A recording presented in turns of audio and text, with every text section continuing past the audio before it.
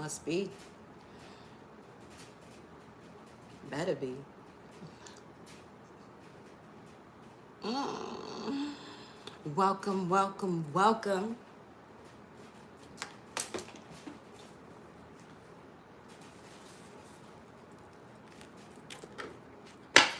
Welcome, returning and new subscribers. I am Goddess, High Priestess, Empress, Alba La Panthera. Welcome to the channel. Yo. Shout out to the members of the channel, the Panthera Soul Fam. Alright. What's this that I wanted to pop out right quick? Atlantis. Oh, shit.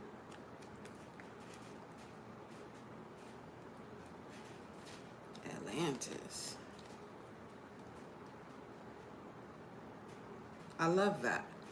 So we're going to get into it in just a bit here. Okay. Lemuria. What in the rotted? Okay. Creating heaven on earth. It is happening. Mm-hmm. Tell me about it. Tell me about it, beloved. It better happen. I ain't come back here for it not to happen along with my other galactic family. Shout out to my fellow Lyrans. Y'all already know the vibes, okay? Yes, you're looking at a Lyran. Blue Avian Lyran, Syrian, Venusian Light, High Priestess. It's a mouthful, I know. But, stay for a while. We may discuss, not that we may, but we you know, we come across what some of you are as well. Some of you, you're here to, you know what I'm saying, get a tune up in regards to what it's time to move on and move on towards, okay? Mercury in Aquarius. This is literally, is your mama a Pokemon?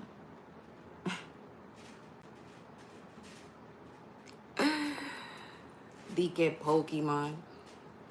Yo.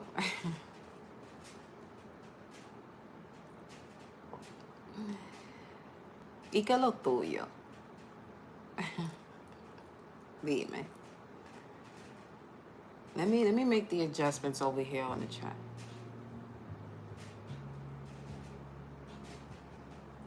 That's why I make the adjustments on the chat the way I do in regards to having people wait before they can say something.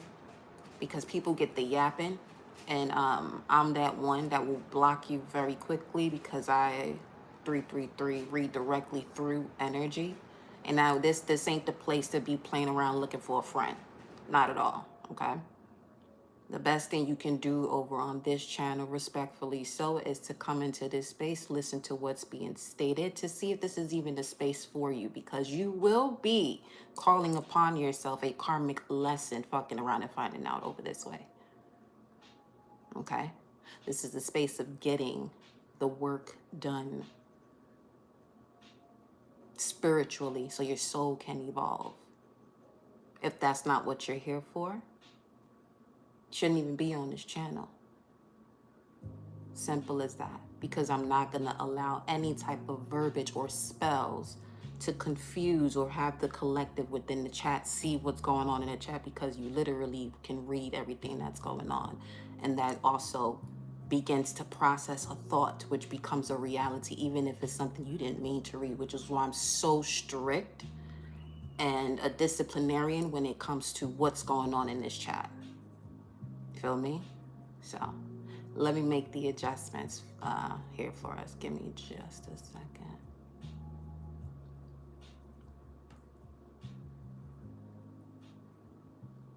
Too ancient for some of these new souls, for real. Yo. That's my Saturn and Capricorn energy too. So there's that.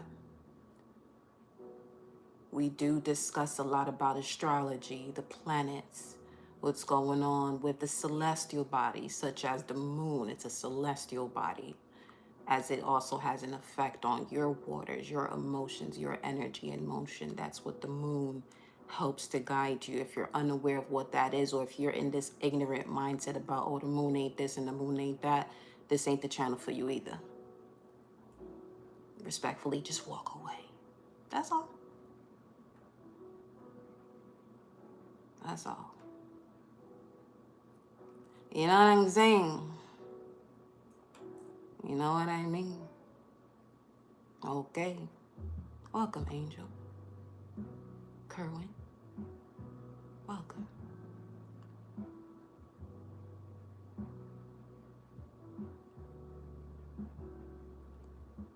If you're new here, you're just subscribing, you may have to wait a bit before you can say something in the comments because of these adjustments.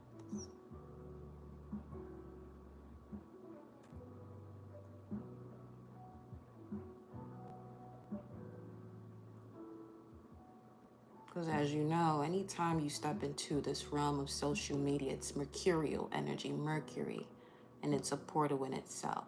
It's a thinking portal, you know, and misusing those properties of what it is can really have some of you who are destined for so much more in a position in your life that is easy to come out of, but because something that keeps going on repeat, or if it's not the same exact thing energetically, it's the same thing over and over and over again, it becomes a program until you show up here and we tear all that shit up, okay? By you getting the information that allows you to do your own self-study, okay? Because this is a journey that you will be on in terms of the astrological aspects or what it is that is your cosmic blueprint, so that way you can be in the cosmic rhythm of your soul or your cosmic intelligence, which is you in connection to divine source. You feel me?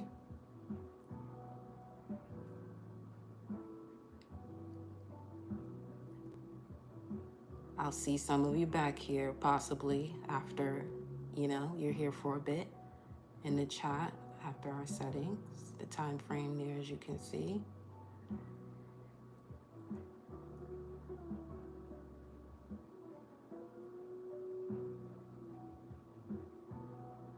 So 6:26. Where are we right now? What planetary hour are we in? It is Saturn day, blissful Saturn day to all of you, okay? Saturn's day. Each lucid moment, or what the collective calls a day, I refuse myself personally within my own dialogue within myself and my collective that have been here for a bit. You know what I'm saying? We changing the way we express ourselves so that way we can fully align with the highest version of ourselves that is forever evolving. So lucid moments, LMs, whatever, but day connected to being dazed out. Every time you rise up with the sun, all praise due to the Most High, you're no longer dazed out unless you are one of those who were still asleep. It's up to you, my love. That's that. Hey. But over here, you have a quick wake-up call. In the most pleasant way at that. Unless the Mars and Aries factor within me sees that you are an energy that needs to be severed out, and that is exactly what will happen. Bang, bing, bang, boom. Rapidito. Real quick. Okay?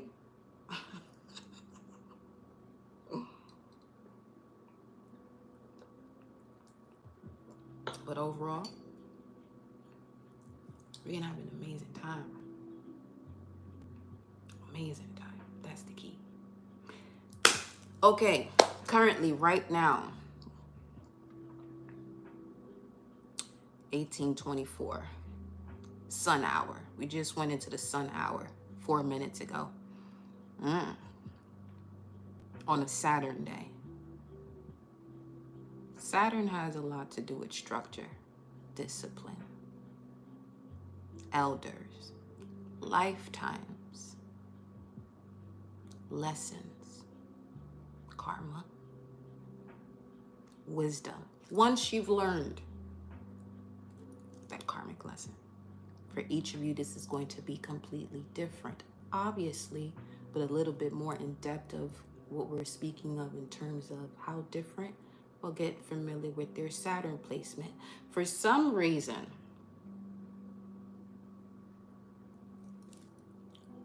well, the reason would be because me and Saturn, we here. You're going to hear that quite often. I noticed that's been happening ever since Saturn went into Aries, because it is a new beginning, a whole new cycle. All right. When we're speaking of Saturn, Saturn in your chart indicates the obstacles and challenges that you'll experience energetically based off the sign that it's in, and the era of your life is the house that it's in. Okay.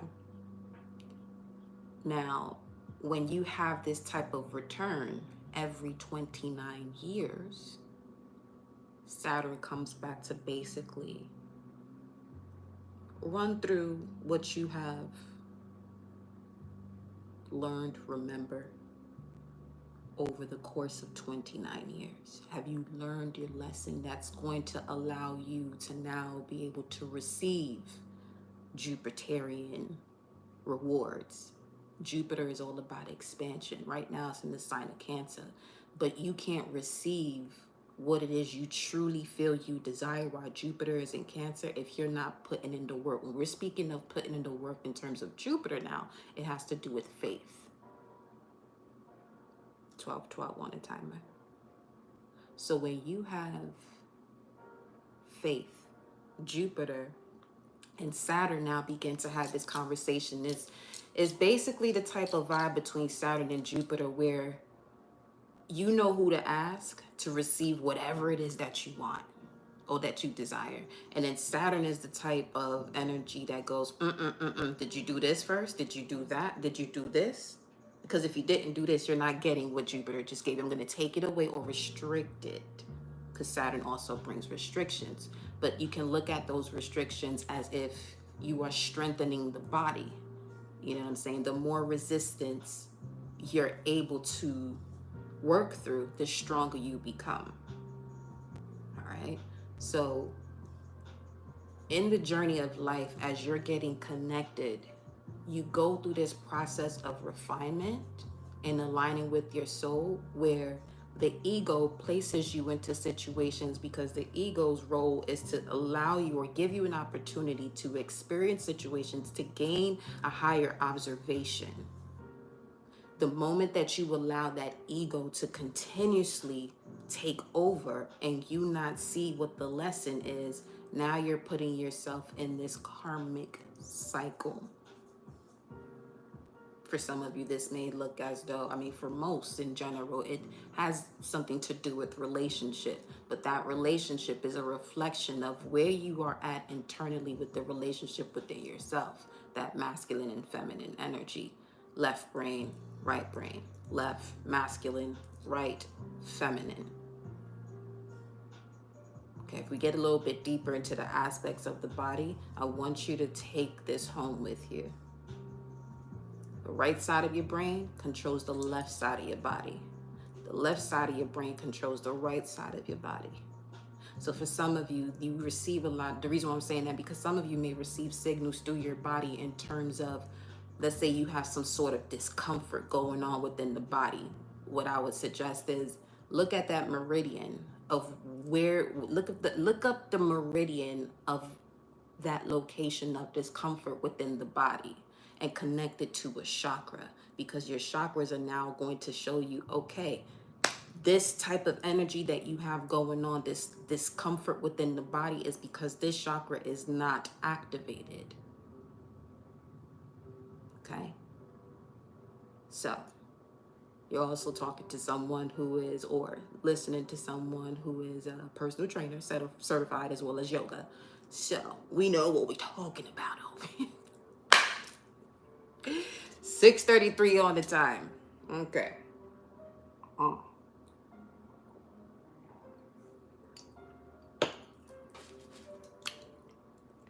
So let me look at this chart real quick. Let me see, not real quick. We're not in no rush. We're in the rush. Okay. Let me look at the chart right now. Let me see what the energies are.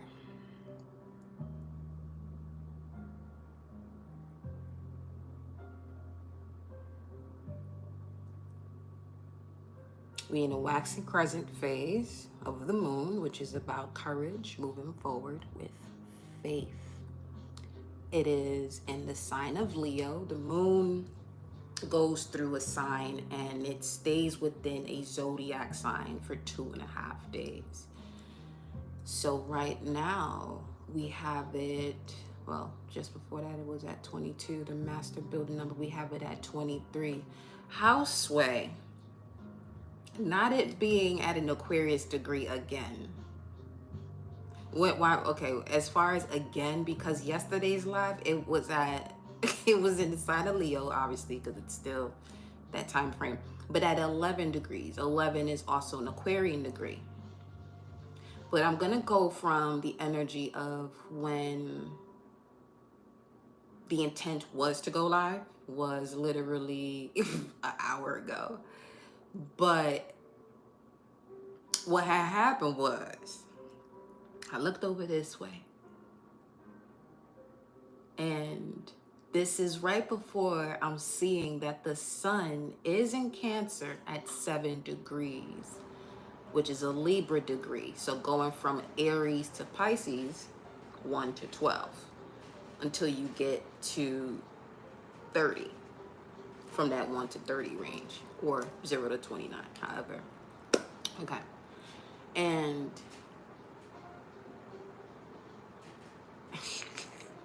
as I'm noticing sun in Cancer, 7 degrees, I look up, look outside, look towards the light post, and I see these two. They still there? Is it two? It's just the one right now. But there were 2 turtle doves mating. Now 7 is a Libra degree once again, but Libra has to do with significant relationships, partnerships, one-on-one, whether this has to do with career, family, a significant other, but first and foremost, the relationship with yourself. Especially when we're speaking to the energies of Libra, its reflection is Aries. Okay, each zodiac sign has its reflection, and you are not just your sun sign. If you're walking around here just aware of your sun sign, I'm gonna promise you this: a lot of the cycles you are experiencing, you may have to come back here, which is okay in terms of coming back here to this planet, okay, Earth, but don't come back with the same ignorance as far as the tools that are being provided to you as a collective, as humanity, that have been used for billions of years, but in different ways, but it's still connected to the alignment of the stars, the planets, so on and so forth. Let's not get too ignorant with that information, because as above, so below, as within, so without. Those energies of the planets, the alignments of the cosmos, are the same experiences that you are having within your body. Okay, so as I look and I notice those 2 turtle doves, Cancer energy is speaking more of your emotions. Cancer, the ruler of Cancer is the moon. And the moon right now is in the sign of Leo. So you're looking at the essence of you being the ocean and the fire at the same time, while the sun is in Cancer and the moon is in Leo. Let me pull up what I was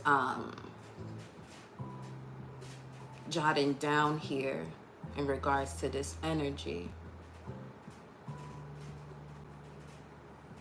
Because during that time, it was at the Capricorn degree, right?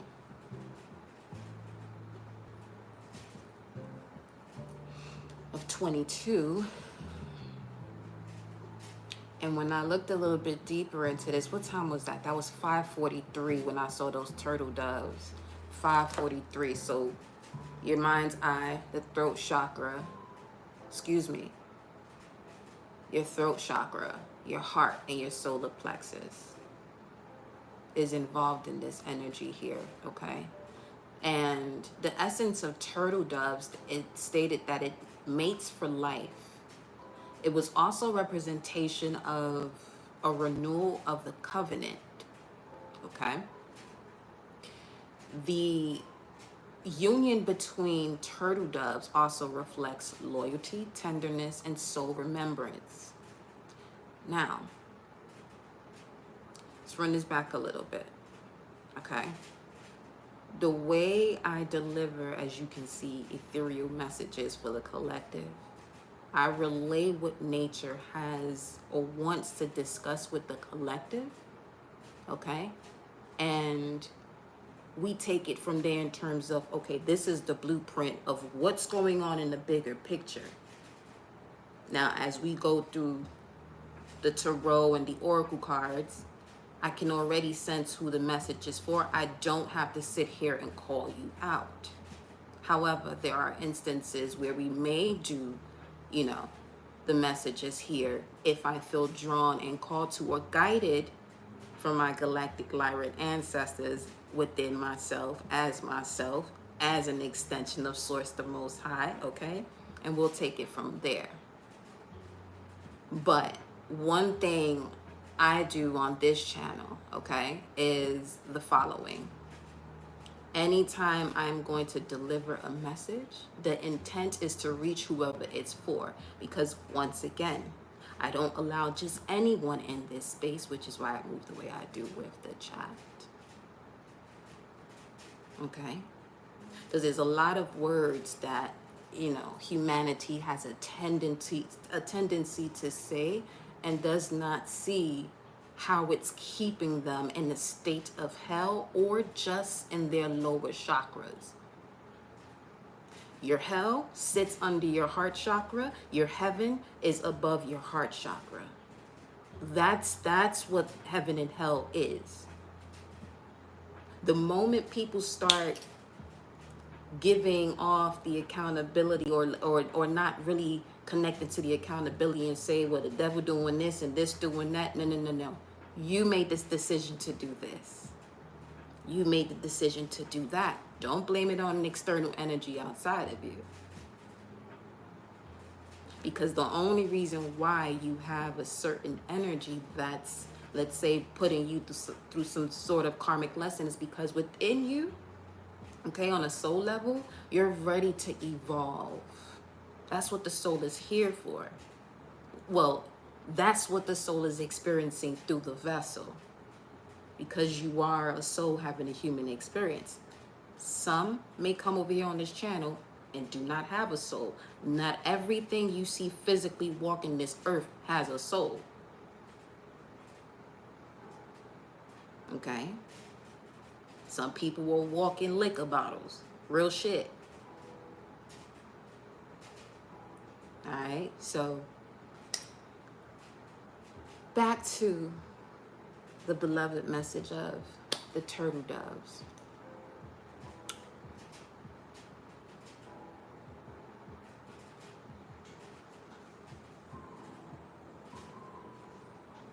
Which conjunction?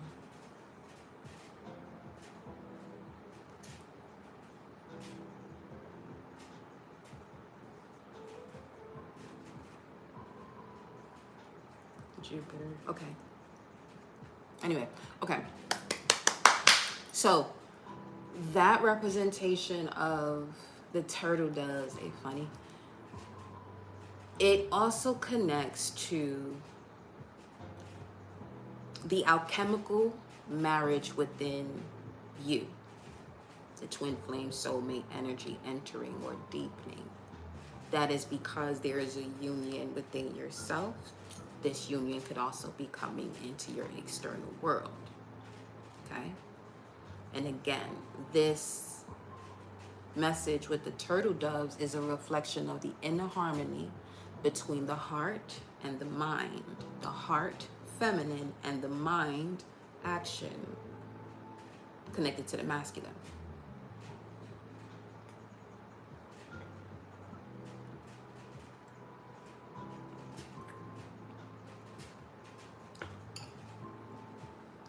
some of you are going through a recalibration first and foremost from that new moon in Cancer, all right, which is about reestablishing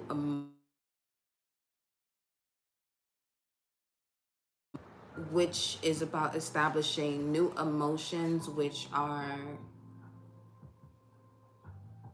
coming from and out of the space of any type of ancestral wounding you may have experienced through your vessel, through your own life experience, again, in connection to your ancestors. Because when you're looking at the energy of your ancestors, if you want to get to know more about you, yourself specifically, your connection to your ancestors, not your siblings, not your mother, but your own connection to your ancestors, that's going to be your fourth house energy. Okay, if you also want to get a look at and seeing what type of generational duty you have, it's going to be something that Saturn is teaching you, so that will be your Saturn placement. Okay, now with the sun being in Cancer, right, at 7 degrees, which is a Libra degree, it speaks to emotional intelligence, the soul's waters, the archetype of the nurturer, and the ancestral line, while the 7th degree connected to it of Libra influence infuses this watery sun with themes of partnership, beauty, harmony, and sacred mirroring. What is that, 2711? Okay. With the sun being in Cancer at this Libra degree, it's giving birth with courage and faith. It's giving birth to the emotional diplomat, a being whose inner radiance shines when peace is restored. So let's run this back. So let's say you having some type of emotional dysfunction where shit just it don't feel balanced, because Libra is also about the justice card. When we're looking at the tarot, something doesn't feel balanced. You may have, or there could be an experience that has to do with the storm, where something has to change. So the storm has to come in to literally wipe everything out. And that sound of the thunder is what's coming through. It's causing this shake within the foundation for things to change, because it's a change that is being asked to occur because it's something you asked for. What I'm also getting from this here for you all is, you know the statement, be careful what you ask for, because as you ask, so shall you receive. And you are in a position to receive. And for some of you, that receiving may be connected to some type of tower moment or storm, in order for there to be balance brought into your situations as far as relationships are concerned. Starting first and foremost with the relationship with yourself, so that way you can gain further clarity as to the relationships and why you have certain relationships when it comes to what's going on external to you. Okay? A lot. I know. Shit.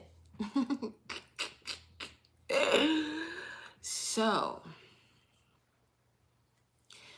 with this emotional diplomat being born, which is a being whose inner radiance shines when peace is restored, and when emotional truth is delivered with grace, when care becomes a bridge for communion, this illuminates a path where vulnerability is a relational art, and love is channeled through the dance of balance, fairness, and aesthetic soul language. The way that's stated in general, I care, therefore I connect. I feel, therefore I understand. See, the question right now for some of you, if you're connecting to something and it has you out of balance emotionally, you have too much care into this instead of placing that care within yourself. So you want to ask yourself, what is it that you're connected to? Do you actually care? And when you're asking yourself that, do you actually care? Ask it from the sense of, is it a reflection of you caring and taking care of you? Whatever it is that you're connecting to, is it a reflection of you taking care of you? Because the next statement is, I feel, therefore I understand, which is why I say understanding is a personal affair. You have to understand yourself in order to align with those you can have an overstanding with, or there is connection of the oversouls in terms of the version of you that is at its highest vibration, and you're connecting with the reflection of that. But if you're not grounded and able to feel what you feel, whenever it comes to you trusting your gut, that's out the question. Now, let's say you're someone who has issues with confidence, trusting their gut. The first thing you want to do, is the simplest thing, but it always gets surpassed. Not always, but in most cases it can get surpassed. Is, what are you feeding your gut? Not just through, consumption and digesting food. You could also be feeding your gut by what you're listening to, who you're talking to, what you're watching, okay? That's all part of digestion. All of your senses can digest into your gut, which is also one of your brains, okay? So just keep that in mind. Let me make sure I cover what we can cover here in regards to what we got going.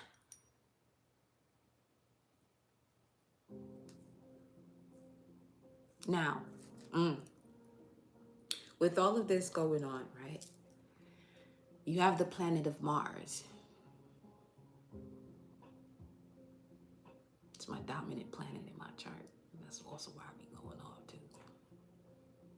And Mars is the warrior. You can look at Mars from an angelic standpoint as Archangel Michael energy. It's connected to severance, precisely cutting through something to remove it.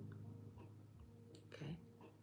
And the planet Mars is in the sign that is also in connection to precision, matter of fact, exact energy, Virgo, at 6 degrees, which is also a Virgo degree. So with this double Virgo encoding, it makes you a sacred technician of devotion.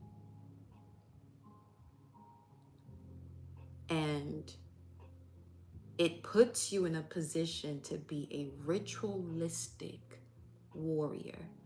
Ritual is anything you do that is a form of a habit. Don't gotta be just people doing candle work, this, that, or what. A ritual is who you find yourself talking to on a daily basis, what you find yourself consuming. Those are rituals. Okay?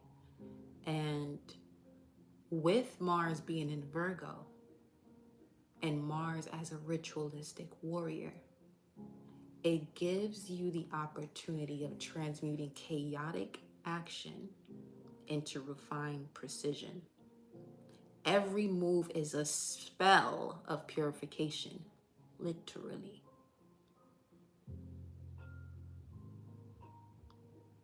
So this is a time where you want to make sure that everything you do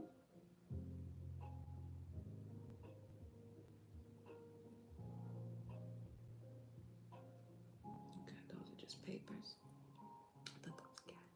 Everything you do is a movement spell of purification. At least it should be. Anything that you find yourself in a challenge, or you feel as though it's some type of battle you got going on, it's not the time to be fighting that shit with noise. Not while Mars is in Virgo. What you do is, in this type of energy, you handle these situations. You bring order into the chaos with refined analytics, being exact, and standing firm in your integrity and your truth. Because that is going to be your sword. Making sure that everything you do, as we mentioned before, is connected to a reflection of you caring for yourself. For example, if you're here and you feel as though this live got you feeling uncomfortable, that's an example of you not connecting with something that is a reflection of you taking care of yourself. So you might as well just go on. Just saying. Just keep it at real. Now, we also got Mercury.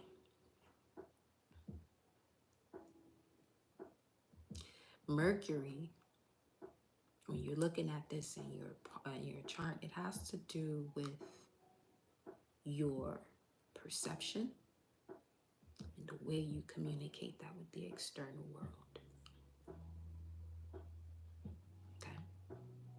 In the sign of Leo, Mercury in Leo, that's somebody who can, if you got Mercury in Leo, y'all tend to be comedians. Y'all got this playful way of communicating that can also be comedic, you know? With Mercury being in Leo at 2 degrees, it gives the energy of you having a golden voice of value.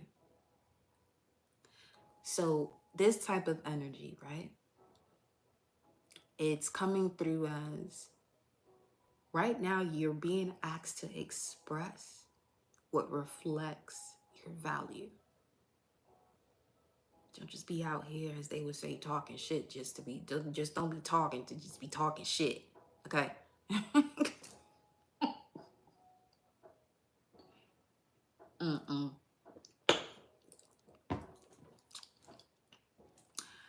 That's why this energy is giddy too, in terms of communication as well. With Mercury and Leo at 2 degrees, speak not just to be heard, but allow it to be rooted in love, regalness, beauty, and dignity. A great example, as I was looking deeper into this, is a voice of velvet and gold, commanding yet nurturing. Okay. Connect with your ideas. This is going to be a time also while Mercury is in Leo at 2 degrees, which is the energy that we're in right now. That you could be coming up with ideas that become a royal garden. Now, here's the thing. If you find yourself in a position where you are unable to connect with your ideas, then once again, what is it that you're connecting to around you that is reflecting you not taking care of you? The sound of that in someone's physical reality, they don't care about me. If you allow yourself to be around anyone who you feel as though doesn't care about you, it's you not caring about yourself, and you are allowing that to be a part of your existence. As the saying goes, you're never given more than you can handle or take care of. You know, so keep that in your mente, in su mente, okay? Keep that in your mind, baby. Well, more in your heart. Connect with your heart. That's also what this energy is coming through, delivering as well. Then you got Venus in Taurus with all of this going on at 23 degrees, which is the Aquarius degree. What are the Aquarius degrees? 11 and 23. What are the Taurus degrees when you're looking at astrology? 2, 14, and 26. You get the gist. Aries to Pisces, 1 through 12.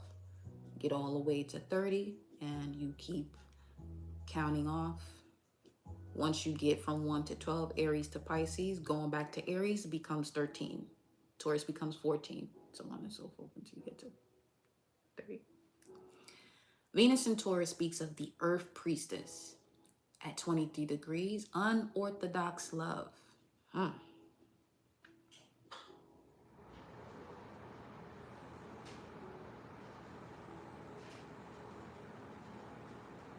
It's a sense of loving with fierce loyalty, sensuality, but also requires freedom, space to breathe so your mind and soul can evolve. It also speaks of a future world embodiment of divine, feminine, grounded, electric, and sovereign within your own power, basically. Then we have Jupiter in Cancer at 4 degrees. I'm going to move through this now. And Cancer is at the degree of itself, 4, in the sign of Jupiter, which is the cosmic mother's expansion. Now, Jupiter dwells in the sign for about a year. Okay? This is where you receive the energy of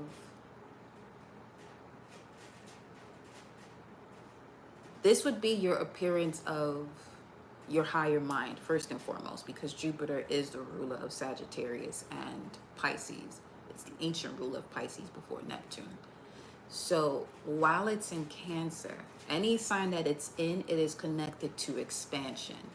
So if, let's say, if it was in Taurus, it would be the earth priestess of expansion type of energy. But with it being in Cancer, it's the cosmic mother's expansion. And this is a Jupiter that is connected to the womb of faith, expanding emotional intelligence, which there are 12, nourishing your intuitive path, which is also in connection to Neptune, your intuitive path, which is also in Aries. That's another topic in itself, because that is talking about, we'll get there. Are we doing that? Yeah, we will. Okay. With Jupiter in Cancer, all right, we're speaking to, once again, expanding emotional intelligence, because Cancer is ruled by the moon, and the moon is, it speaks to your emotions, all right? So again, this is why it's important to know more than just your sun sign, because if you are thinking about, unless you were born during a new moon, then your sun, and in some cases, depending on the degrees, it would be the same. Your sun and moon would be the same during a new moon. During a full moon, your sun and moon will reflect the energy of reflection. So if you are an Aries, your moon sign would be a Libra if you're born during a full moon. So this is why it's important for you to get familiar with your moon's energy. Because yes, while Jupiter is in Cancer, you also want to know how you are emotionally driven and what is the intel connection to your emotions based off your moon sign. Because the ruler of the sign that Jupiter is in, Cancer, is expanding your emotional intelligence. So if you don't know the way your emotions operate, how would you know what's expanding? On top of the fact we just had a new moon in Cancer. So this, take a moment by moment while you over here on this live is something that if this is new to you. You know, you may just want to start with the information that you're hearing after you hear about the planet and what sign it's in. You can grasp, you know, what it's being defined by and see the way that operates for you, okay? Miracles unfold with Jupiter in Cancer when you feel safe, when you trust your inner tides, your inner emotions, your cycles of emotions, your mystery, the story of your emotions is the mist, water within you. This type of abundance comes through feeling deeply and nurturing unconditionally. So if you are someone who has been experiencing matters of love based on what someone does for you, clean that shit up. Or if you only know love based on what you have been doing for others or what they can do for you, clean it up. Because that's not what love is. Love just is. Love just is. On top of that, when you look at the word love in reverse, it's all about you evolving. It's the soul. It's eternal. Okay. Now we got, within all of this going on, Saturn is in Aries at 1 degree. It's taking its time and trucking. You know, it spends about 2 years within the sign. Okay. 2.5, just about. And right now it's in the sign of Aries, which speaks to the prime flame of authority, because Saturn also speaks to your authority, but also where you're going to go through lessons before you're given that authority. Okay? So the first 29 years of your life is basically you going through the training of your authority and whether it can be granted to you, depending on your response or reaction. Saturn is an initiator of karmic action. You are here to lead by example with this Saturn in Aries, because Aries says I am. It's the first zodiac sign, but it's also the baby of the zodiac. It's the spiritual warrior. I don't know if you realize this, if you have an Aries around you where they go through shit, that if somebody else went through it, it's over with. They getting caught. And Aries tends to get quite a bit of chances to get their shit together, especially a rising Aries rising. Because the universe sources on some, that's my baby, that's my spiritual warrior. I know they impulsive and shit, but they'll get it together. They're just a baby.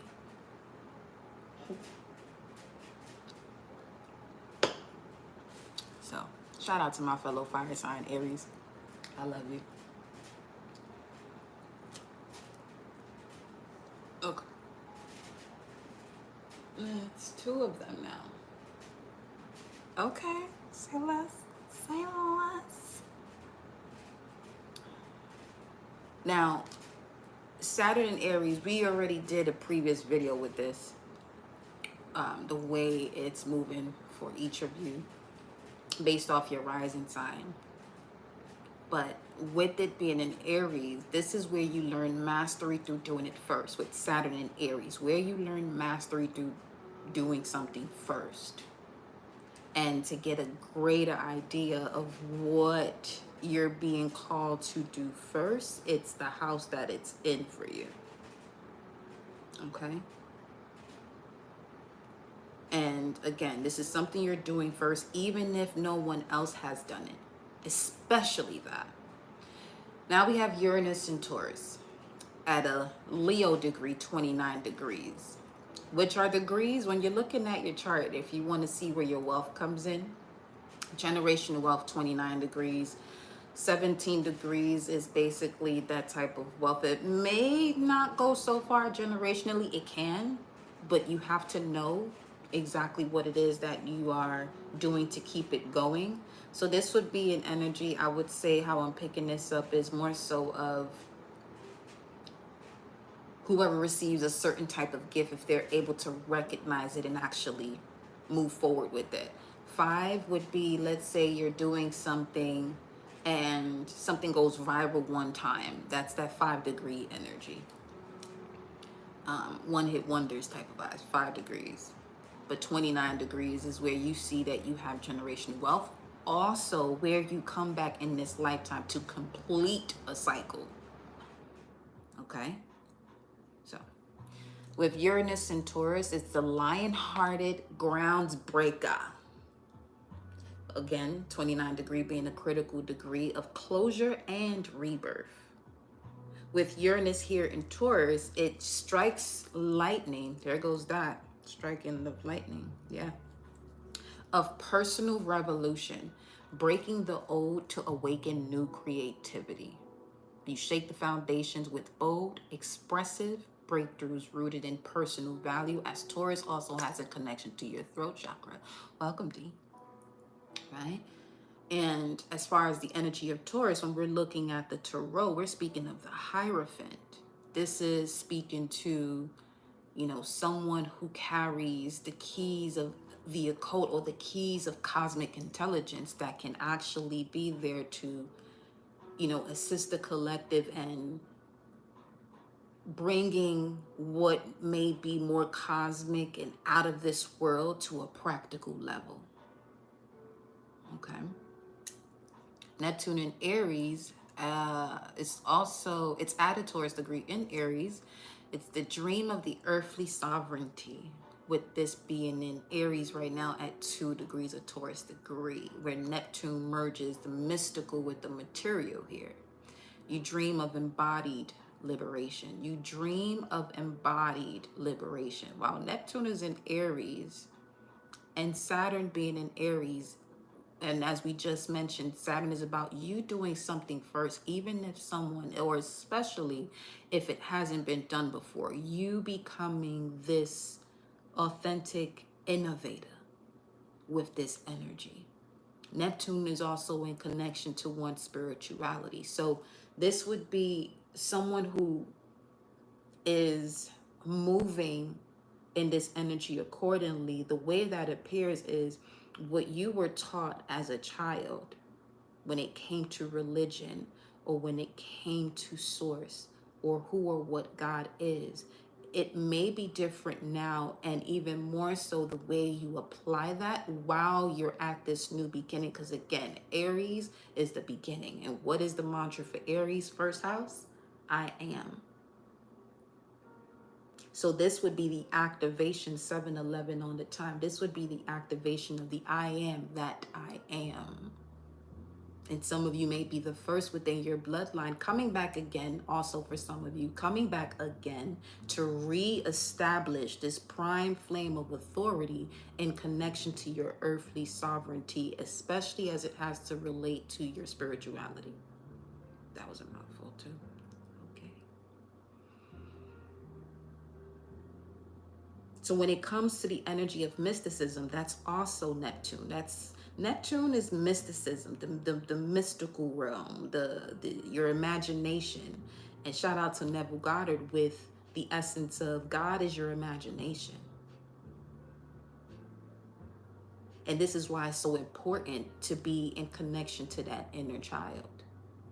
And that's also the energy that's being brought together while the sun right now is in Cancer at 7 degrees, partnership, partnering you up with the royalty of the inner child while the moon is in Leo. Now that it's, as we're doing this, is at 23 degrees, that's an Aquarian degree. So what it's doing is it's assisting you to pull in a future timeline into this reality that would also be of assistance to you to shake the foundations with bold, expressive breakthroughs rooted in your personal values, allowing you to connect with the mysticism in a moment that is you living it out in this practical, physical essence. It's not distant from you anymore. It is you. Neptune in Aries, mysticism, Aries, I am. Mysticism is literally you. Authority is you, with Saturn being in Aries. See how that works? It's pretty fucking amazing if you ask me. It's amazing. Makes life easy when you know what's going on. Let's say someone who's not aware of what's going on, especially with this Saturn and Neptune, which are major shifts in terms of both of them being in Aries, because it's been years, okay? Especially Neptune.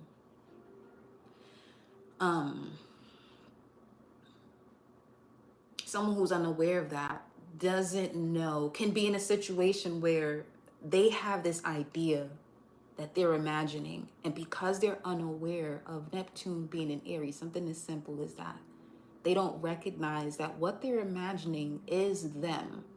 And in, let's say this is someone who is religious and someone who prays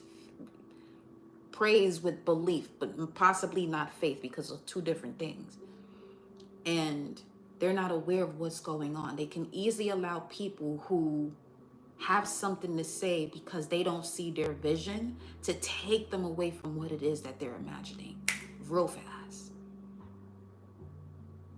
Now, that's not to say that this is the only way a person who, you know, has an idea and they go towards it. This is just a beautiful blueprint in terms of astrology to help you to see, even possibly, it helps you to see even when people who want to come in and define what your next move is or what you're doing now.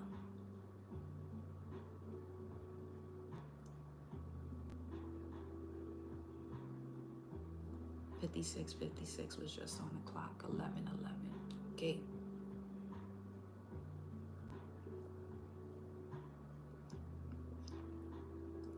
Eleven, 12. That's 6 of Cups energy. Because what's rising up for some of you in regards to a past life energy, a soul frequency, is the version of you that literally came into this timeline because this type of alignment was occurring in this moment of the age of Aquarius. The age of knowing, faith knowing, not faith believing. Even when you look at the lineup, okay, of the zodiac signs, right? When you're speaking to someone who has a belief, during the age of Pisces, many had a belief but lacked the knowledge of what they were believing. So it's very easy to be deceived about who one truly is. Now, we're in the age of Aquarius, age of knowing, faith knowing, yeah? Which means when you have faith, you're living and feeling the essence of what it is that you desire, even if your physical reality doesn't show you that. Because with the knowing, you know that if you feel it, it already is. See, that essence of belief places one into this space of hoping. Hoping is a connection to fear. So there goes one word, if you're here, that it's time to eradicate from your system. Hope. It is connected to fear. Having faith and knowing that all is well is much different than going off and saying, I hope all is well. Because if you go to attain some sort of solution, you would rather hear that there is faith in knowing that this will work and not hoping it would work. Because hope is just going to open up that Pandora's box. Even the myth of it itself is connected to fear. And what does fear do? It deactivates, blocks the root chakra. What is the root chakra connected to? Which planet? Saturn. It's the root. It's the earth. It's the lessons that you come here with into this realm, into this earthly realm, in order to gain knowledge, resonance, and knowing of what you came here to do and the way to utilize your energy and motion. I just expressed the dynamic just then and there between Capricorn and Cancer. They're a reflection. Cancer, the moon, Capricorn, Saturn. Mother with the moon, Saturn, great-grandmother, grandmother type of energy. Some also call it the essence of the father. But I would say it's more in connection to the crone. Because as we know, through this system of patriarchy, there has been a lot that has been removed in terms of the feminine principle, which is also why there's a lack of the right brain, the lack of the use of one's intuition. Feel me? So,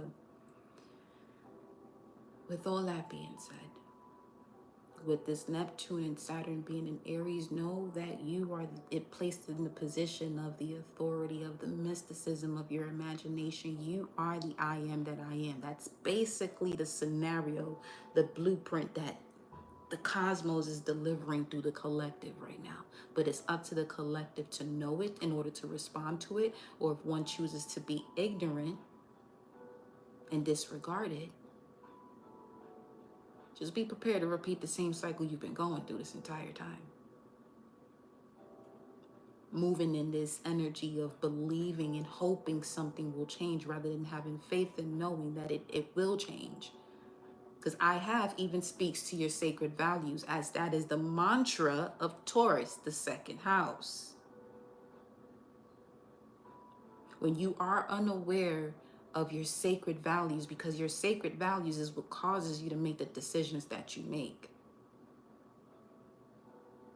And with Taurus being a reflection of Scorpio, 8th house energy, if you are unaware of your sacred values, of yourself, of your senses, unable to trust the wisdom of your body, that's Taurus, 2nd house energy, then you'll find yourself entering deep, intense emotional situations, Scorpio, of intimacy that reflect the lack of value that you have for yourself. Now that's where Pluto comes in. Right now we got Pluto in retrograde in the sign of Aquarius at 3 degrees of Gemini degree. And this is speaking to the soul surgeon of thought and future systems while it's at 3 degrees. Now, Pluto takes a while to go through each sign, 20 years. That time frame right there. So with it being in Aquarius, during an Aquarian age, this is what is happening. This is where you're now, where the soul is the surgeon of your thoughts and future systems. So this doesn't give the ego an opportunity to take you off track. If you allow it, while Pluto is in this energy, because Pluto in Aquarius, what is Aquarius? Aquarius is connected to Aquarius, y'all. Shout out to y'all. Aquarius bends reality with their thoughts, their words. It's an air sign. It's the God air sign. So when you're looking at the elements, the last sign, the final sign of each element is the God factor of that element. So if we're looking at the element of fire, the God energy is Sagittarius. If we're looking at air, the God energy is Aquarius. If we're looking at earth, the God energy is Capricorn. If we're looking at water, the God energy is Pisces. Those are your those are your water houses. That would be that would speak to those houses of God energy with Sag, 9th house, Aquarius, 11th, Capricorn, 10th, 9 to 12. What the fuck? 9 to 12. House 9 to 12 are your God houses. Even when you look at the 9th house, that speaks to the moment when it speaks to higher levels of education. So university type of energy. Okay. Shit, we doing a lot today. Okay.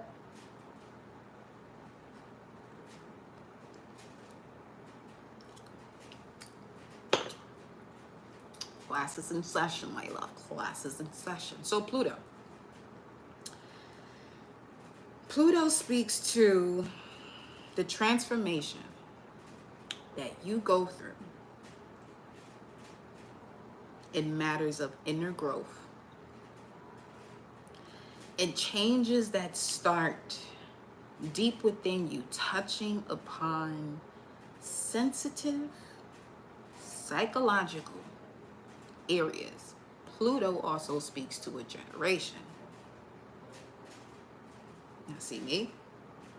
Got Pluto and Scorpio.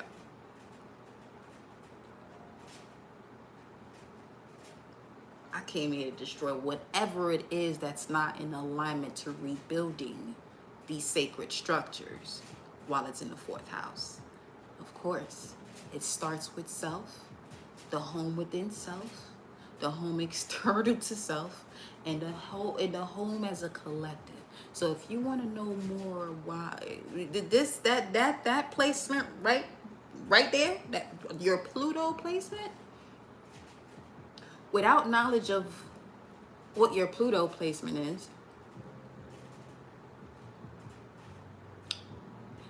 this will not allow you to, let's say you have other methods of handling the way you cut through situations and so on and so forth. But if you had the knowledge of your Pluto placement, it will allow you to literally get to the depths of the soul. Because now we're speaking of the underworld with Pluto. Now you're getting to the depths of the soul as to why there's certain things you do. This would be where I state, as long as you keep sweeping things under the rug, that shit is still in the house. So if you want to get to the bottom of the rug per se, look at your Pluto placement. Let's say you're somebody with Pluto in Libra. You possibly went through a whole lot of shit at home, or seeing relationships, significant partnerships fall apart. Now, the house that it's in for you, that's the area of your life where you may see these level of relationships, have an effect on you without you knowing that this is what Pluto is showing you. Because Pluto, what it does is it's also a placement of power. But it has to destroy whatever it is that is now allowing you to connect to that power. Pluto rules Scorpio. It's also the higher octave of Mars, while Uranus is the higher octave of Mercury. Okay? So when you have this knowledge of what your Pluto placement is, it literally unlocks a whole other level of your purpose in life, which is going to be your North Node.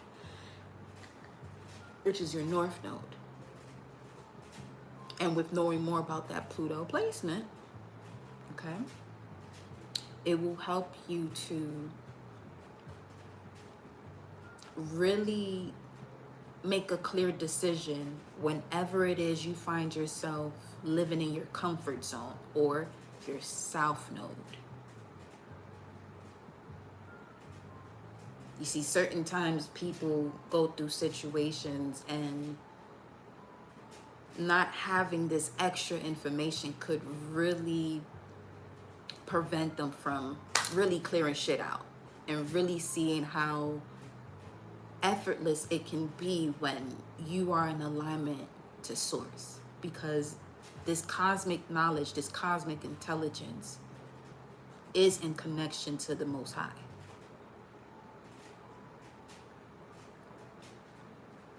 It's been released to the collective in different methods, but again, this is what the cleaning up with this age of Aquarius that is happening, because during the age of Pisces, all of this information was given, but the collective has been deceived about what it is. So now you got people walking around here misjudging people for information that they are aware of, and that's actually assisting them and having them in a much beautiful, unconditionally connection of life in general.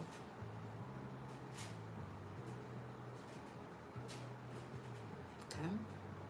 So, while Pluto is in retrograde in Aquarius at a Gemini degree 3 degrees, this Pluto is walking backwards through fragmented language and thought paradigms, excavating distortions, dualities, and collective cognitive dissonance. In other words, clearing out this I don't give a fuck energy when it's something you may want to give, you may want to, you know, give this type of fuck about, because fuck means to strike, which is a perfect connection to Uranus, as I was getting to that too, the ruler of this here Aquarius. Second, because the ancient ruler of Aquarius is Saturn. That's a whole nother topic too, because y'all talking about the Aquarian age, shit, that Saturnian age about to be lit. Anyway, when we're looking at Aquarius, that Uranian factor, it speaks to the electrical impulses of the nerves. It's one thing for something to get on your nerves, but now when we're talking about Aquarius and this Uranus energy, it's the electrical impulses that signal off the nerves. I mean, if you ask me, that's coming through as an energy of source right there. You may not see it, but it's there.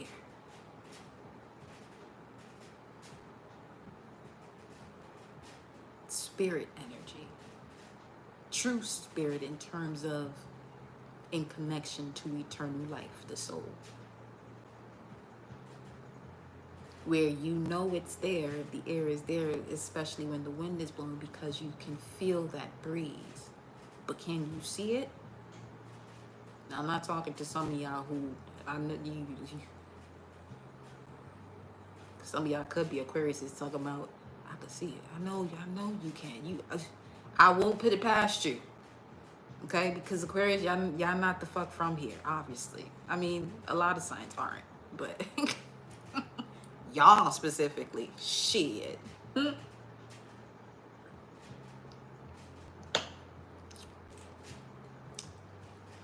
Now, Pluto in Aquarius becomes a mission to transform societal systems, consciousness networks, and technological evolution. While it's in retrograde, it's speaking to internalized power and a time where your voice may have been silenced. Now it reconstructs the matrix, the matrix,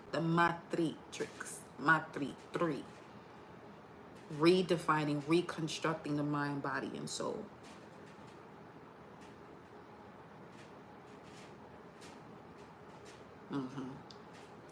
Oh. And mucho, I know it's a lot, but let me tell you something, okay? With this information, yes.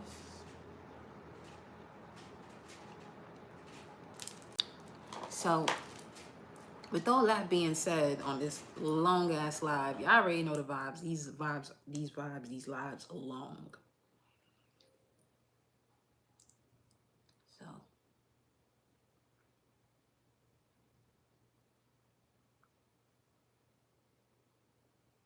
here we are.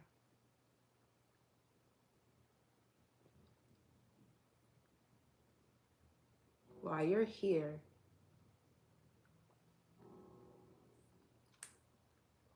my mission is to assist you in seeing the unseen. Because, baby, when I tell you I can see, I'm even placed in positions where people are unaware. One thing about my energy, I can never be defined by any human vessel on this planet.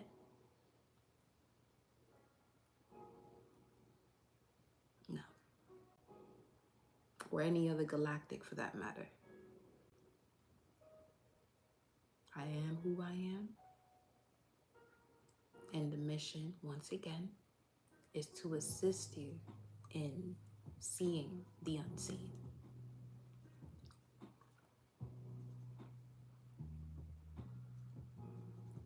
Any questions from anyone in the chat before I move on? Any question? Because I don't perceive time linearly. It's more so a sacred spiral. So, in moments where you may see me come live often,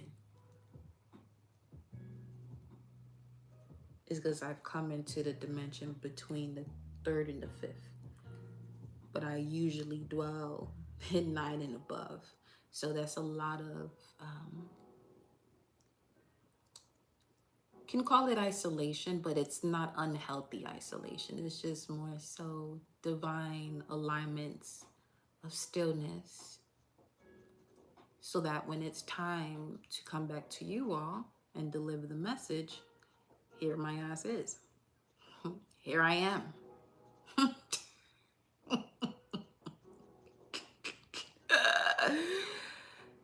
Yo, shout out to my fellow Saturn and Capricorn. We're very strict and we have this,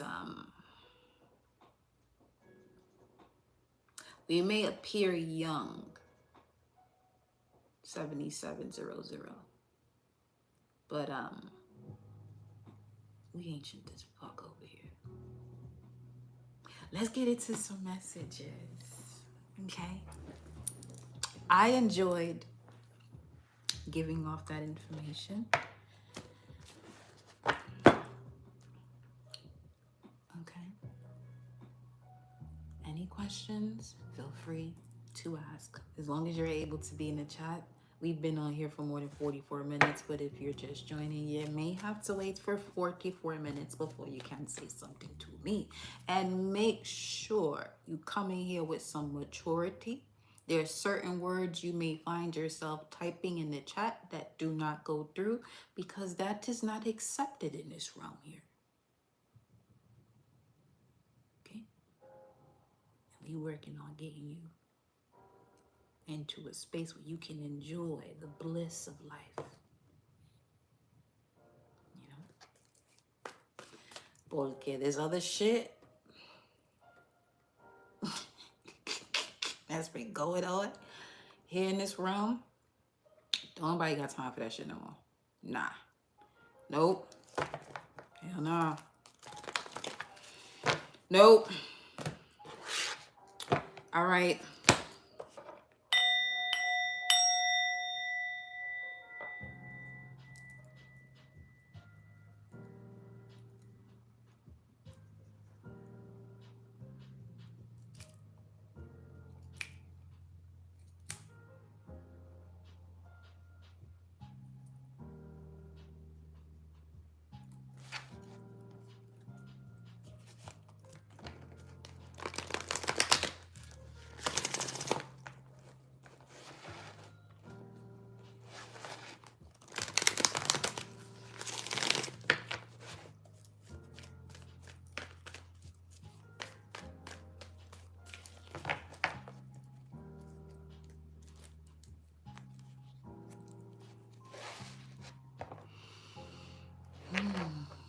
Let's see what we got coming through here.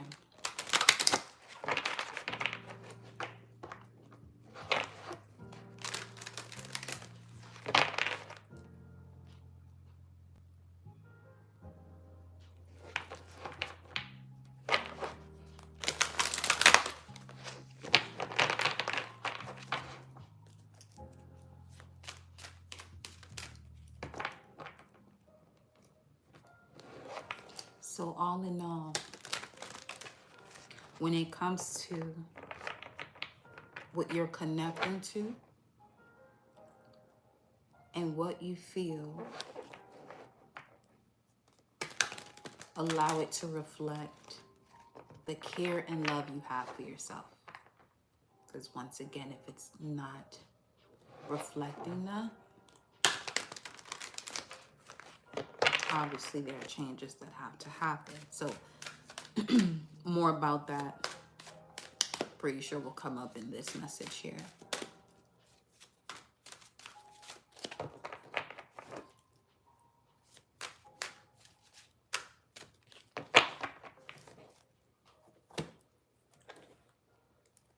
Just shuffling through my decks to see. It's coming through with this one. Yep, this one. Figured it would be. It's the elemental and the mystic Martians.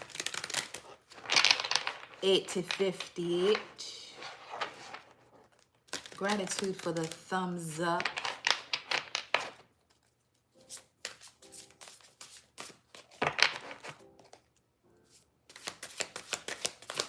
What's the vibe?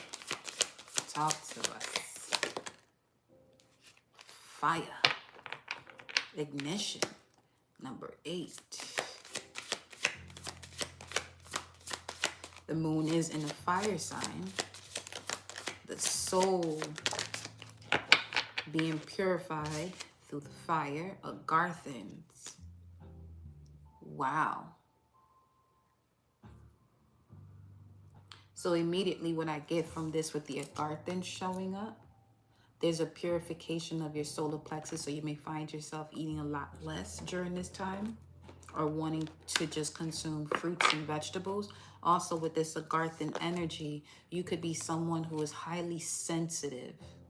You could be a fire sign, sun, moon, or rising, highly sensitive to energies around you, and you only go to a significant dimension when you're called to. The Agarthans only come into this realm to assist this planet when it's basically on some final call type of energy. It speaks of manifesting multidimensional perception and attunement. Dark matter, mystery. Wow. Okay. Certainly a massive transformation that is going on here. 38 with you going to the depths of whatever it is that you've been experiencing. 38, also connect that energy based off the way I pick it up, Neptune. So you are going through these massive transformations as far as taking the lid off parts of your shadow that you may have never really done before, or anyone when it comes to your bloodline for that matter. So you are taking the lid off a lot of situations that could literally now be connecting you even further to you recognizing yourself as the mysticism or the mystery or the connection to your imagination a lot deeper. Okay.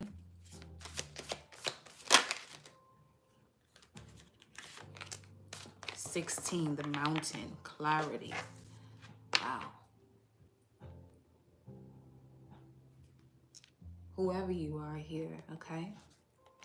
Your dreams are becoming much clearer.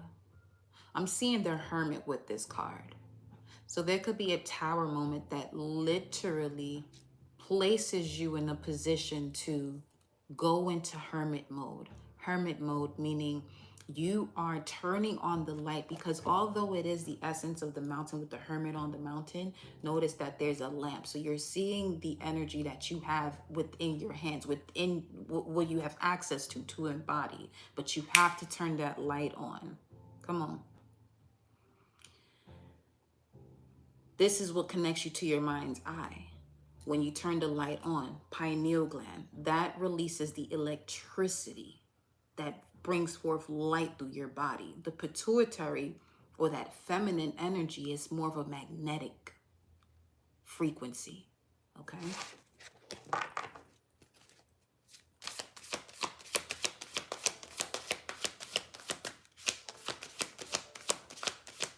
Your imaginations and your dreams are becoming much clearer. An example also that I'm picking up on, let's say you may experience moments where, okay, you normally have dreams and you may not remember them.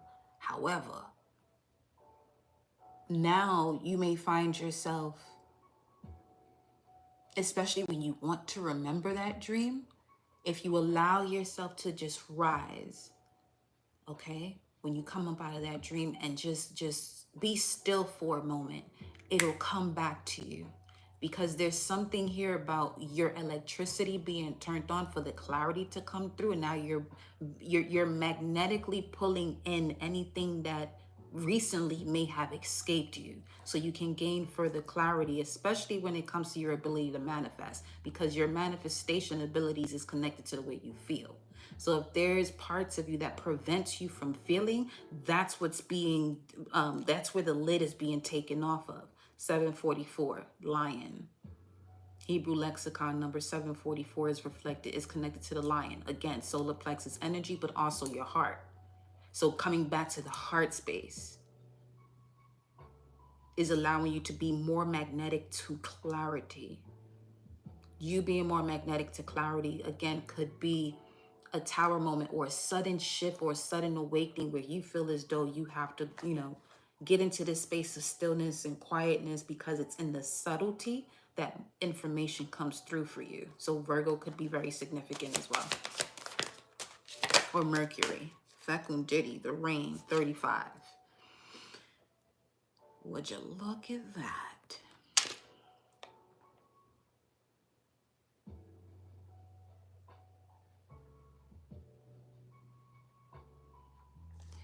We just went up a dimension. 8th. Fire. Okay. Someone has been releasing tears, but these are the tears that is being, it's the alchemical process of nourishing and nurturing your royal garden, releasing the old self, giving it back to source, so that way it can recalibrate and regenerate the essence of you that is in connection to your higher self. If not, it just takes it and does what it does with it without returning it back to you, because it's something that it no longer serves you. Okay. Wow. Okay. Another 8, 26, but it's the Philosopher's Stone. You may be someone with Libra 29 degrees in your chart.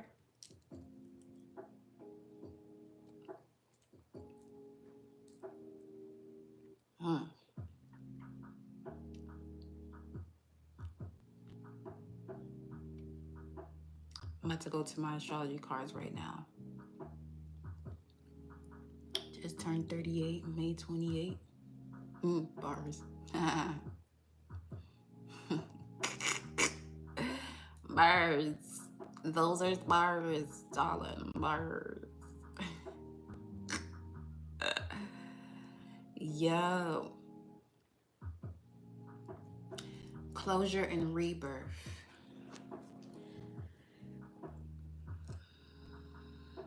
Now, the essence of the Philosopher's Stone, closure and rebirth, Libra. We'll put that to the side. But the Philosopher's Stone, it speaks to someone who is able to read through parables. You're an enigma. Praying mantises could be of significance, showing up around you as a reflection that you are an enigma. You are someone who can read through parables, or someone who is a creator of parables, or someone who is literally coded with the actual codes to assist others with their Christ consciousness.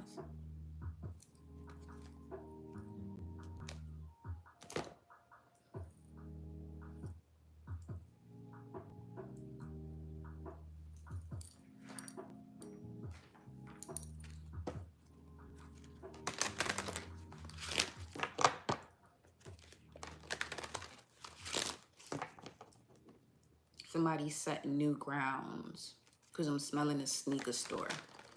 But the way I'm picking up on that is setting new grounds, breaking ground. Yeah. Through your expression. Breaking grounds through your tears. Ooh.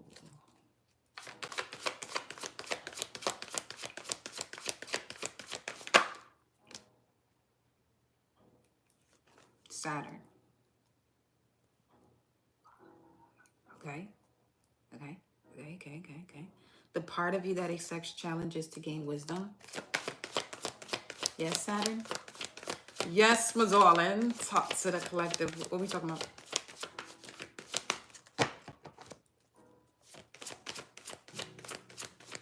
Now remember, Saturn in Aries is moving as an initiator of karmic action. In other words, initiating where you are being placed in situations to lead by example. There goes the breaking ground energy, carving new paths with courage and anchoring discipline into desire. Something you're doing first here. Yeah, breaking ground. That's just, okay. Breaking ground. 8th house. Wow. Who is Scorpio?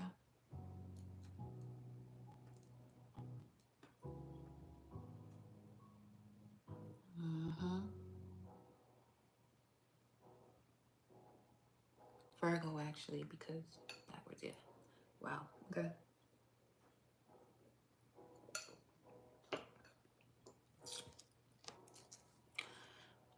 Saturn in the 8th house. You could be a Virgo, sun, moon, or rising. Now, if you are a Virgo rising, this is happening in your reality where you may be shedding tears at this time, okay? Because it is assisting you to break ground when it comes to you creating sacred boundaries in matters of soul entanglements, okay?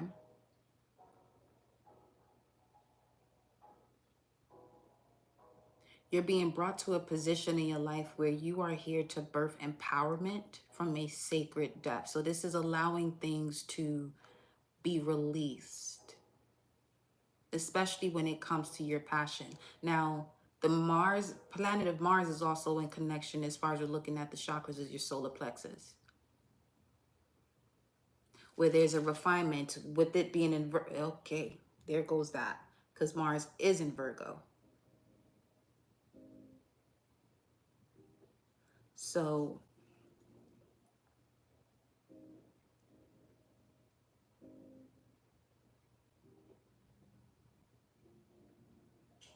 mastering the mysteries through discipline.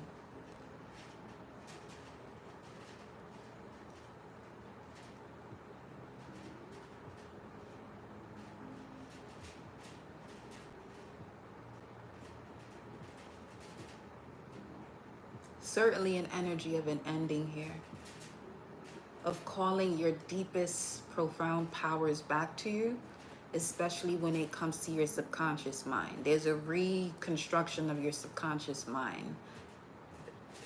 So if you're someone who has a tendency to act tough and feel as though you can't cry, or you got people around you who are telling you that you're weak for crying, that's an example of where you are being called to disconnect from anything or anyone that does not reflect the care that is time for you to give to yourself.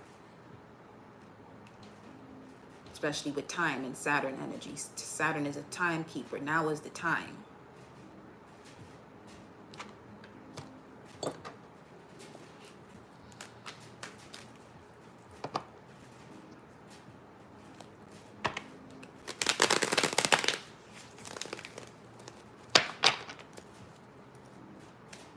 Now is the time so your emotional liberation can begin. Because the 8th house speaks to the transformational area of your life that is about shared resources and intense emotions. This is also a call to those of you who are in situations that you are deeply and intensely emotionally connected to because of finances. Warning.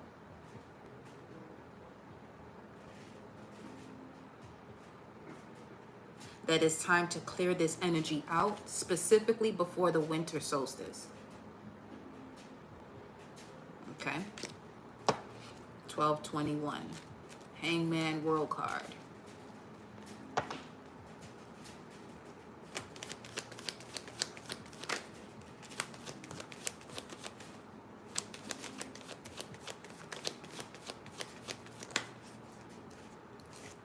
We have the Knight of Cups, Pisces, imagination, mysticism, but this is also about an invitation. What is this? If somebody an invitation, what is this?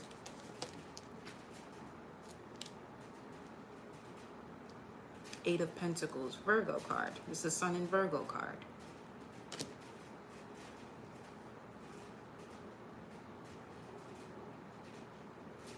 So you could be a Virgo rising, or this has to do with work for some of you.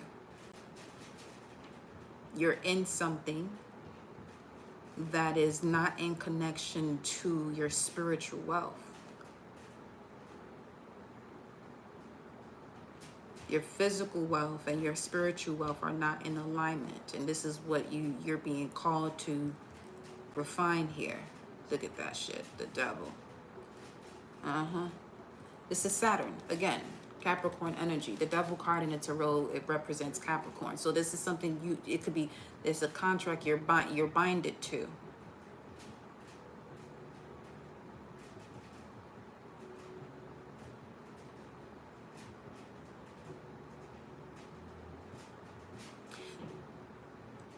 And the reason why some of you may feel as though you don't know what to do, quote unquote, don't know what to do, because you lack cosmic rhythm and alignment.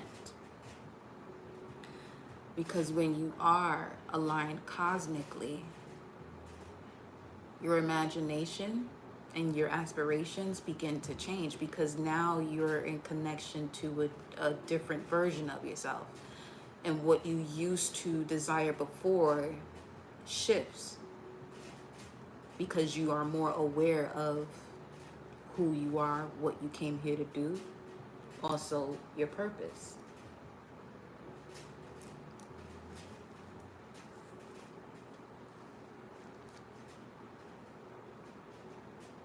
This is literally speaking to either you being a Virgo, Sun, Moon, or Rising, or Pluto in Virgo. Boy, A.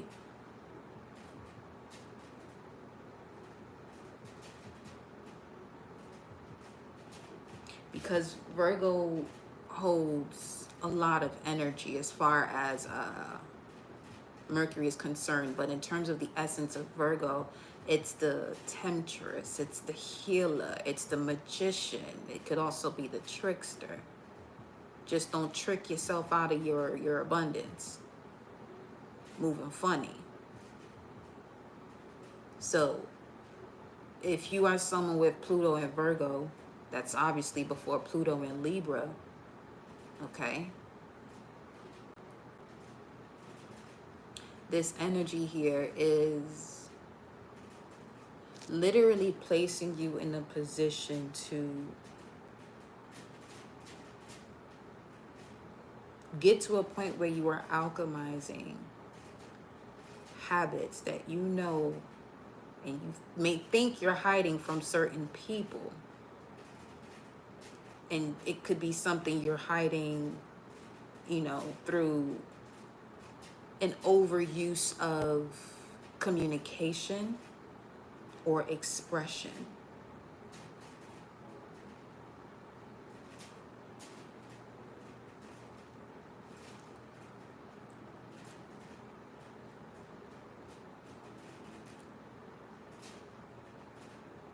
Because you don't need this binding you up right now.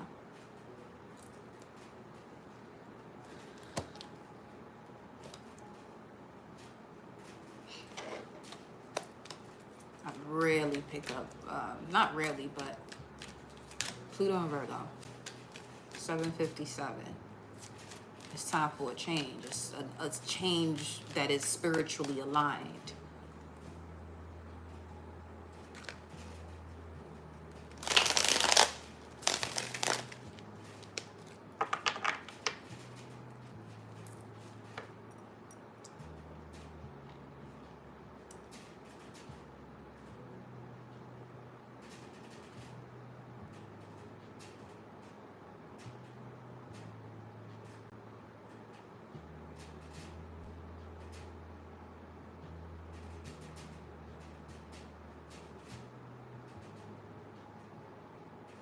Your emotional abundance will flow through an aligned community. So you have to be mindful of who it is you're working with. Make sure you are aware of the energies you are working with or desire to work with. Because your emotional abundance is dependent on or flows through an aligned community.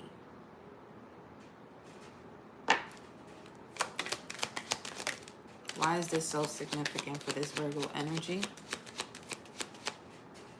Now, you don't have to be a Virgo, because Virgo in general energetically speaks to, it's ruled by Mercury, so this has to do with your communication.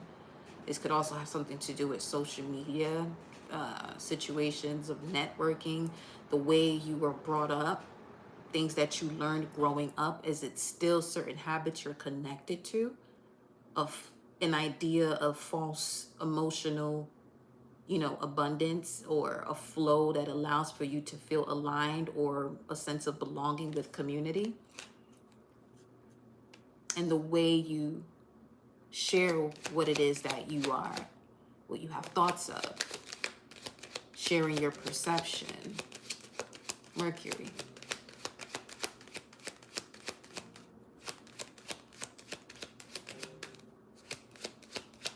This may also have something to do with siblings, because third house has to do with siblings, usually one younger.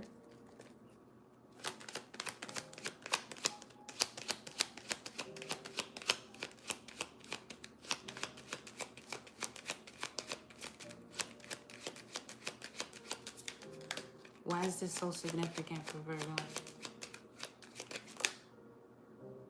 Infinity, okay, which is a sign in connection to the Magician and the Strength card, and retrieval.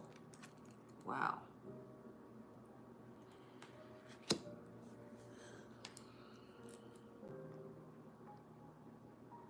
It's coming through as a retrieval of a covenant, in terms of, okay, the turtle doves, building something for the long term here that goes beyond time and space.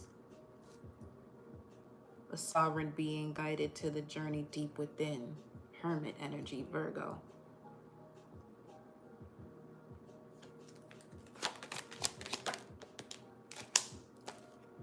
The harpy eagle. And in this deck, this is, you see the moon, the full moon behind it here. The harpy eagle here is basically described as the claws digging out of the subconscious mind anything that no longer serves it, in order for you to connect to, in order for you to connect to your oversoul, highest vibration of yourself, and retrieve it. Because it's going to align you with a certain community that truly brings forth emotional abundance. But there's a certain habit within your subconscious mind where there could be a situation where there's too much, I don't want to say too much passion, but it's a misplacement of passion because of a lack of clarity.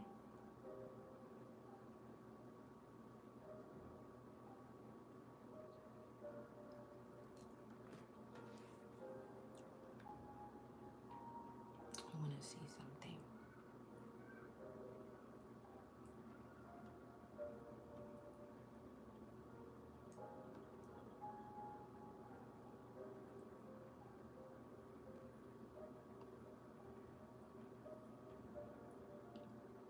It just reminded me of this little girl from yesterday. So something here about your inner child, in terms of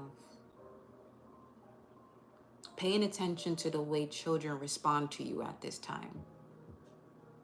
Because it's a reflection of the connection between you and your inner child.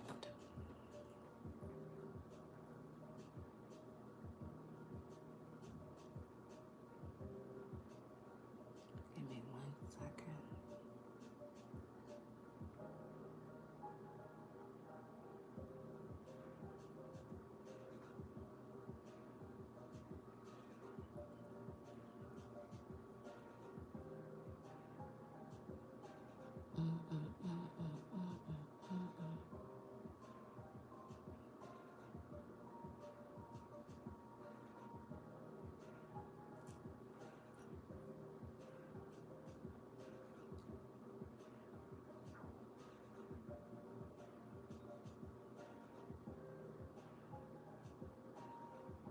Someone's placed right in the center of something.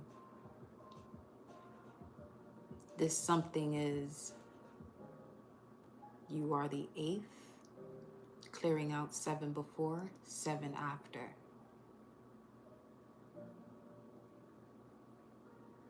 You're the final call.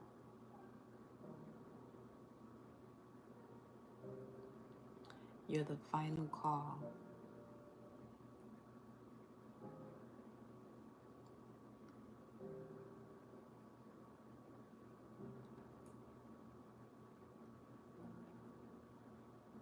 The ones that shit, we did all of that? Well,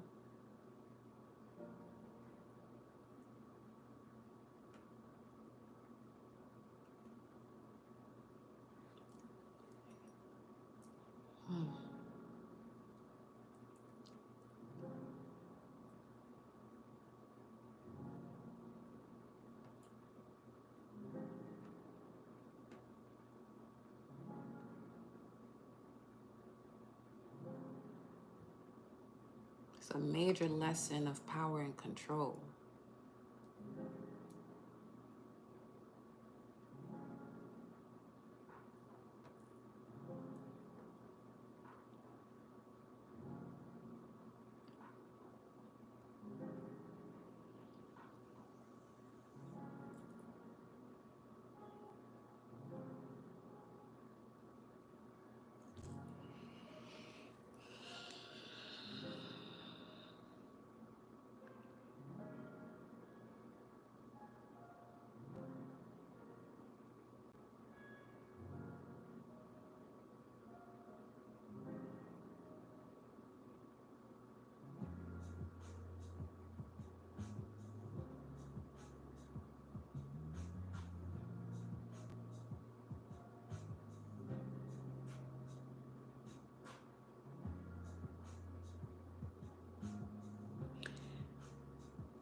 Either this is an energy of one who is an authority figure,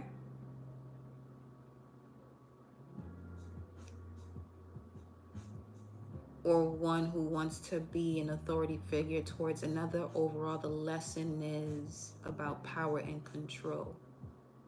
Being mindful as to where that level of authority is being directed.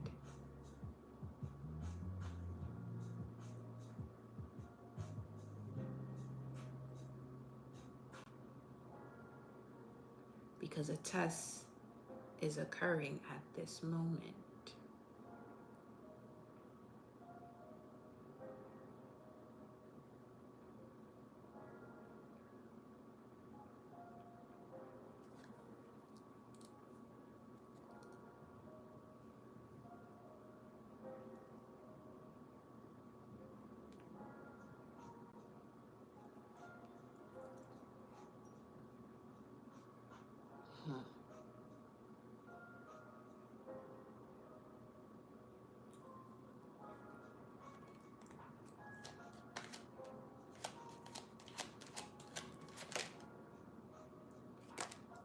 Self. The key is to have authority of oneself, because everyone is in a position to have authority over themselves. With Saturn in Aries,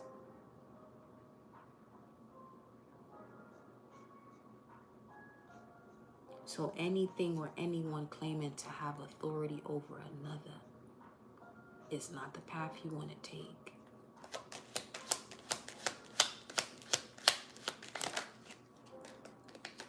Especially with the harpy eagle. Wow, harpy, harp, lyra. Eagle, Scorpio energy. With Pluto in Aquarius. So there is a future timeline that's being brought in, right? And while this is happening, and each and every one has authority over themselves, anyone claiming to, you know what I'm saying, have this level of I own you or I have this responsibility over you, nah. This ain't the time zone or era or time frame to be doing that type of shit. Mm-mm. 1:10:30 on the timer. Divine heart. Because everyone's heart is being activated to their divine self, and anyone who cannot withstand this activation of a divine heart, sitting and standing your ground in your own divinity. This is where the body gets weak because it can't withstand the intensity that this level of divinity through the heart comes with. Expanded perspective. Yeah, it doesn't have enough room to expand.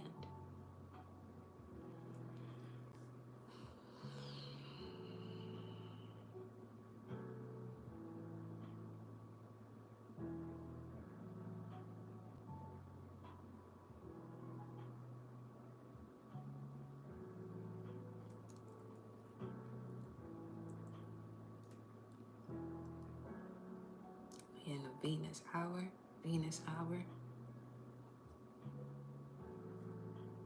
of beauty, love, also sacred values. Okay. Even if one is unaware of this, of the activation of the divine heart, which means you are in direct connection and reflection to the Most High Source. Nothing or anyone on this planet that has a physical vessel, whether they're human, cosmic, whatever, can have authority over you. No one. Okay?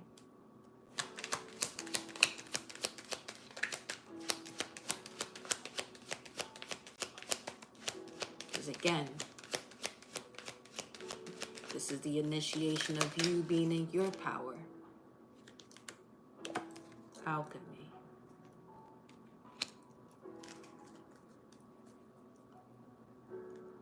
Because it's bringing you towards where you can create anything from no thing. Or anything that goes against you, you can transmute that where it allows you to elevate yourself.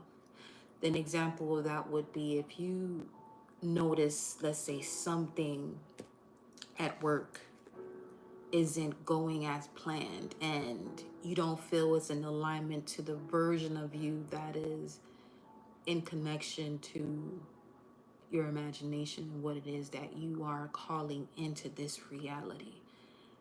Whatever the problem is that is showing up in your reality, you coming up with the solution is a form of alchemy.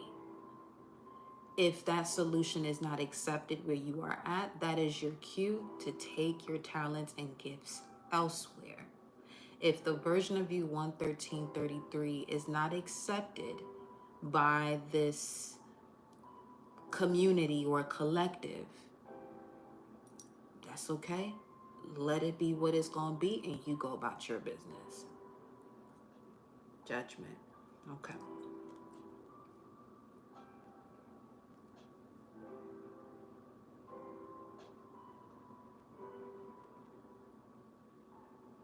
That's why you often hear what anyone thinks of you or says of you is none of your business. Source, your ancestors, your spirit guides got that shit on lock.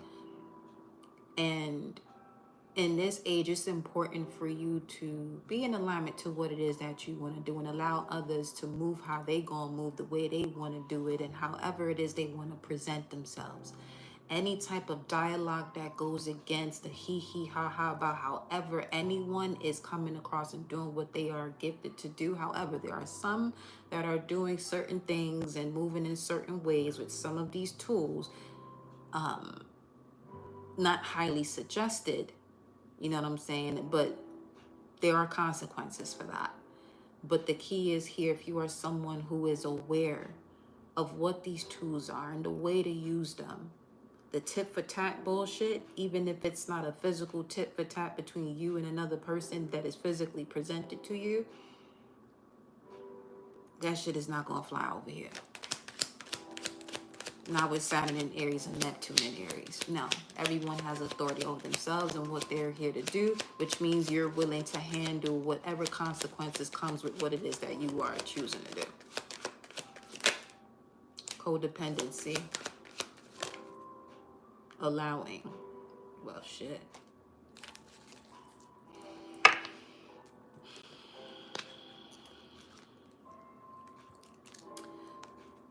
In matters of a situation of relationships and it's not working or it has you in tears, you're allowing this shit to happen. Simple as that. You're allowing yourself to feel as though you're in a position of bondage by choice. What's in the heart of this? Literally by choice. Moon in Aquarius. This is the card of deception, but it's of self-deception. Moon energy, which is a personal celestial body. When you're going from your sun to your Mars sign, that's more of a personal energy. Outer planets begin Jupiter. Things that are going on in your environment begins in Jupiter. So just stop deceiving yourself. Again, the beginning had to do with doing just that, you know, really reflecting on what you are allowing in your energetic space. Does it reflect the care that you have for yourself? And when you're in a position for caring for yourself, pay attention, be aware as to the way people move when you are in, you know, your space being you. Okay?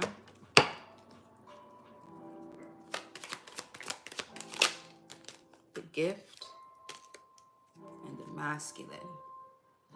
There's a gift that you have that it's time for you to take action on. Okay? The light direction says go. It's time to go, especially when it comes to the utilization of a gift. Now,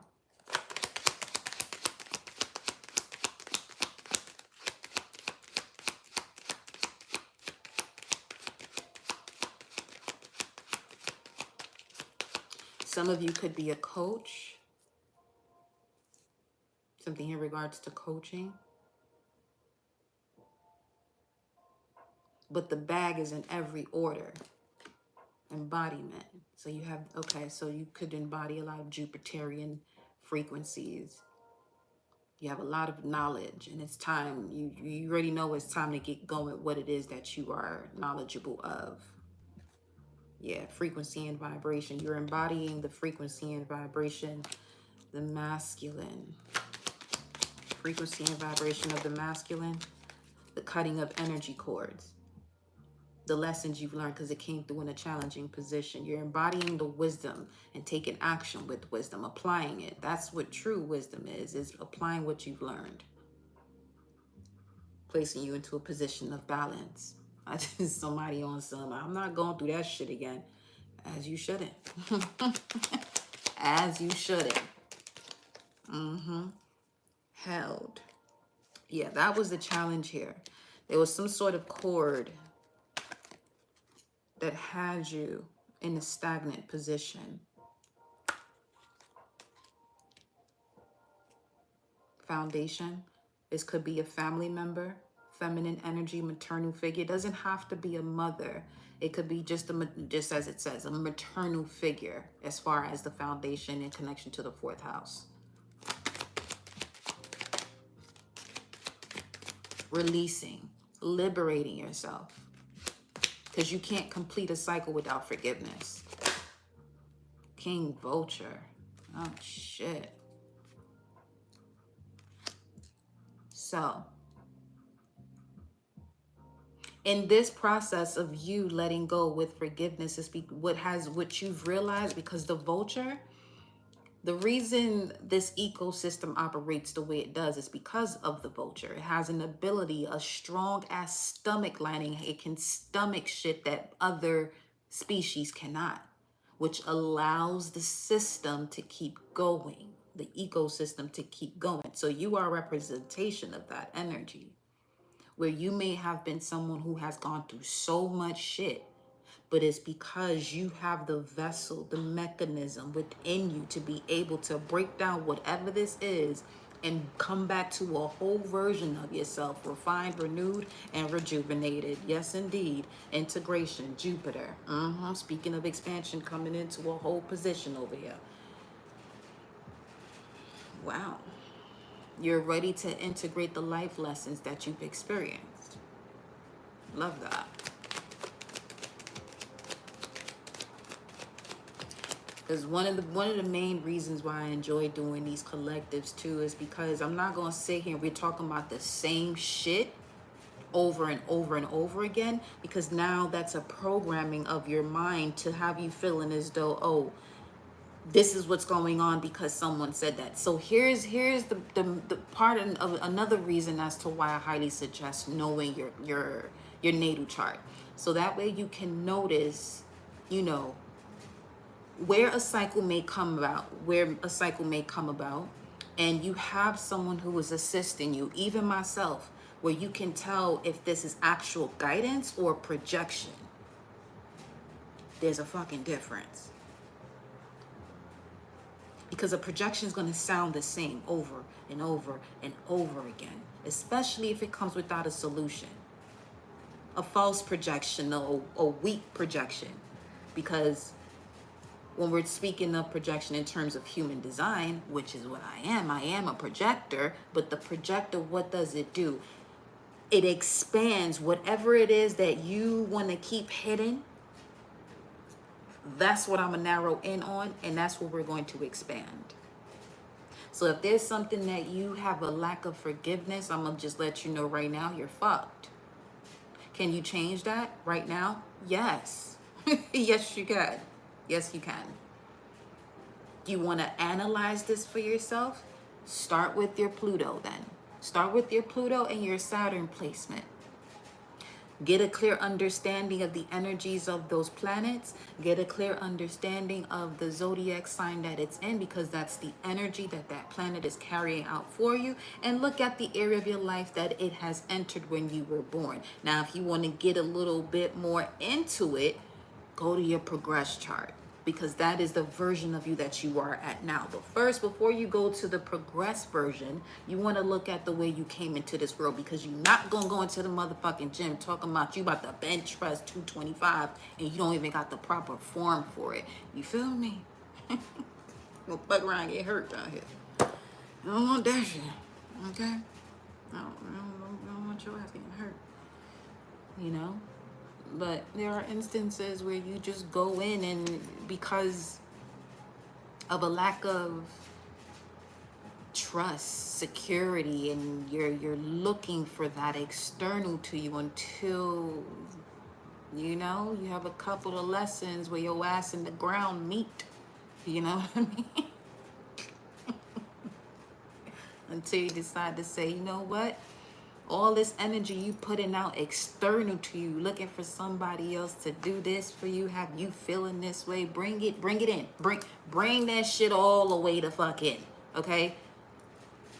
And ground yourself. Give that to yourself so you can clearly see where you were looking for it at is a representation of the wounded version of you.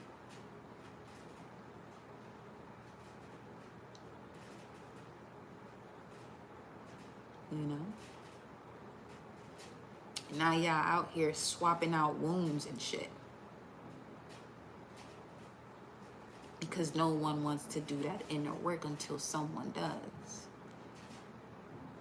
And when you do, and you reckon, that's also the beauty of this too. I'm gonna keep coming back to the astrology every fucking time. If you can't stand it, get the fuck out. Get out. Okay? Because that's what we do over here. We do other things too. We do the numerology, we do the human design, we do the galactic signature, because we put all that shit together. Sagittarius, this one here. Sagittarius is all about that chaos magic. What is chaos magic? When you're able to pull from different aspects and perspective and bring all that shit together and just make it a beautiful fucking Picasso. Everybody got Sagittarius in their chart. How? You got a 9th house. Everyone has a 9th house. If there isn't a planet in it, there is a sign that that still rules that house. This is why everyone is every sign. So the beef that people be having with yeah, you still in that 3rd dimensional aspect of what the fuck is really going on over here. Because it's not even for that either. It's not. fun until it ain't fun no more, because that good old energy, that cosmic energy, it don't have the same hee hee ha ha, the giggles and shit that this physical body has. It just knows this is what you're focused on. Let me give you more of that. So why not utilize that same energy, ideology, whatever the fuck ever you want to call it, for the betterment of yourself? But now you're focusing on self-love, self-care, cosmic knowledge about yourself. And you want to see how the universe works within you, because it is you. The you and I verse is the conversation between you and source. You and I verse. That's universe, conversation. You and it. You and it, as in the version of you. You got your higher self, which you can be an embodiment of. But then you got this other version that is, look at it as a video game for real. The other version of you that's playing you here right now. Not playing you in terms of fucking you over, but more so, you know, it's what's guiding you through the game. Player one. Now give me 1 second.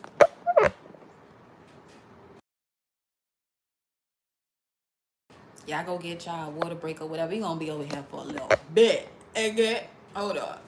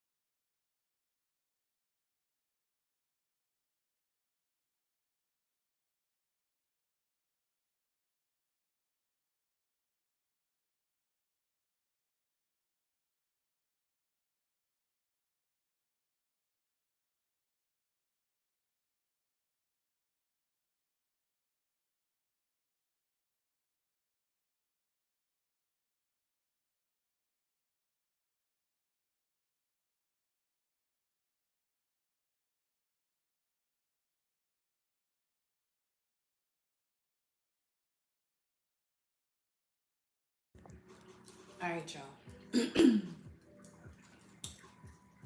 We back in this thing.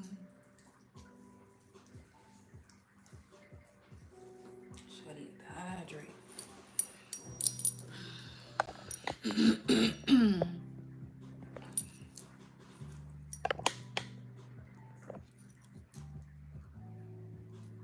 me get this.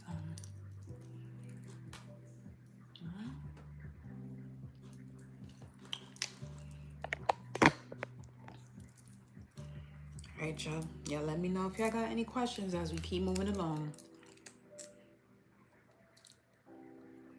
Nonetheless, I appreciate love you all. Okay.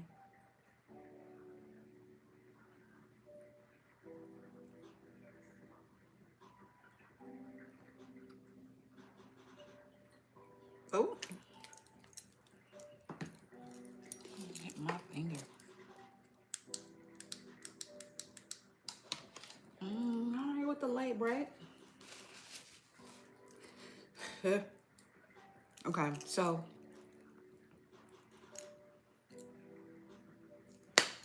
we're moving on from this.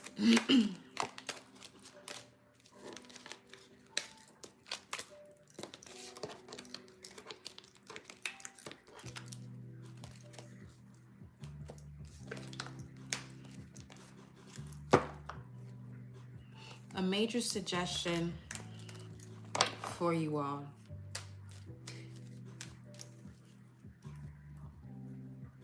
Do what you came here to do the way you love to do it. Never allow anyone else's perception or where they are at in their life to dictate the way you move and doing what you came here to do. Okay? Because you never see the index finger fucking arguing with a pinky.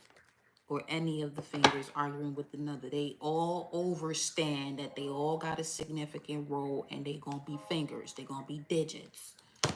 That's what they gonna do. Is be fingers. You go out there and be great. And allow other people to be great in the way that they want to be great. You know what I'm saying? And in regards to walking into the house of the water bearer, Aquarius, astrology, astronomy, get more familiar with your cosmic self. That's the house the collective is walking into. Yeah. Also, the age of judgment in connection to Daniel, Aquarius. And the way I define judgment, you know, when one is still connected to the deception of spirituality and source energy and God frequency, you'll easily miss what a judgment is. Every time you make a decision, that is a judgment. Simple as that. And you, as an extension of God's source, you are the God here that is here to judge you based off of the decisions that you make.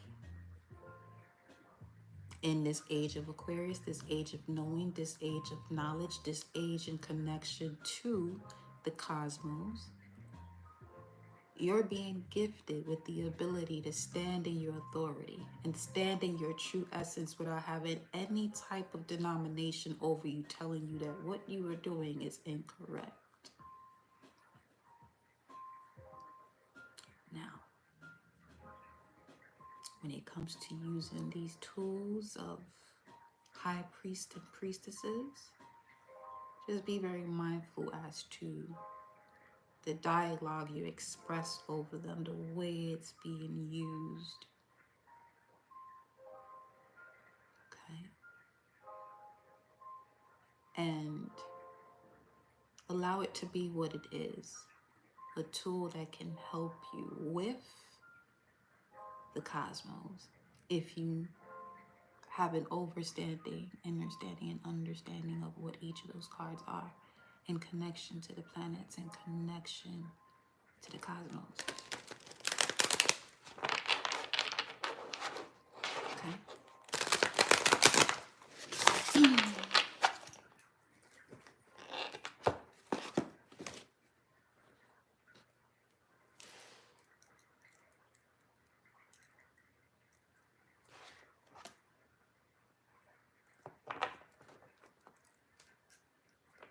Beginnings. Are you ready for this new beginning, my darling? Are you?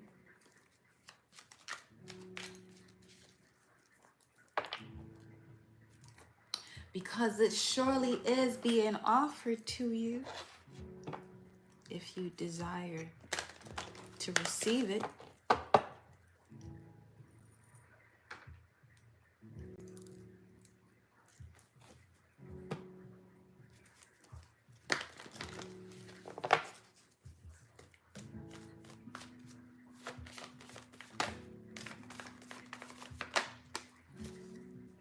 Communication is key.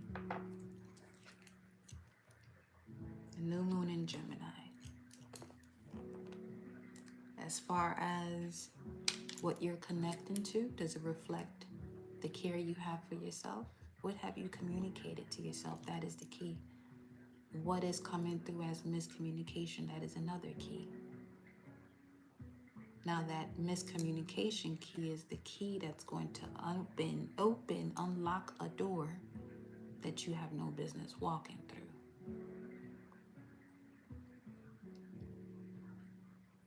Because your mind, body, and spirit and soul are not connected. New moon in Gemini, communication is key, especially when it comes to partnerships, making sure that partnerships you enter reflect the language or the expression, the verbiage that you're in alignment to, and that you are not placing yourself into an old version of self, you know?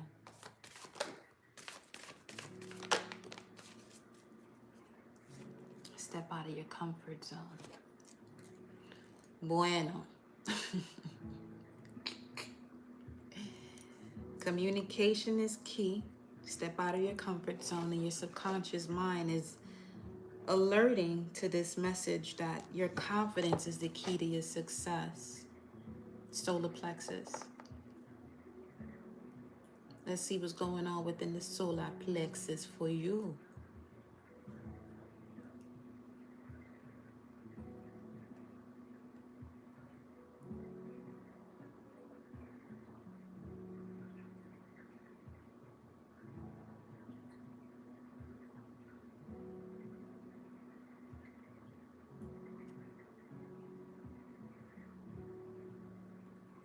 Hold up, I gotta edit something here.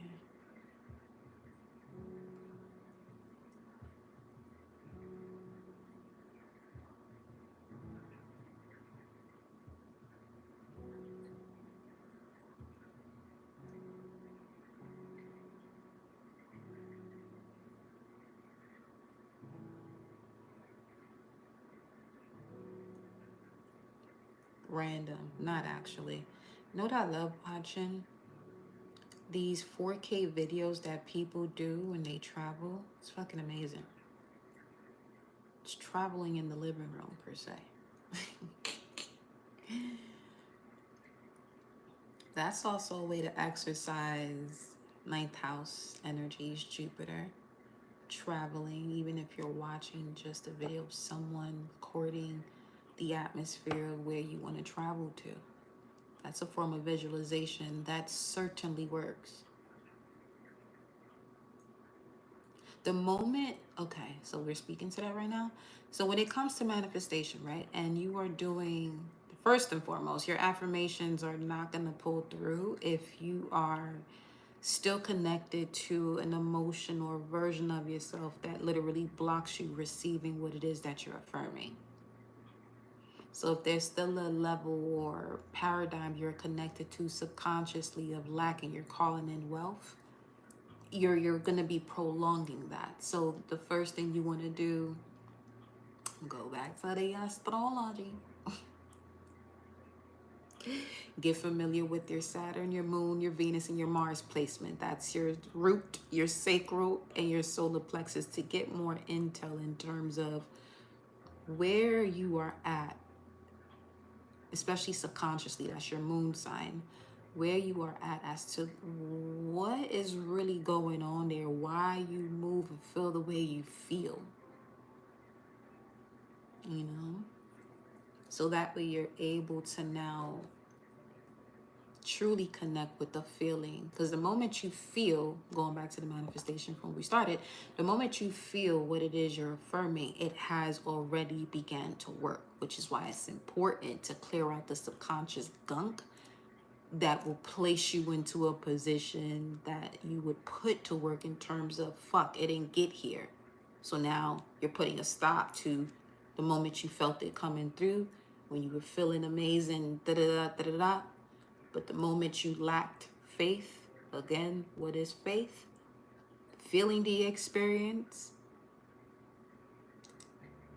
and the essence of you experiencing it, even if it's not physically showing itself to you. That's why I say walk by faith and not by sight, mi amor. Okay? Okay? Yo.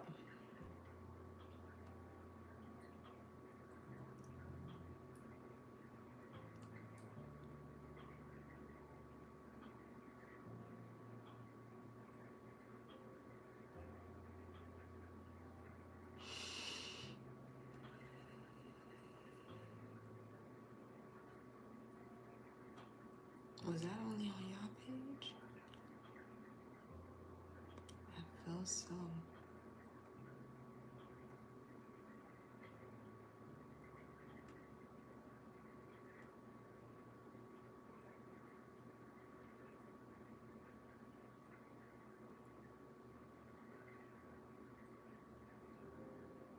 Okay.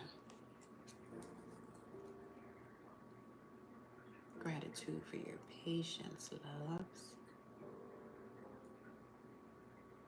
All right, back. Okay.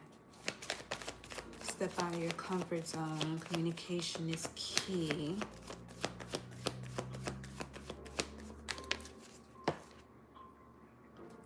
Opportunities being presented.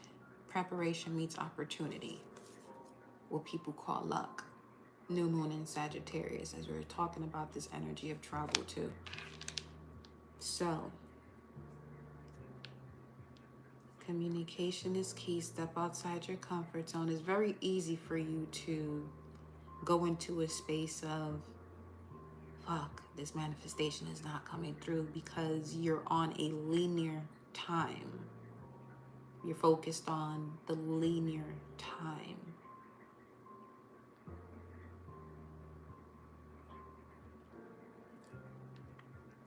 Stepping out of your comfort zone. Yeah. Ooh. Also connected to a new cycle of love beginning. New moon in Libra. But in order for this to begin, you have to have a clean slate when it comes to certain habits that you have. New moon in Virgo's right before this. Prior to that is new moon in Leo. Confidence is the key to your success, which is what you had before as well. Okay, let me see what we're talking about now. Let me move y'all over here, my love.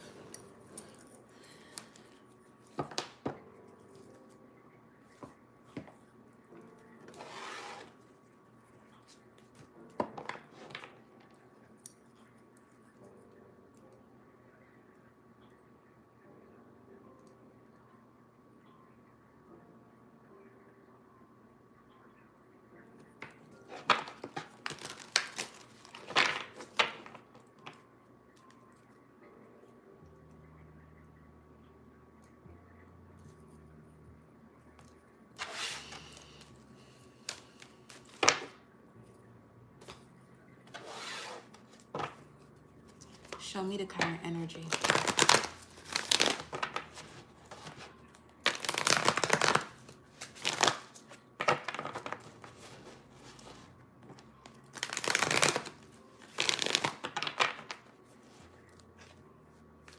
Because it seems as though there's an energy and opportunity that has come back around energetically that reflects a past version of you, 844, and the decision you make that you're being asked to make is the one in connection to the evolved version of yourself, which is the version of you loving on yourself and not just doing something because it may appear as gold. Everything that glitters isn't gold. Current situation. Suffering in silence, Nine of Swords. Mars and Gemini. Serious conversation, communication. Suffering in silence. Why is that? Throat chakra. What's going on here? You know that there could be some sort of resonance where you could feel the blockage of creativity in this energy that may be presenting itself to you. The key is to trust the conversation, the communication that you're having with yourself, your thoughts, in regards to the level of disconnect that's being relayed to you through a vibration that's flowing through you where it feels as though you don't want to do this. Trust that. Choose wisely. Seven of Cups, Venus and Scorpio. You don't need this to be another situation where you are, out of alignment with your soul, because if you are someone with the Venus and Scorpio placement, when it comes to love, you tend to want to be in relationships that are soul transforming, but you also want to make sure that whomever this is that you're connecting with on a soul level and not just from a spirit level. I'm not talking about spiritual, I'm talking about spirit, in terms of where they could be embodying a certain type of spirit of distraction, a certain type of spirit of control, of overpowering type of frequency. Okay, show me the challenge here.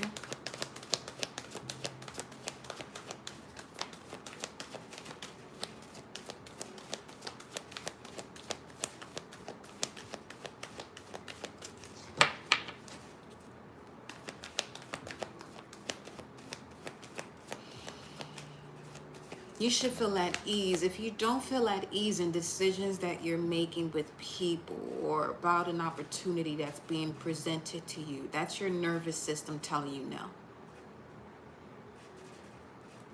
It's telling you no.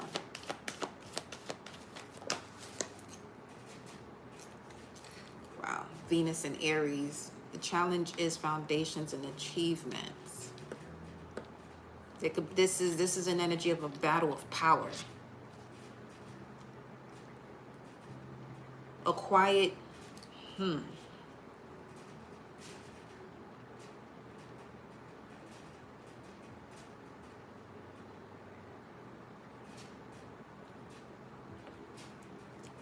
Okay.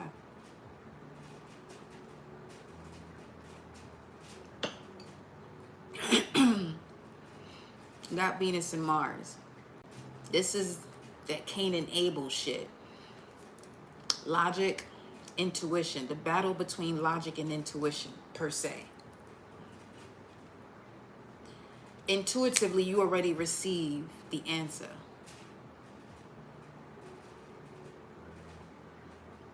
That it's a no. Because it's exactly what you have gone through the healing process of.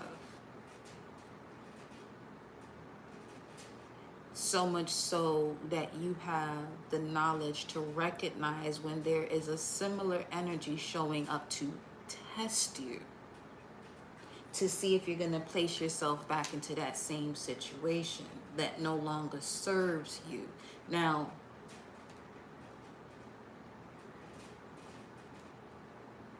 that energy in terms of walking away from those things that no longer serve you is Saturn in Pisces. And Saturn's going to go back into Pisces when it retrogrades in September. Y'all gonna hear me saying this over and over and over again, because until we get out of that, just so you can get it through yourself in terms of, okay, there's a possibility, a strong one, where Saturn is going to place you back into the energy of what you believed would work out versus what you know would work out or works best with your energy, works best with the mysticism and the mystery that you carry.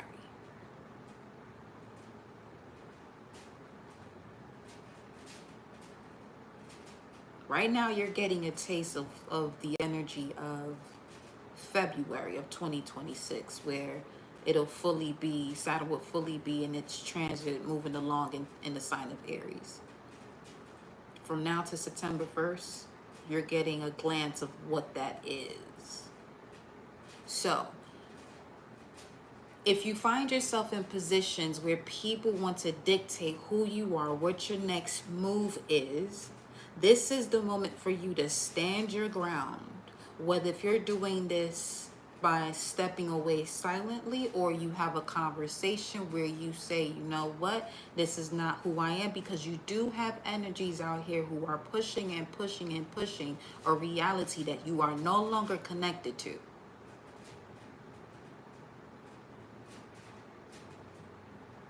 But if you are not tapped into your solar plexus, your gut, your confidence, and your willpower, you can easily allow that energy to dictate what your next move is.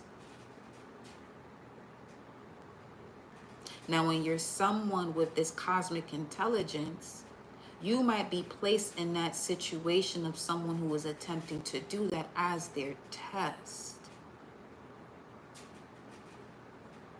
to see if they're going to recognize where they are here to control just themselves, or if they're feeling as though that they are being held responsible for everyone else. Each and every one is held responsible for whatever actions and decisions one makes.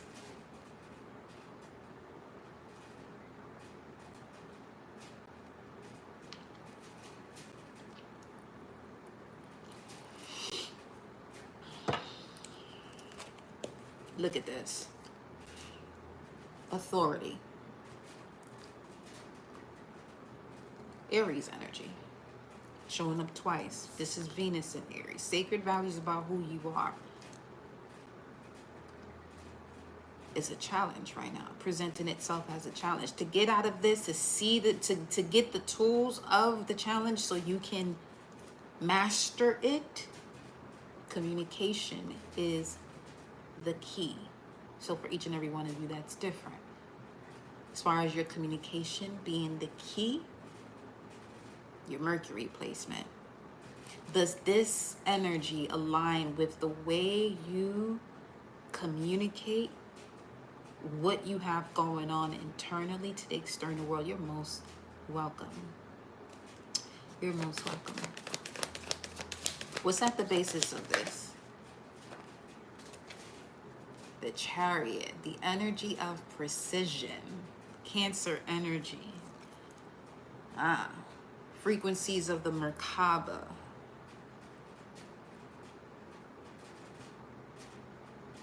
getting into the vehicle that allows your soul to ascend and expand is the foundation of this message. So what you're standing on is the connection you see and you're moving towards,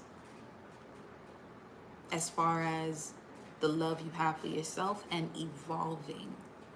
Not going back into a version of yourself that at one point may have allowed people to dictate your moves and you didn't say anything about it, or you didn't take actions or steps that reflected you standing your ground.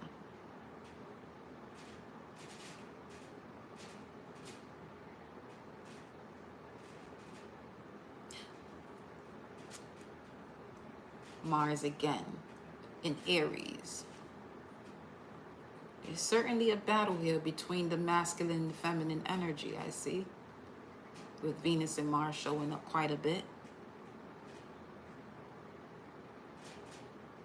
Stay true to your values.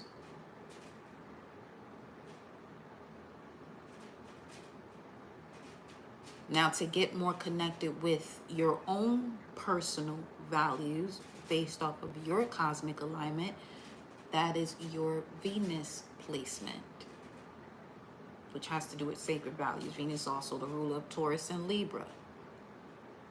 Taurus says, I have. Libra says, I balance. It'll give you the information as to where you'll have balance when it comes to you being in your true identity, so no one feels as though that they can control what it is that you're doing. Because there are instances where people feel that they can tell you what your next move is or what you should be doing, and they don't even have an idea of what you are already doing. This is deja vu, because we said this shit happened. This same energy that's coming through here, I'm seeing myself back in New York at this time, a reading that we did. It may have been during the Saturn-Jupiter conjunction while it was in Capricorn. So 2018, 19, around there.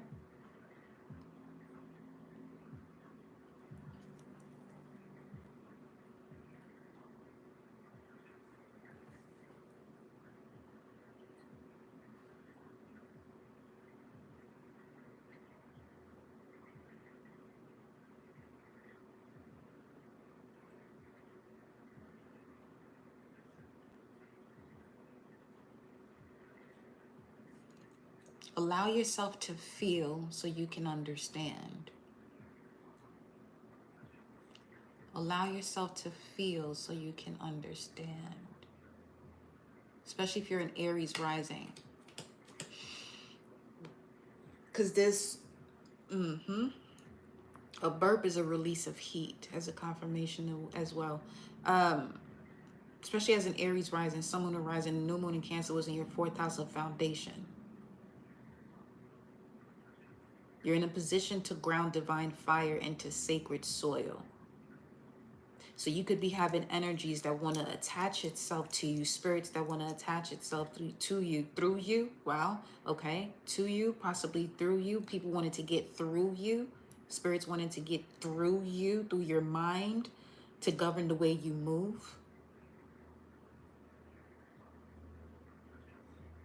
Not recognizing that you're also walking through a spiritual portal of ancestral memory being cleared without that type of energy was even allowed.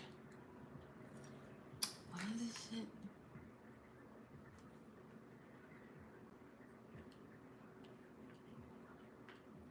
There you go.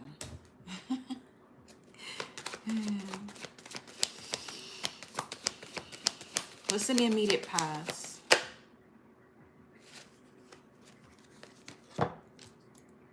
The 5 of Wands, obstacles and challenges, Saturn and Leo.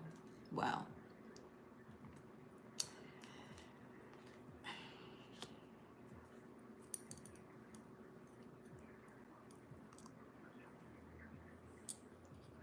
this is a returning energy. And I feel for those of you that are here on this channel, it possibly would have come around during the months between September and February in such a precise way that you would be unable to recognize that this is an opportunity that's calling you back into the old version of yourself, where you allow people to dictate your next move. Because this could be connected also to a mother wound that you have, a childhood wound. That was possibly your way of seeing love, because you had someone telling you what to do. If you've never really seen a healthy version of that, where it's not so much telling you what to do, it's more so guiding you towards your next move, as a coach would. A coach would know your strengths and your weaknesses to guide you through appropriately and accordingly. But a coach cannot coach you if they don't know you full on 360. They can't bring you to an ending or a completion of a cycle, mastering something, if they don't know the full essence of you. They may have an idea, but if you are someone who knows exactly who you are, be mindful of those who want to tell you otherwise, because that is the frequency in this too. This is not the first time you're seeing this type of energy, or where something is coming around to challenge you when it comes to your confidence and what you're willing to do. Saturn and Leo.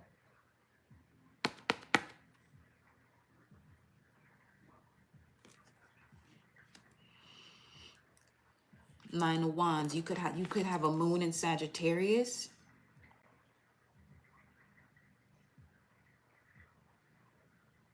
With the moon in Sagittarius, I would tell you this: see what it is. You're being given an opportunity to even see what you're feeling. So you'll feel this energy come about before you see it. If you're someone with the moon in Sagittarius, okay, you would seriously have the ability to see this, feel it before you see it. So much so, because you felt it, you call it towards you to make a decision about it. That would be an example of somebody, being in a position of someone's test, someone's lesson, to see how they're going to move with their power. Shit get real out here. Real quick.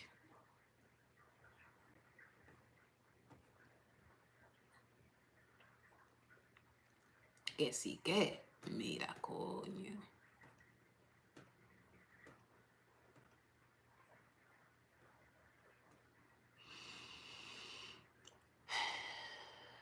Because you have a level of integrity. Because Leo has a level of regalness, royalty, integrity. Leo is naturally the star of the show. Okay? Hold up, babe.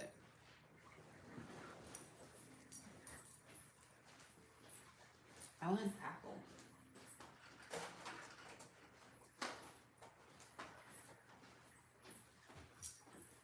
And this is effortless for Leo. Leo is main character energy. And with Saturn and Leo, Saturn teaches you the path of ego refinement, okay? To shine not for attention, but just from a soul expression. This is what I mean about opportunities presenting itself to you, because you naturally just shine. You have a glow. Leo, ruled by the sun. You naturally just shine. Okay? Which also means with Saturn and Leo, you carry a level of responsibility of visibility and to inspire others through sovereign examples. Now, when you come across other energies who want to be in this position of responsibility, and that is not their role, you're going to agitate the fuck out their spirit. And what does the sun do? The sun exposes energies. There are moments where, when you carry this level of authority to just shine, not because you're looking for attention, but because that's just what you fucking do, okay? What your devotion is to shine. Your discipline, the fire, has to do with your radiance. You have this essence of creative leadership with a purpose. And when people see someone of that magnitude, that instantly brings forth a level of envy and jealousy out of people. Would they show it? No, because sometimes that can come across as someone caring for you, but you also have to take note of what's being sent to you message wise within your gut about what is going on in your environment. Saturn has to do with your environment. It has to do with control, power, authority type of energy right there. Now, this could be something that has already happened 2018, 2019, around that time, and it's coming back around in this energy right now. Or because of what we do here on this channel, it might have been in alignment, again, not moving through linear time, but by energy, that when you are aware of something, of a lesson, because you're prepared, it comes towards you so you can handle it. That's what the fuck this is right here. It may have been designed perfectly to occur between September and February. But because this information is being disclosed right now,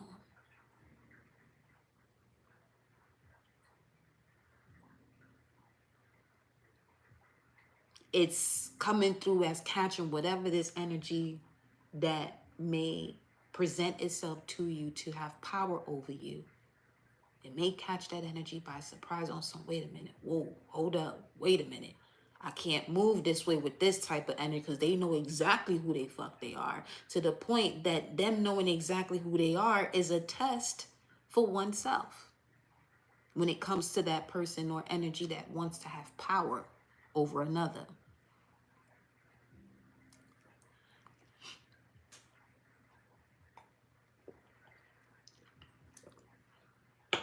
We brought you back into alignment, love. I hear that a lot. When people get around, have deja vu. Yeah.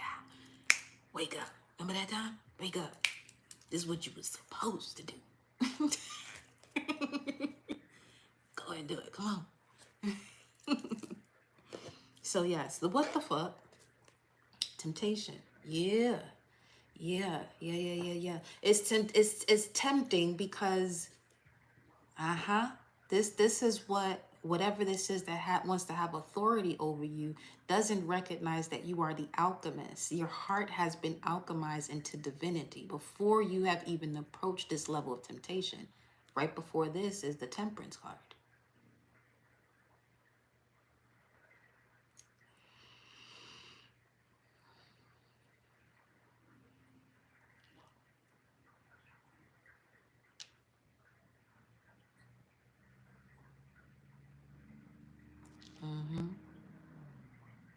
Yeah, the current situation is in connection to a challenge that you've accepted to gain wisdom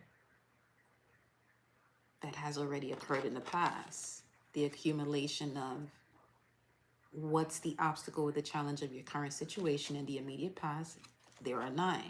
It's a 9 energy. And here you have the 9 as your current situation. Mars in Gemini. It's a essence of a warrior that is a wordsmith. Okay, there's a lot of power. Life and death are in the power of the tongue type of energy. Okay.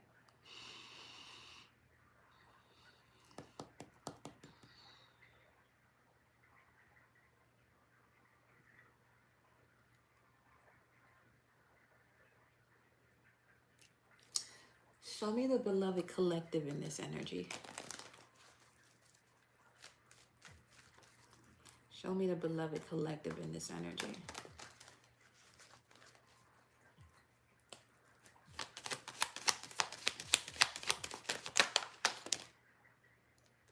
Queen of Wands and the Page of Swords. It's a deja vu type of frequency where you've seen this before. You've been seeing this is Saturn in Pisces, a Saturn card, Page of Swords. It's about 2 years. So 2023 could be of significance in this energy where you stepped into your identity, you stepped into your purpose. You know exactly what to do. You have the tools and resources to move a certain way, especially when there's an obstacle or a hurdle that presents itself. You have the proper functioning to run through it with ease.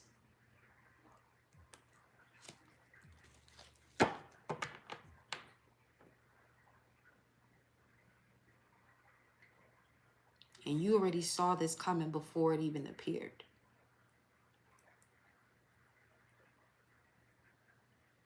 You saw this coming before it appeared. So wait a minute. There's another factor to this where you saw it coming before it appeared. It appears, but the version of you that saw it coming is removed so you can actually take part in what you saw that was coming into play. So that way you wouldn't get out of character or role, because Leo, Saturn and Leo does speak to the level of drama, acting type of energy. So you wouldn't miss the role or the cue in terms of, okay, this is where we're going to get you back into the alignment and shifting you so you can see the full picture where your wisdom is or what wisdom you have attained. Let me see here. Yeah, hell yeah. Heavens, yes. The Wheel of Fortune.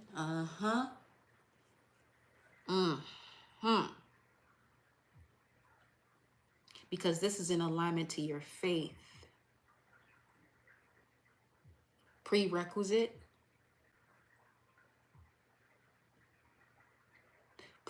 Prerequisite of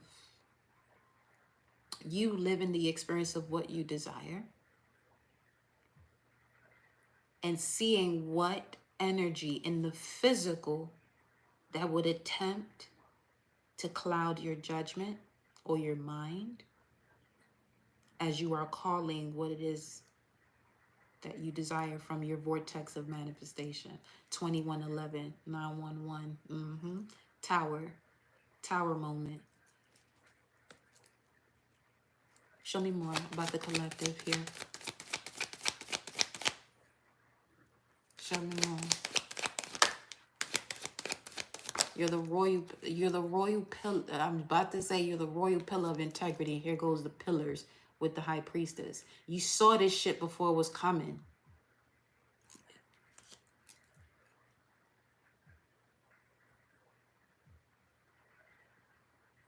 What the fuck?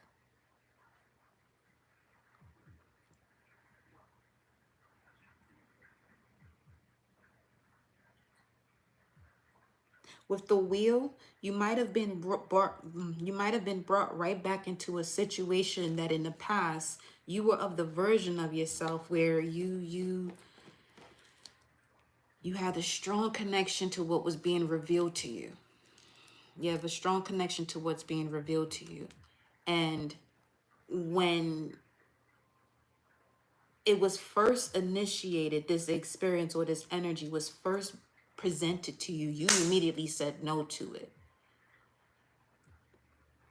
But because you went into the depths, okay, Pluto, the depths of your psyche, and got the rest of whatever your subconscious mind was connected to that will pull you all the way off of your blossom in abundance, going into that space created this reality where when you came across that energy initially and you said no, it comes right back for you, for it to play out in a way that you would go into the frequency and sort of entertain or invest in it, just for you to come back to the space where you were and you said no to begin with. But you're now getting to see why you're saying no to a significant energy or an opportunity that's being presented to you. Or it's cloaked as an opportunity, but it's just more of a distraction.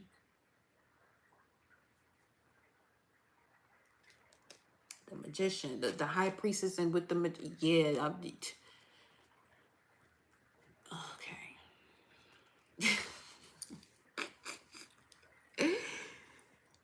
What the fuck? Shit, I love to meet this type of energy here, because you know the fuck you doing.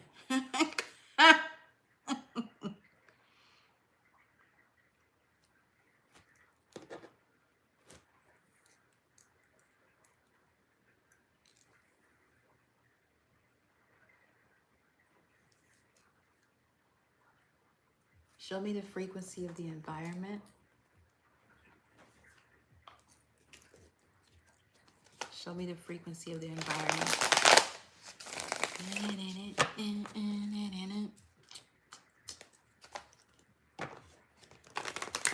ESPN. Somebody thought this shit was a game. Not a game. Show me the energy of the environment here.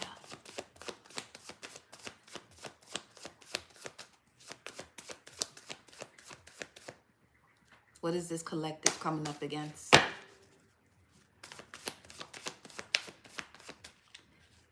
Your gift is deep. You have karmic compassion where you might be somebody's lesson, but because they met you, the consequences are not as harsh.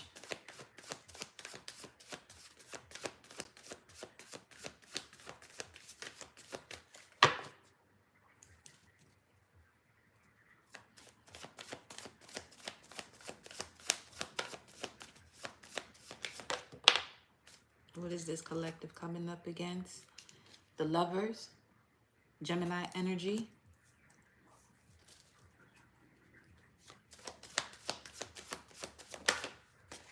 Five of Swords, Venus in Aquarius. 11.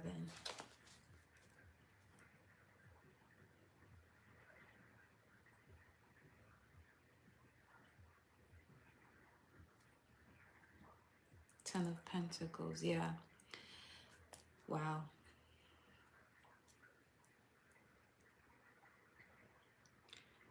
A false opportunity of security, feeling grounded, feeling protected.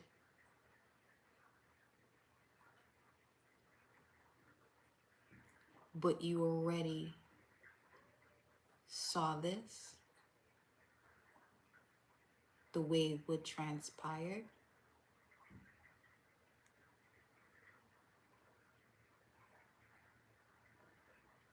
And you allowed your spirit guides and your angels to take the forefront and leading the way as to the way you would move through this situation.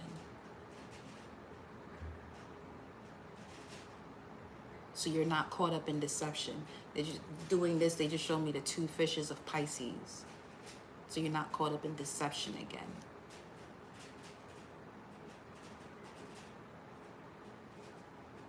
Because you are the Hierophant. You are the one with the actual keys. But this energy came towards you as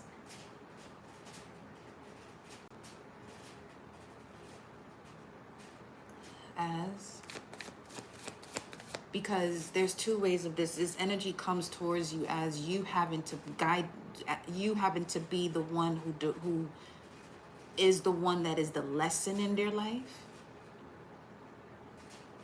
You're the one that is the lesson in their life. While they could also be, you know, showing you that you are the one with the actual keys. Because in terms of the fives is bringing you to a space where you are becoming the Hierophant, where you are aware of your sacred values. The Hierophant is the fifth major arcana, or major arcana number 5, technically the 6th if we're counting from the Fool card.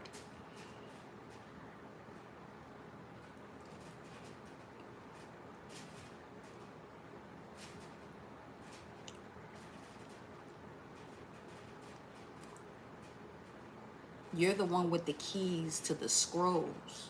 You're the one who holds the sacred mysteries. You're the one who the sacred mysteries are unveiled to. You're the true initiate of highly spiritually ranked energy, which is where that Merkaba energy comes from.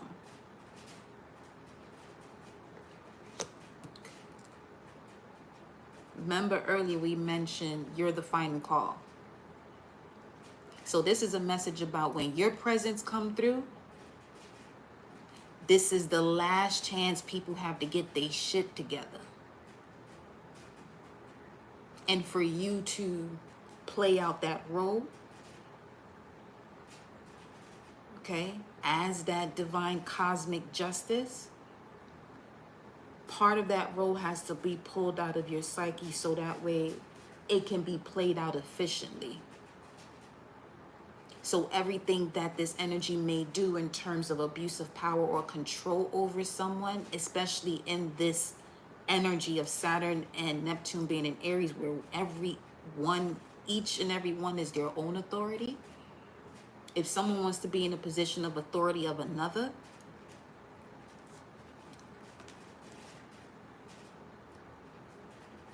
and you are the one with those keys, you are the one who's basically an extension, the eyes of source in terms of, they stood and learned. Because some could be coming across their second Saturn returns every 29 years. So if you're someone coming across your second Saturn return, what is that? Towards 58, right? Yeah. Just make sure you get it together. You would already have a Chiron return at 50, which is basically a sense of the deepest wounds you have that at some point you felt that there could be no healing towards it.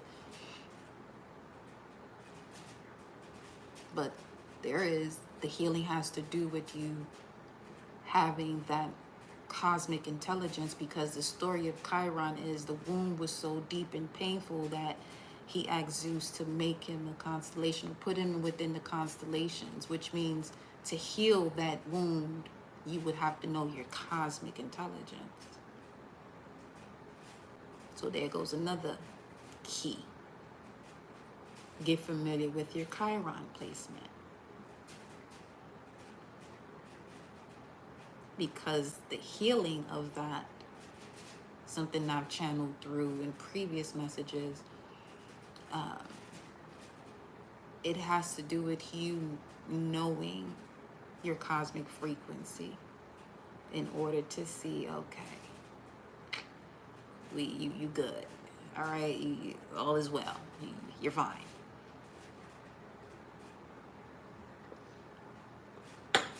So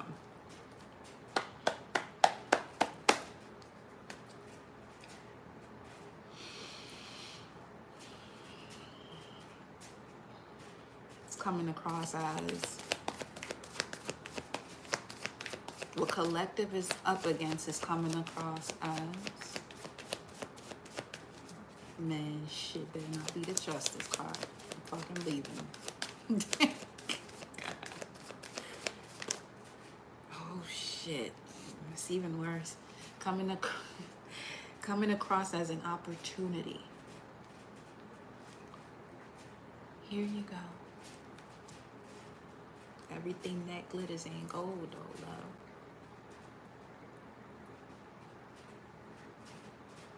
It's as if they're just giving to you to feel as though they have power over you, or that when you achieve some sort of level of success, it's because of them. No. Confirmation. This shit already, you already saw this coming. Five of Wands is right here, and it's over here too.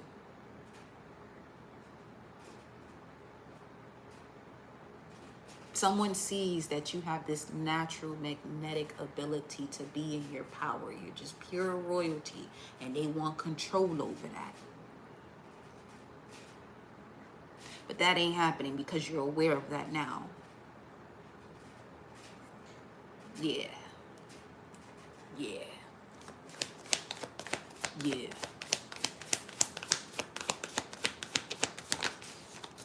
Eight of Pentacles.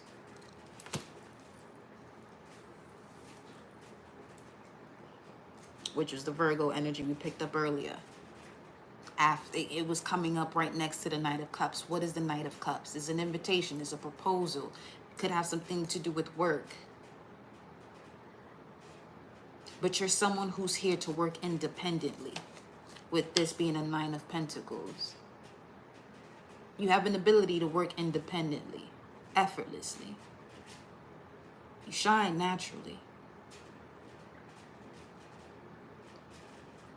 And people want to control that.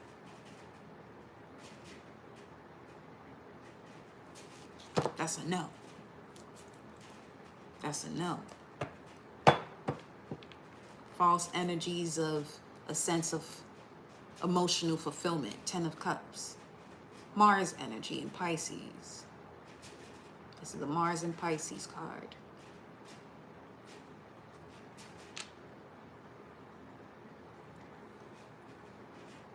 It's not unconditional love. It's the love that is connected to fucking conditions, which is not love, which is a heavy like.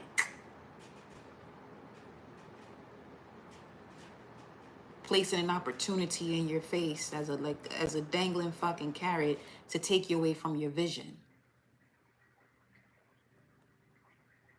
Like and lie, when you say those two words, you got the same mechanism in your face that's happening when you say like and lie. And the letter K is connected to 11. 11 has to do with your vision. So there's an opportunity being presented to you connected to heavy light for you to disconnect yourself from what you have a clear inner knowing about already about what you're here to do. Don't allow these fucking people to start, you know what I'm saying, telling you, oh, you should be doing this and you should be doing that, especially if it's something you're already fucking doing.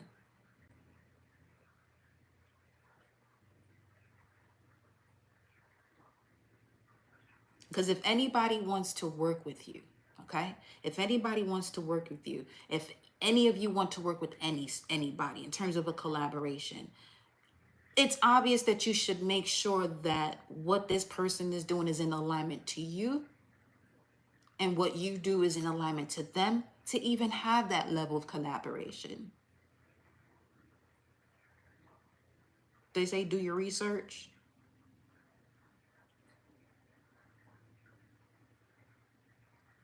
Especially if you're here to bring forth compassion and unconditional love.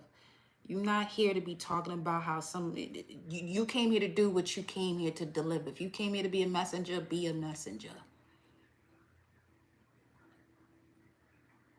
But make sure you're doing that from a space of love. Okay?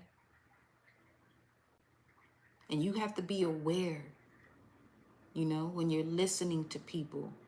Because when it comes to this here spiritual world and people delivering messages, not everybody's a true messenger.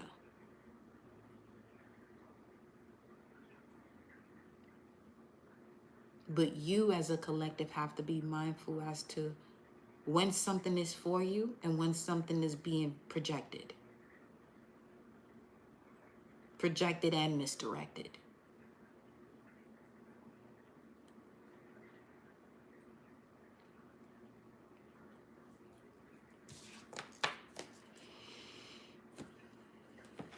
What's crowning this energy? Show me what's at the forefront of collective mind here.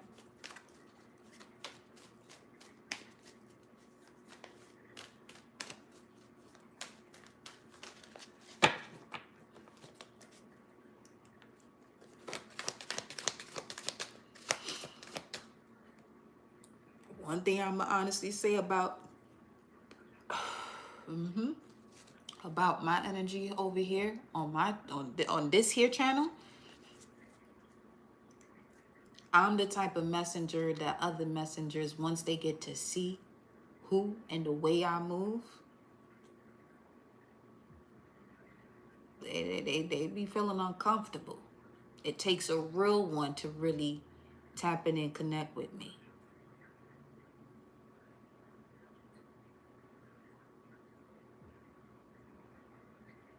So I'm very observant. Very.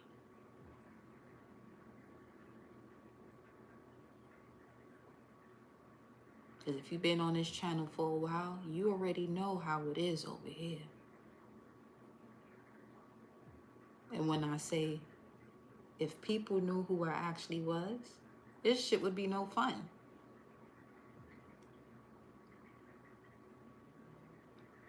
So when I say I'm here to assist you, for you to see the unseen, and you not tripping about what it is that you feel, and you just may not have the verbiage for it, no fucking worries.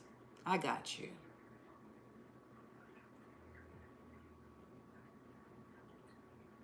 Okay? Just make sure you go out there and do what your heart desires to do, what you enjoy doing, what brings that sense of joy through that solar plexus. And it's very easy to see when something you're not to be connected to, it wants to be in your frequency, because it'll say certain things that it may not realize that that's who you are, and they may joke about it, and that's exactly who you are until they recognize, oh shit.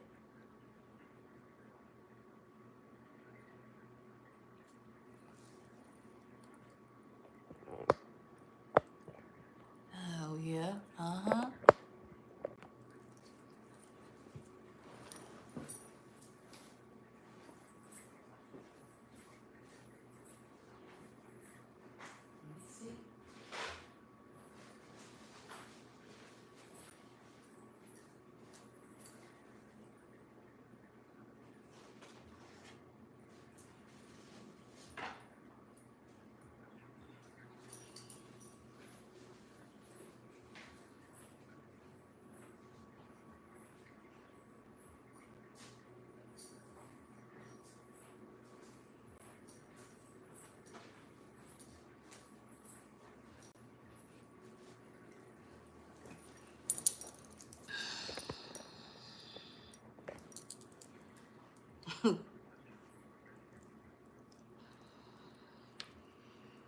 Hmm.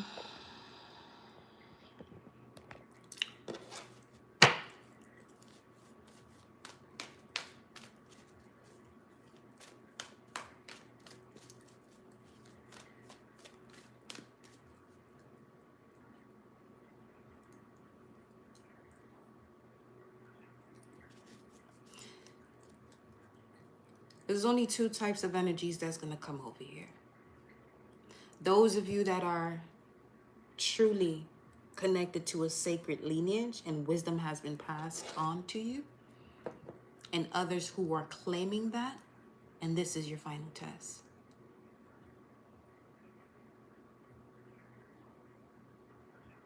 I'm not saying that shit to boast. Trust and know that shit.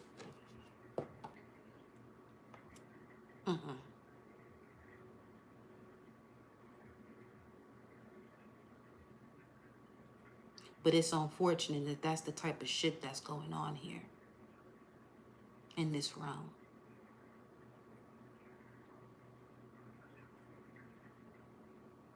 Energies claiming to be something that they're not. No worries. No te preocupes. No worries.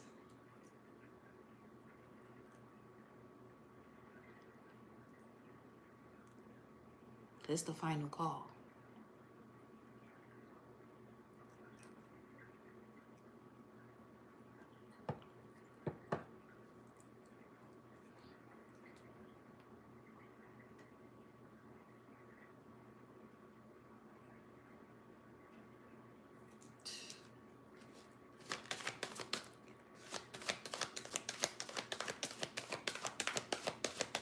$933.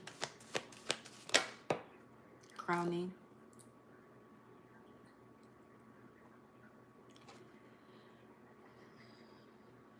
Standing your ground. Placing this is the message you came here for clarity for. Placing this on the table the same way it landed on my lap,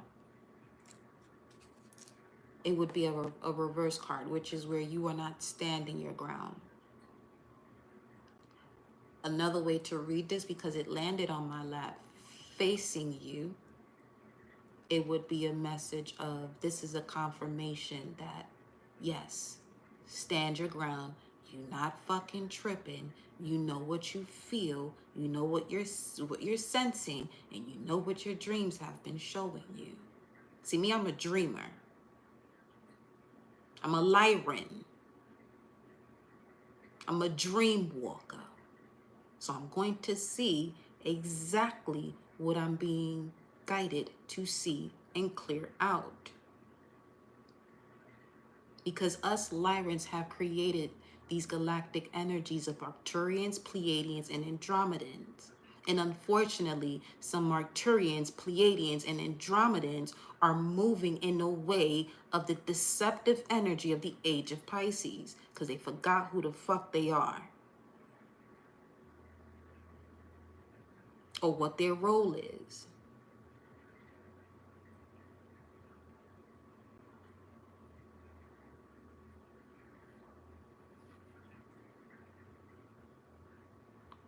Drastic shakeup, this new chapter of success, of accomplishment, Taurus, just came across the screen. Shout out to Autistic Mystic.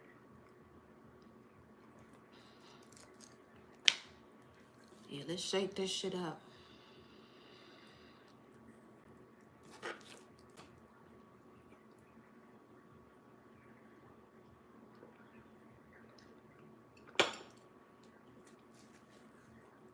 So yeah, stand your ground. Current energy says suffering in silence. You're quiet about something. You're quiet about something.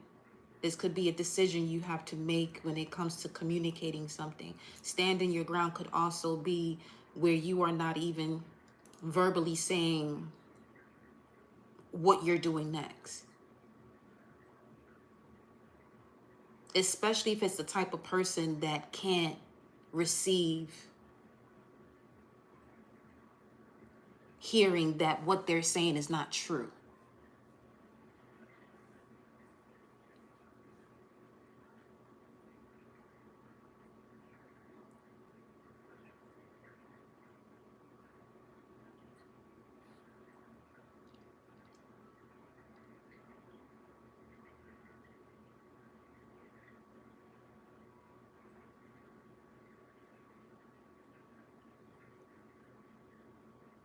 Show me the tower. Not in another 5 at the bottom of the deck. See, this is the lessons of the 5s. The lessons of you stepping into the zone of the Hierophant. Which is basically, this would be part of your training, or you really stepping into the one who holds the keys from a sacred lineage.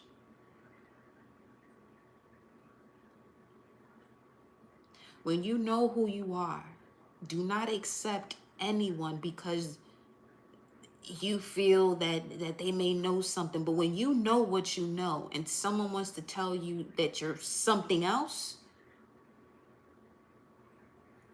that is the quickest indication for you to see and stand your ground and say, or just be in the position of, oh shit, yeah, you're the one that's producing or guiding this karmic lesson for this person.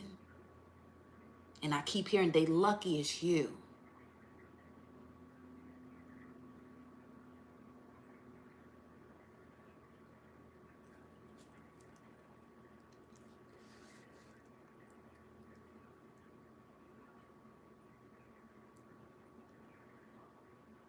The key to this, to see this clearly, is communication. The key is communication. Is there an alignment of communication? Do y'all speak the same language? Do you speak the same language vibrationally, frequency-wise?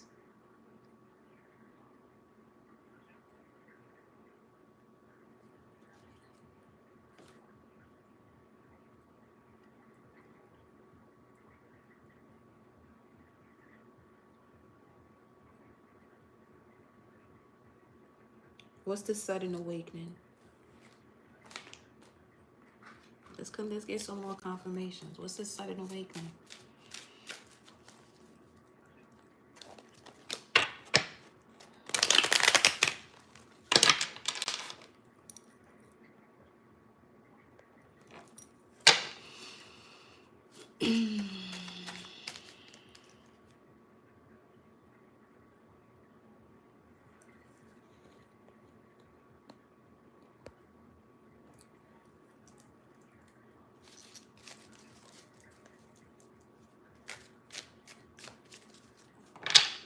Don't ever put anything in the chat that is not related to what the fuck I'm talking about or what the ancestral message is guiding through. I don't play that shit.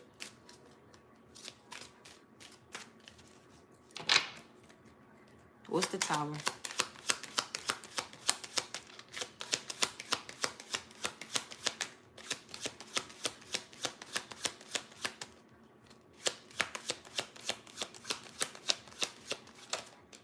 What's the Tower?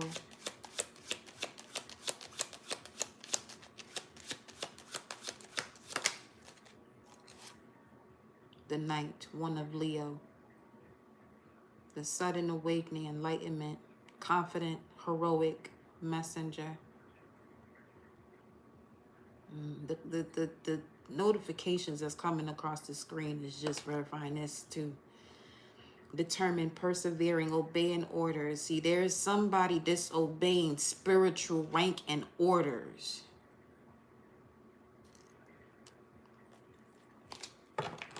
Look at this.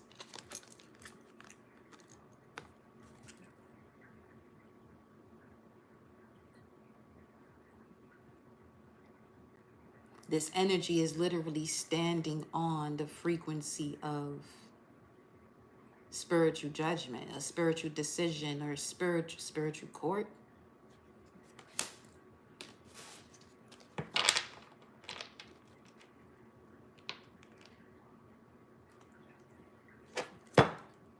There's a lot of this going on.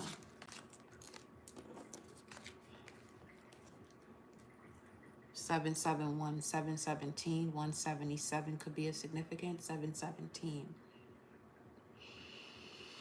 That's Moon in Cancer.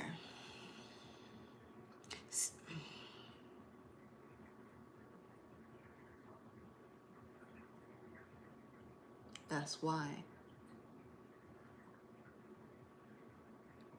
Just had this new moon in Cancer, which is the clearing out of ancestral karma. Could be used to clear out ancestral karma, ancestral clearing of anything that would keep one in some sort of emotional bondage. Connecting to things and opportunities due to a lack of emotional intelligence.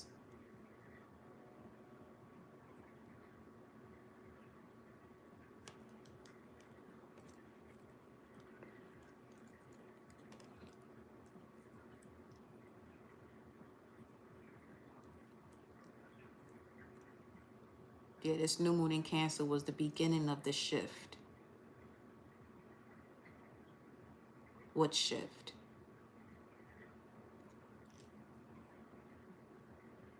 Where you are stepping into your power with integrity. The same integrity that others wanted to have power over. It is not going to be allowed. However, the train, moving on, life's journey, on track, keep going forward, steady climb. Ogun energy is coming through as well, clearing the path. Boy, 15. Here we have the urn. Transformation, process of alchemy, change of state. Especially when it comes to anything that was done. See, this is a confirmation though, because the 5 of Cancer. The new moon in Cancer is bringing forth the change. In terms of any type of emotional bondage, 15 is the Devil card. 1 and 5.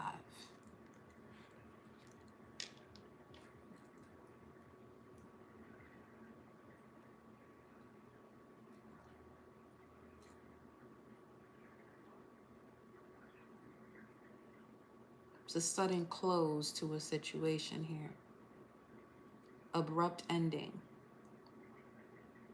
Because it's not in alignment to the foundation you're building. Cancer energy is very strong here. So this new moon is very significant.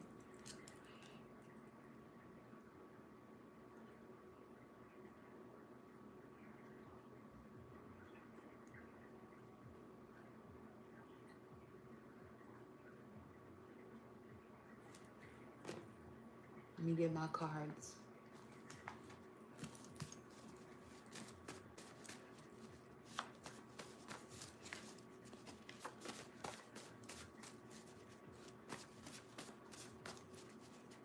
Because in the initiation of this message, meaning before coming on live 9:44, the moon was in the sign of Leo at 22 degrees. 22 is the master architect of spiritual authority. And with the moon in Leo in this stage, it brings forth a regal remembrance.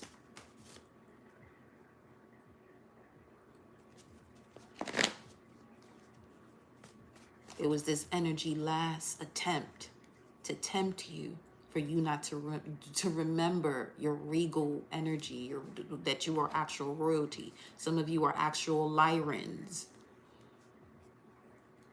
especially if you have Pisces highly aspected in your chart.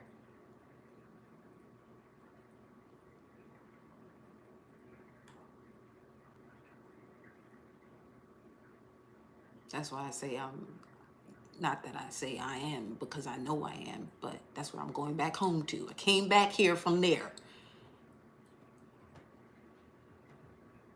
But we don't fuck around. Nah.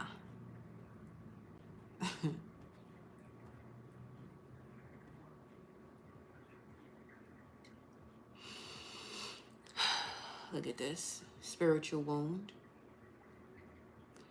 A Lyran. It's the first cedar. Okay. The Lyran civilization is often described as the first humanoid race to emerge in this galaxy, originating from the Lyra constellation, particularly from stars such as Vega, Shallayak, and Sulafat. They are viewed as the elders or ancient ones who seeded many other galactic civilizations, including Pleiadians, Andromedans, and Arcturians in different ways. The symbol of a Lyran is a lion, feline beings, especially for those from Avion. The essence is sovereignty, exploration, creation of free will civilizations, and the role is the galactic pioneers, Mars energy as well. Because, well, Aries, it would be connected to the pioneer doing something no one else has done, being the innovator, but also a record keeper and the originator of spiritual DNA.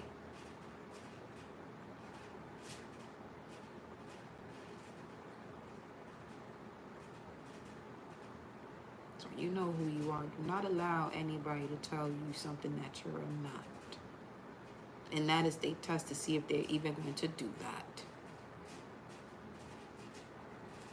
Because it's a sign of a spiritual wound that has not been healed.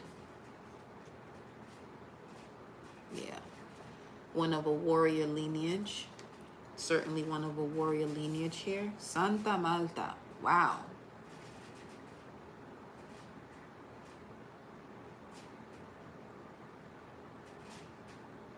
In terms of the biblical story, you have Saint Malta, the saint, and then you have Santa Malta from the Santeria Lucumí energy. Now, this one here, she moves silently. Ay, Dios mío. This is a frequency of, I love her.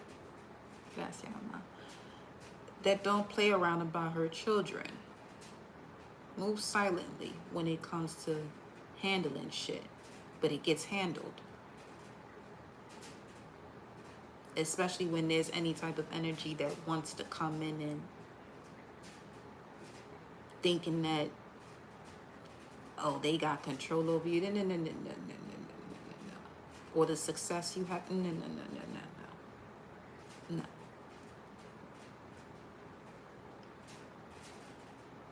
Even with all the information that I can provide, collective, I won't even say here that it's because of me you doing it. Your journey aligned you right to where the fuck you at, that we have aligned, and you're receiving this. Gratitude for the kudos. However, that's all on decisions that you make and where you show up at. It's that simple. You know, if you want to give your flowers, give your flowers. Ain't not that's fine. You know what I'm saying? But what I'm speaking to of those who intentionally want to get in your energy, just to say that it's because of them you are moving this way when they don't know you, clearly don't know you.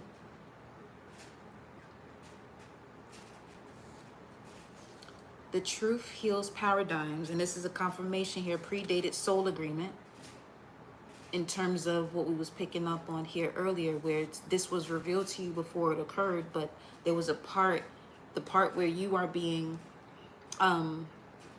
cut from the role, where you may not even realize that you are playing this role, but you and your higher self are still in connection for this to play out, so it can play out efficiently. Predated soul agreement. Then we have here, what we got? Proverbs 21:14. Energy of the World card and Temperance energy. A gift in secret pacifies and turns away anger. A bribe in the lap, strong wrath. This is what I'm saying, where, yeah, what the fuck? Cut the cord right now. Archangel Michael said so.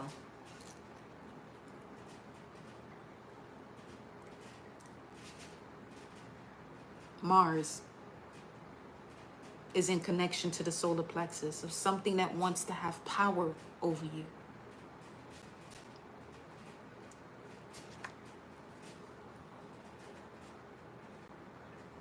Yeah, Archangel Michael is definitely assisting you. It's the angle of light that is working within you to sever the situation. The way you get a full clarity about the way you go about that personally, that's your Mars placement. And if you're new to my channel, the reason why I move the way I move as a warrior feline Lyran, my dominant planet is Mars, and I have a Mars in Aries. Fuck around and find out. And I have a moon in Virgo, so I'm real precise when it comes to, oh, I'm going to see you. As a Cancer rising, trust and know I'm going to see your soul, your intentions.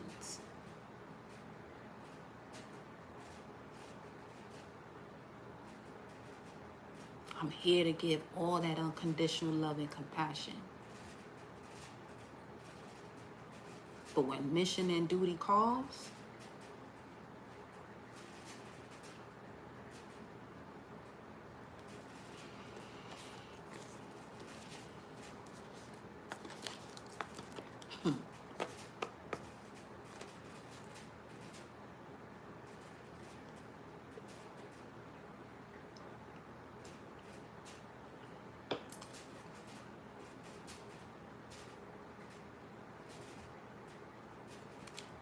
and as I express self this way, as you're listening, whatever this energy is that feels as though it wants to have power over you, it knows not to fuck around.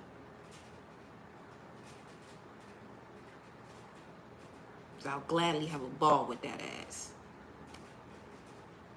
Energetically.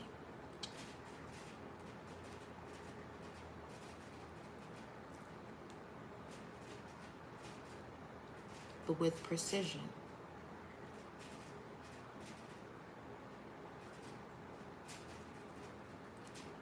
Okay? Now, if you are one within the collective on this other side of the shit, clean that shit up. It's the final call.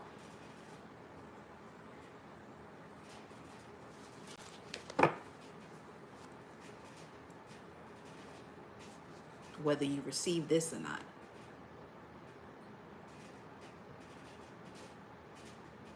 Eternal life. What's this? Take that spiritual bath.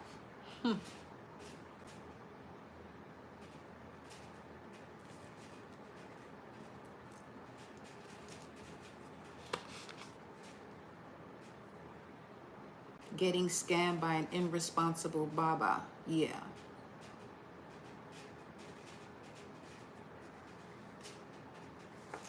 This is, stay on the path of your true north, your north node. Wow. Stay on the path of your true north. Your north node. Check planetary hour. Go figure. It's the moon hour right now. Very maternal coming through. God. Third deacon. You're no longer carrying these burdens. Because the portal of God, when you're looking at astrology, the first, you have to go through Sagittarius to become God frequency.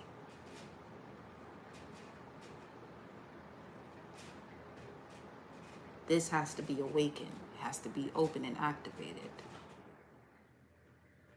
And it doesn't open until you get past the heart chakra.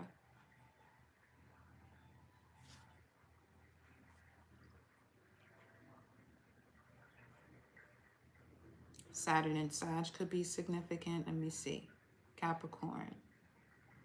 Sun in Capricorn. What's the third deacon of Aquarius? Moon in Aquarius. And Pisces, Mars in Pisces. Those signs could be significant, those placements.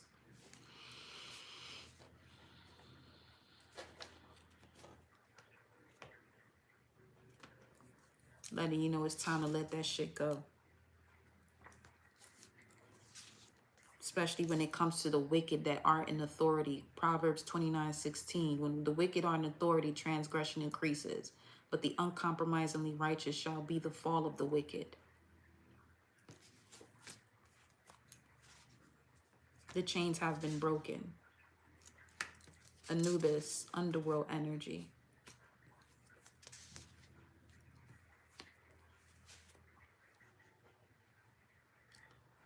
Whatever this energy is, collective, you are already aware of them from a past life.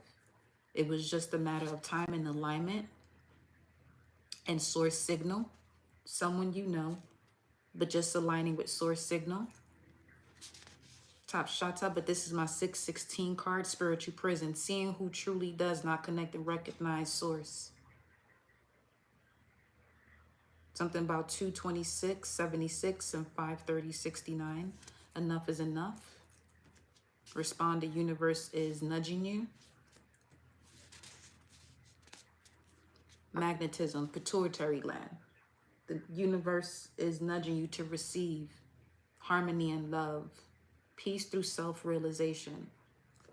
So if you're just showing up here now, the beginning of this live, we went through a bit of astrology that can help you with your own research for your own astrology, to assist you when it comes to being able to recognize when certain energies come around and the reason why they come around and what is you're being asked to respond with. They better keep quiet. 9:58. That just happened at 9:58.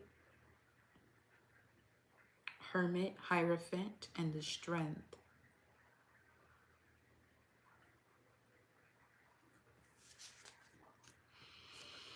Ignorance is not bliss. Trying is an insult to doing. Remove this self-imposed doubt in your power.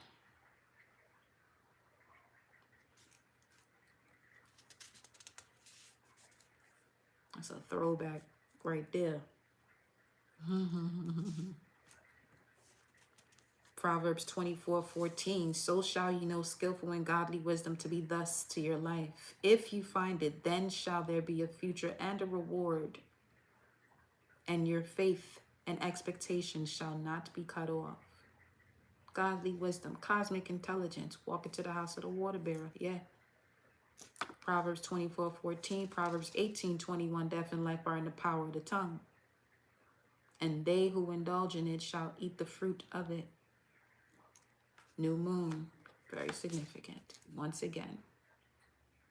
This is the way it is. New moon, this is the way it is. The message there was anything that attempts to get in the way of you planting yourself in sacred grounds with the guidance of your spirit guides, ancestors as your true guidance. Anything that attempts to get in the way of that or interject into that, that's a no. Waxing gibbous. Tweak, hone, and adjust. 203. That's my number of that I connect to the self-initiate. The self-initiate in terms of one who remembers their soul purpose. That's initiation. The way I see initiation is you going through experiences in life that allows you to align with the remembrance of your soul and why you're here. Now is the time to make moments of gratitude a priority and be patient with yourself. Perpetua. Lunar eclipse.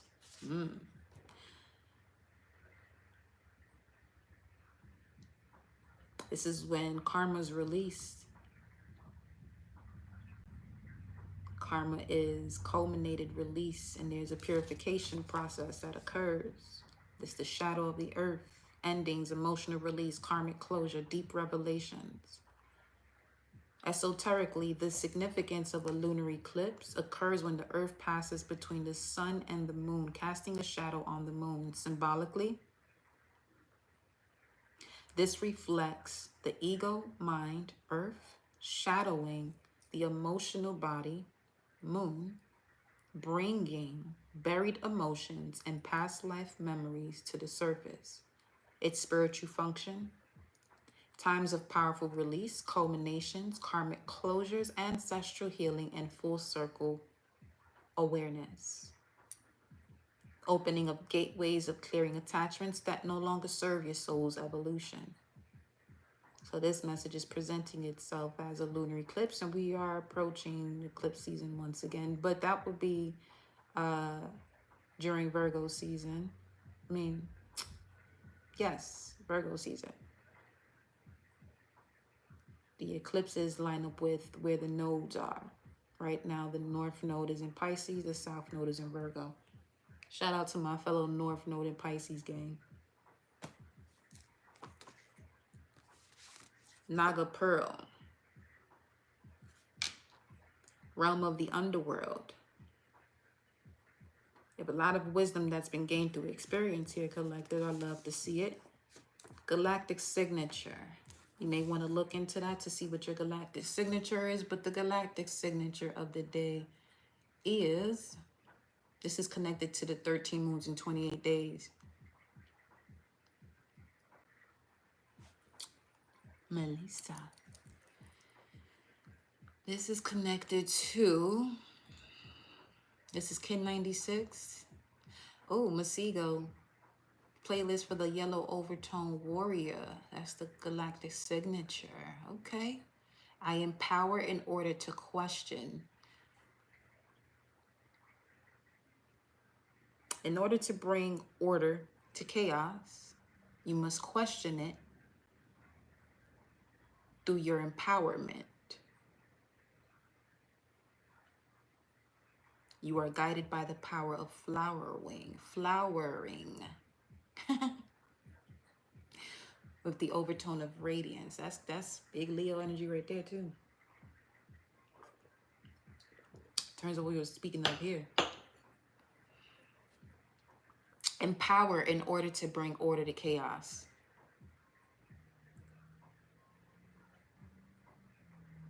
Empower in order to bring order to chaos.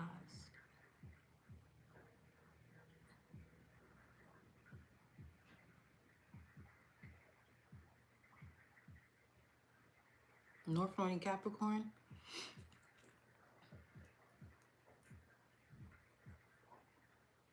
Well, hello there, you Saturn type of being you. That's why you over here then. Your purpose is about making the unseen seen. Timekeeper. Quite the lessons you go through in life, huh? But no worries. You are your own authority while Saturn is in Aries. Just keep that in mind. We got the Most High. Shout out to the projectors in human design. If you are a projector in human design, a clear indication of Where your ass don't belong is where the essence of bitterness comes up. Yes, internal conflict, but definitely learning to trust myself more and allow myself to be free. Just continue to do that with integrity, maturity, and know that you're being placed, your North Node has to do with you being placed in positions of power, which comes with a lot of wisdom.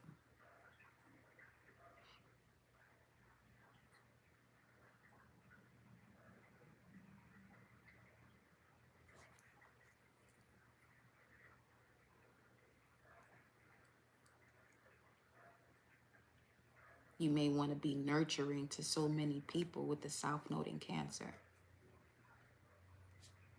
But with the North Node in Capricorn, it's about you staying steadfast when it comes to the way you utilize your feelings and not allowing your feelings to override you in terms of where you would place more of a decision based on the way you feel about it rather than the pattern that you see and the emotions that it comes with. It's something that serves for a greater purpose or if it doesn't, you know. Pulling 5D and above into 3D. Yes, we are. Thank you. The faithful man will abound with blessings, but he who makes haste to be rich will not go unpunished. Some of you have amazing businesses, enterprises that you came here to start, initiate, okay? Go about it the way your ancestors and spirit guides have guided you to do it. Each one does what they are here to do. Do not allow what someone else's perception of what they do and how they go about their business to affect the way you move, by having you feel ashamed or doubtful or guilty about the way you move and doing what you came here to do. Nah. Go get your bag. Source, be what you want to attract. Lord Shiva. Well, a lot of underworld energy. Pluto, Scorpio. A lot of transformation due to inner growth, touching up on sensitive psychological themes. Lady Nada, High Priestess, Temple of Self-Transformation, member of the Karmic Board, 7th Ray, Violets and Pinks, Atlantis. Second time Atlantis comes through here. Yep. Member of the Karmic Board. That's what we were talking about earlier. Yeah, that's what's going on here.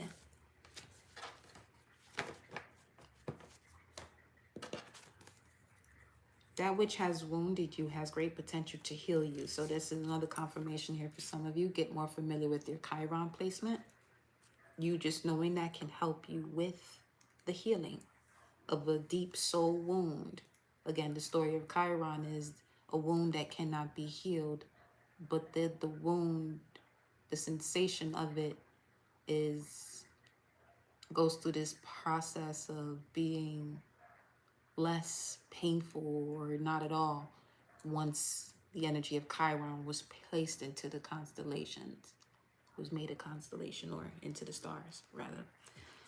Reflector, human design, highly sensitive to surrounding energy. So if you are a reflector, your not self theme has to do with you being disappointment, which indicates you should detox energies collected from conditions of destinations and recharge back to your charming self.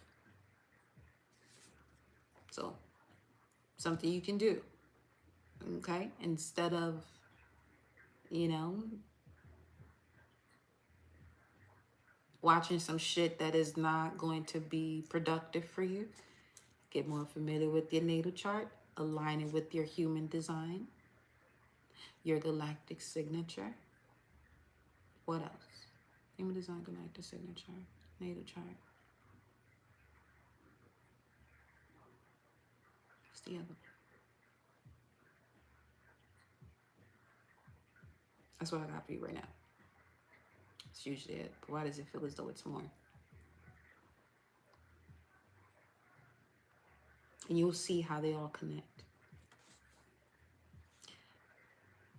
Never get in the way of an ancient dragon soul. Say that shit again. Okay, so let's see what's happening next here.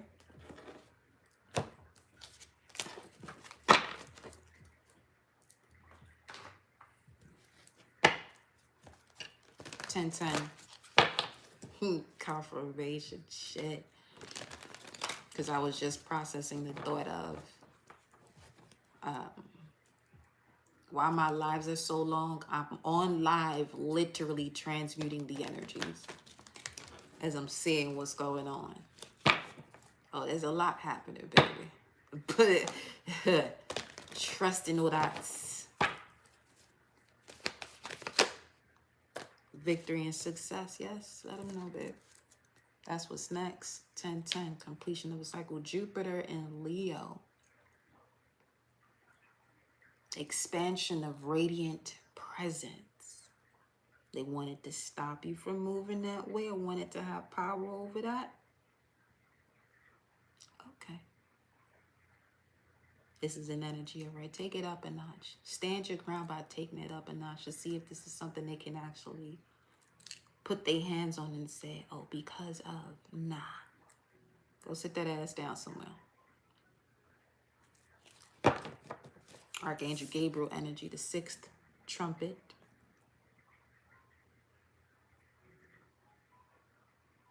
This inevitable change of your success and victory is literally flowing through your blood. So, yeah. It's a recalibration because Aries is also connected to blood as well, life force energy. And with it being in Saturn and with Saturn and Neptune being in Aries, this is also you stepping into the authority through your blood. Also with the clearing of any ancestral wounding, a clean slate of that. It will only be a clean slate if you're aware of the cosmic rhythm that's going on. Basically, when you know about these type of alignments that are going on, you gain access to something that you would feel as though, fuck, it's going to take you years to heal from this. But if you are aware of a certain aspect or alignment that's happening, you go right through that portal just by knowing the information. It helps you shift your trajectory.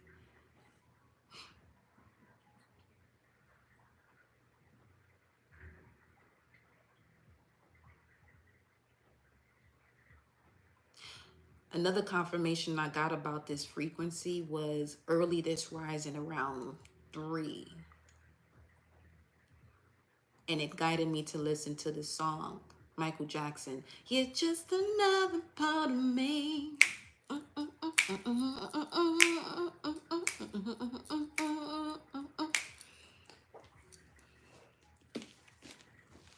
Peep game.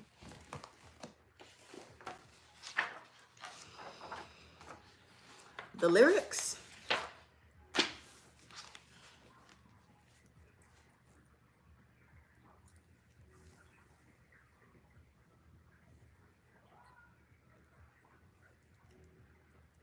The planets are lining up. We're bringing in brighter days. They're all in line waiting for you. Can't you see? You're just another part of me. Out from a nation, I feel the truth. The final message will bring to you. There is no danger to feel the truth. So come again. We need you. Oh, let's go, go, go, go, go, go. Bump that song. And see what download you get from that. But that was, yeah. I meant to mention that at the beginning of this, but it came through now. Because it's just the divine order of things. 10-14. Wow. That's 4 of Swords. The rest before the final war. But the war is more so energetically. It's not something, oh, wow, okay. Okay. It's more energetic. It's not something that has to be physically fought. Let that be so in all realms.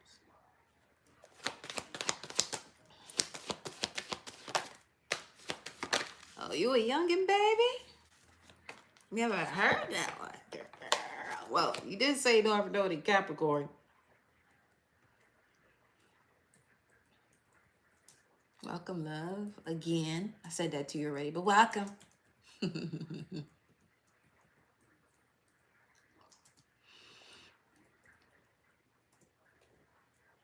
I love that you at least know that.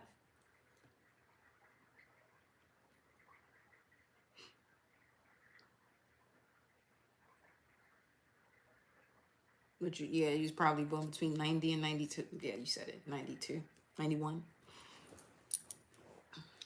And you don't know it. You better go listen to that. Hey, okay. Confirmation again. We just talked about this energy here. What's crowning you collective in the current situation is a 16, which is where I was clarifying the energy about what is the tower. And what's happening next is your victory and success. It's sudden because you are a champion for the cause. The following card after this victory and success, where there is expansion due to your natural radiance and to be in this regal power, is the tower. 16. Disruption. 616.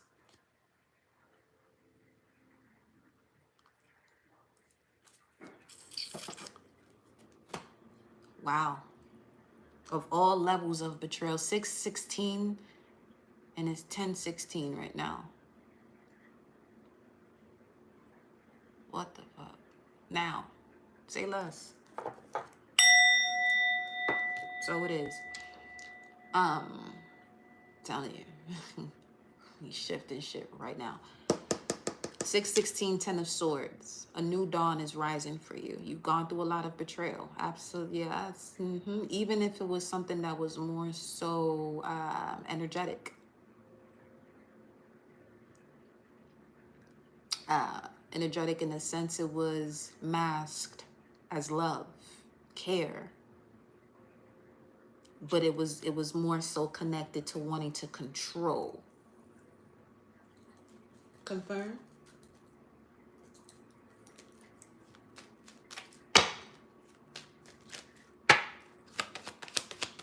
Confirm? Toil and labor.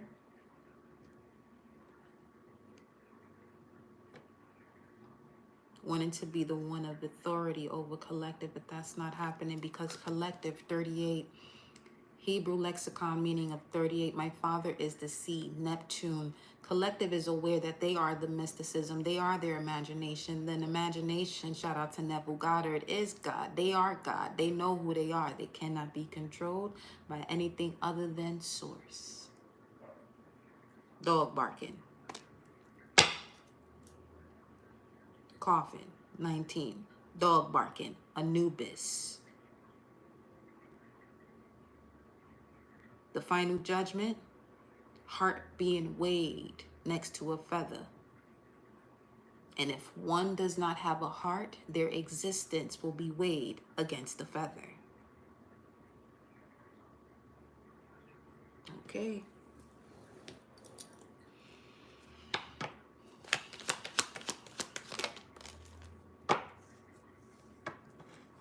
Confirmation.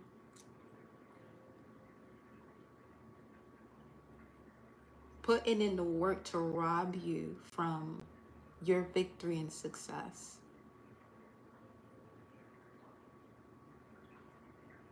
In terms of why you are at where you're at, why you are the way you are, or who you are.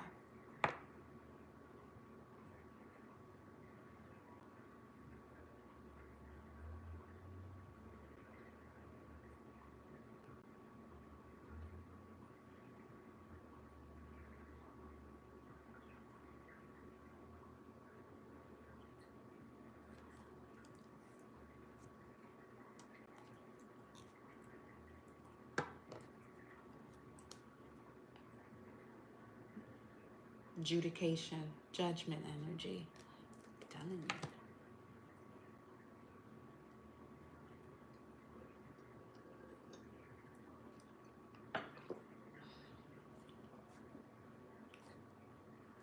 There's a purge happening.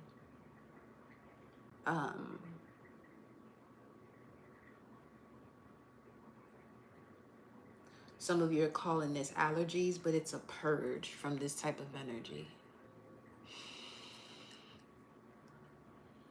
That's how deep it is.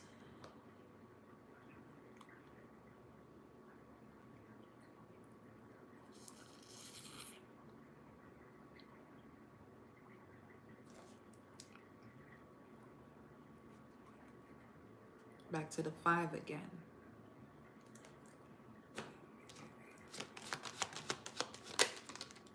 I'm fucking telling you, bro. False person.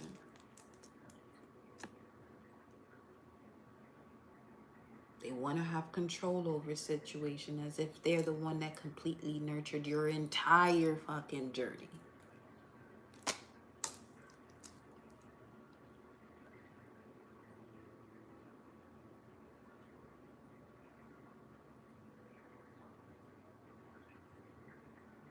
Because of whatever childhood wounds they got that they haven't fully cleared up with the child number 18, the moon.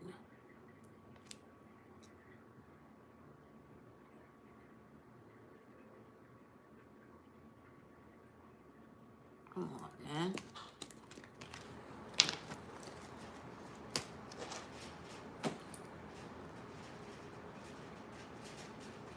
That's all right, collective. All is well. The message is clear. Stand your ground.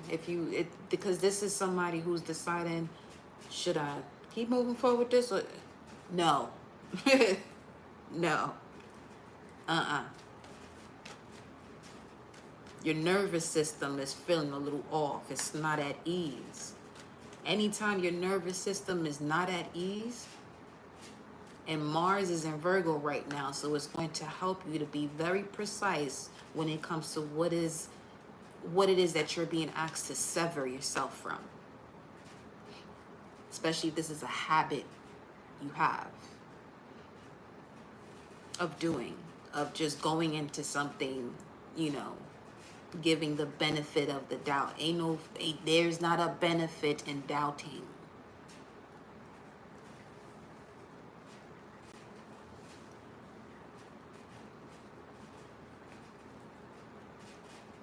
Doubting will literally close up your sacral chakra. Now you don't have a sense of feeling at home within yourself, or even being able to be creative, to connect to the womb space of creativity, the beginning of ideas, the depths and originality of your ideas.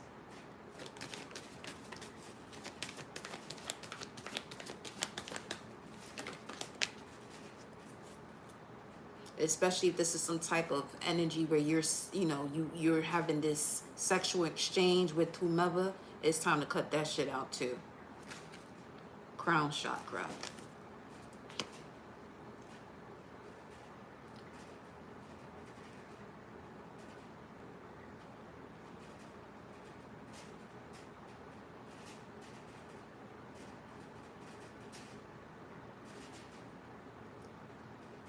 Sudden recalibration of the mind.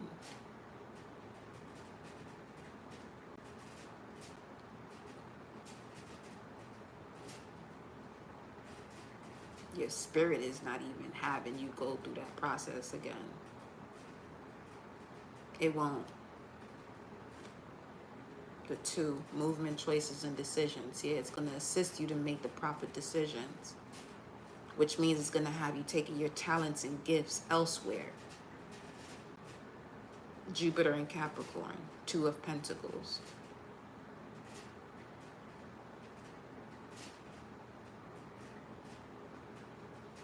You have the level of responsibility you have because you have the tools to do so. To be able to handle the responsibility you're given.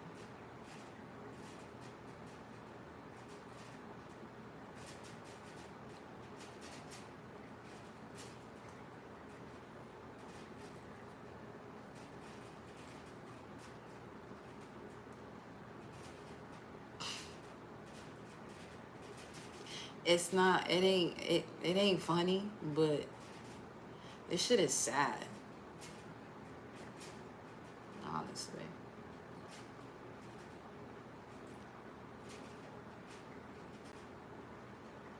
What is that from?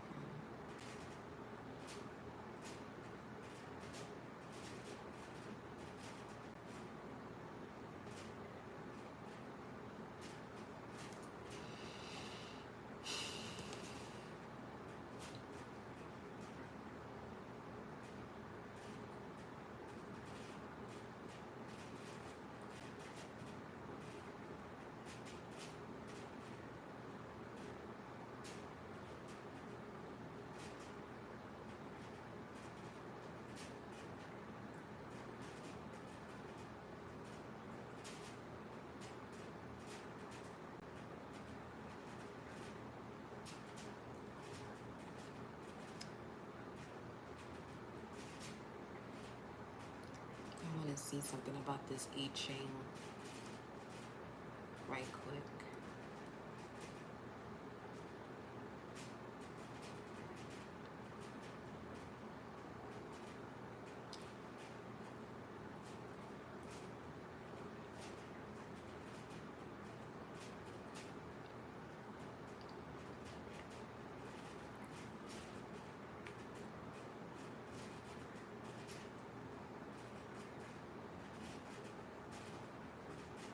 There's a sudden transcendence, cosmic unity, divine remembrance.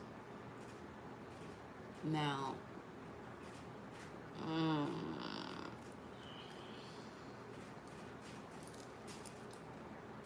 that's Uranus and Neptune energy right there too.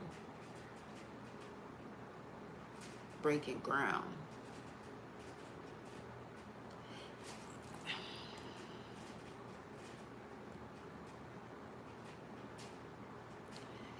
People really didn't get the memo of walk into the house of the water bearer.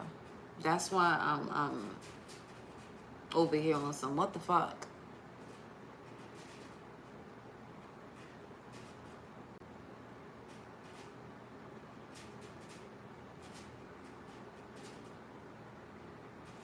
It's coming through as a false, people having a false access to their own Christ consciousness and access to divine wisdom.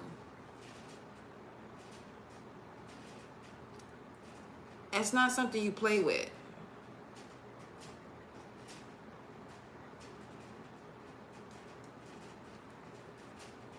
It's really not.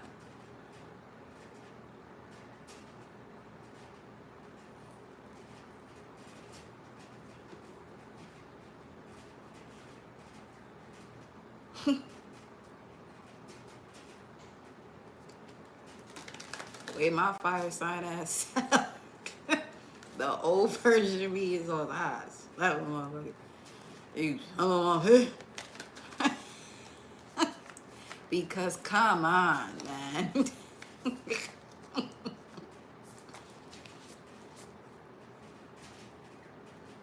What's next is collective victory and success, a sudden awakening. Because you have divine access to your Christ consciousness and divine wisdom.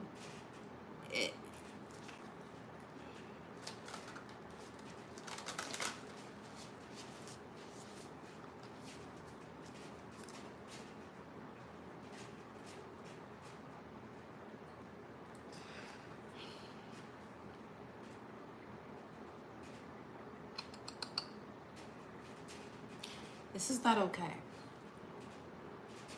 It's not okay.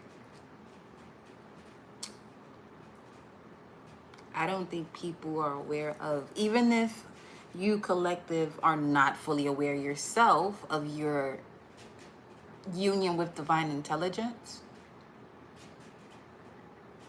cosmic mind, and spiritual sovereignty.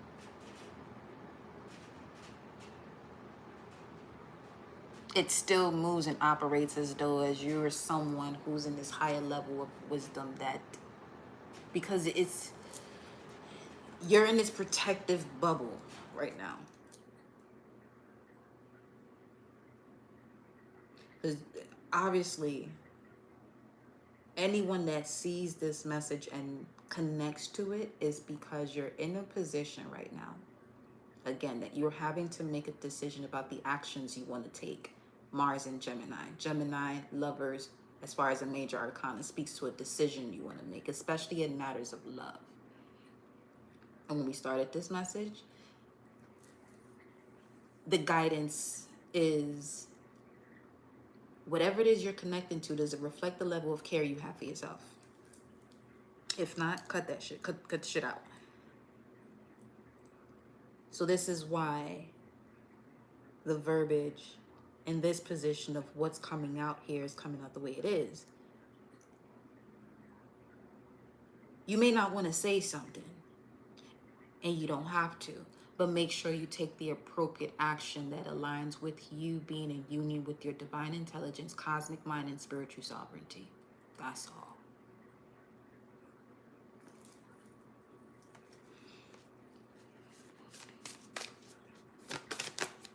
Clarify this with the sound. Throat chakra 33. Yeah, you would assert collective here is an ascended master, an actual teacher, one who has the actual keys to teach, to do the teaching. Crown chakra.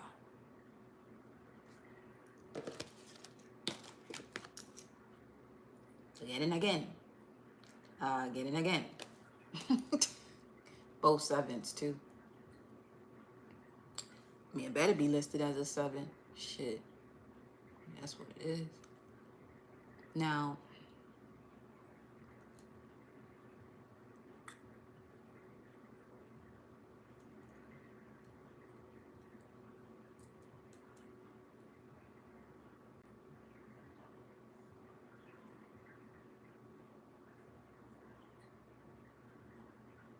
all I heard was keep your wisdom tooth in your mouth.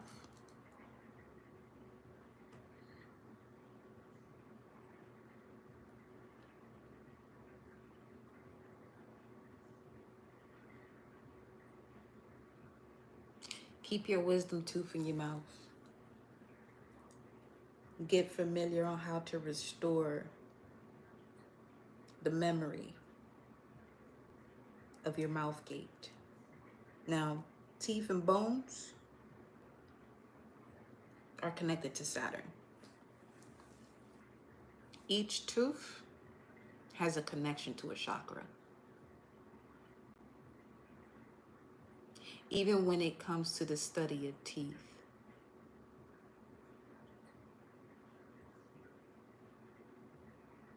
the top energy, masculine, feminine, bottom, if I'm not mistaken.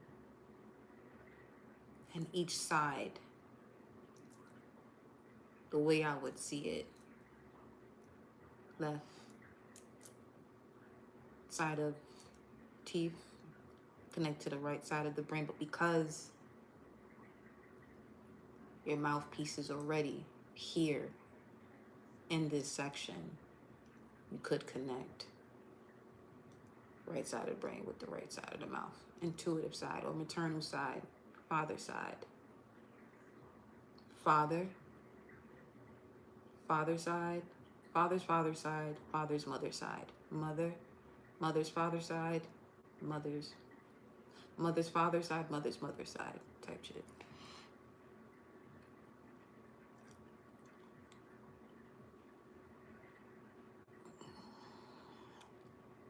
Is your North Node in Capricorn in the early degrees? Is it in between 0 and 9 degrees?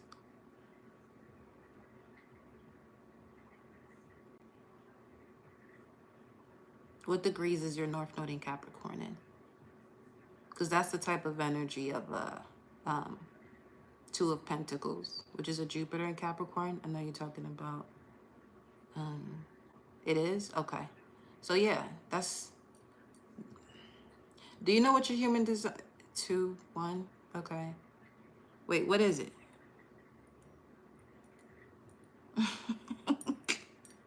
Arrow? Oh, 2 degrees, 1. Okay, I got you. Okay, yeah.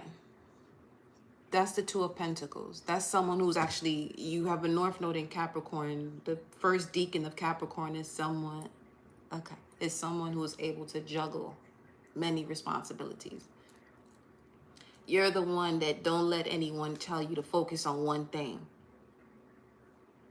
Your North Node truly encompasses the energy energetically. The energy energetically. Which one? All of it.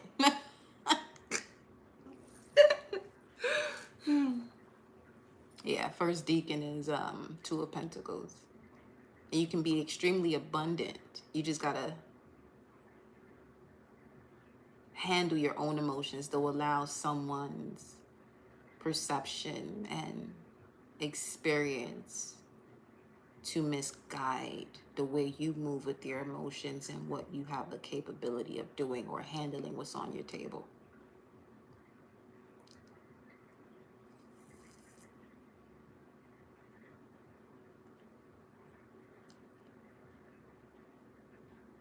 (18, 24) Capricorn, know that you're fine, no worries.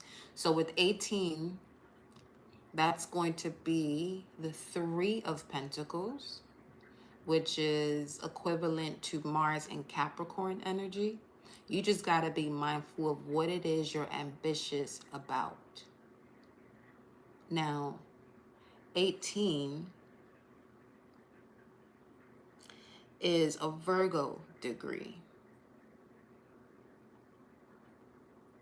So you have to just connect with the level of precision, but also with it being Virgo. What makes your nervous system feel at ease? Go towards whatever allows your nervous system to be at ease. And anything that has you feeling all over the place, put that to the side. That can wait. That can wait. Do you know your rising sign? Just place your sun, moon, and rising so we can get you in alignment with this new moon in Cancer that just occurred.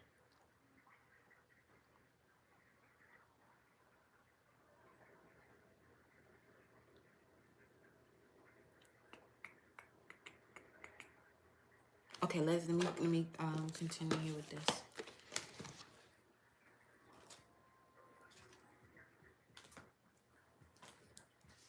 What's the advice in this energy? Cancer, Sag, Cancer. Well, look at you, Miss High Priestess, you. Wow, you have the awareness and the embodiment of a High Priestess with the soul of a fire goddess. You better not let anybody get in your way. You're going to literally be the first within your generation to do something that hasn't been done, setting new foundations. You just have to trust your intuition. Cancer is the archetype of the High Priestess. Okay. Welcome. Welcome. Welcome.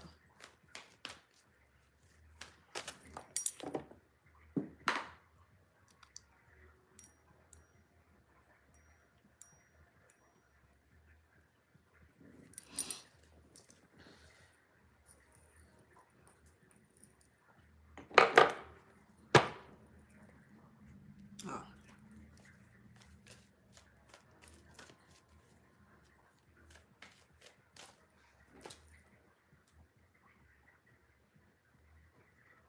That's dope.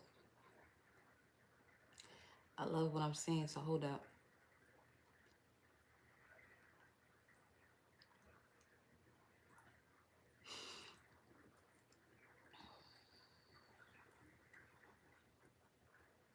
Because the new moon in Cancer occurred at 4 degrees, which is a Cancerian degree, right? And as a Cancer sun and Cancer rising, as far as your sun sign, this could be assisting you with your career. With the new moon in Cancer being in the first house, as far as your rising sign, this is literally the experience that you're going through, while also having the awareness where you can translate this into your career. Okay? Your career path. because that's what that sun sign would talk to you about as well. With this new moon in Cancer as a Cancer rising, you're going through a spiritual portal of shedding any emotional mask that didn't allow you to feel home within yourself. Now, this is huge for you, a lot of success here for you, while Jupiter is in Cancer.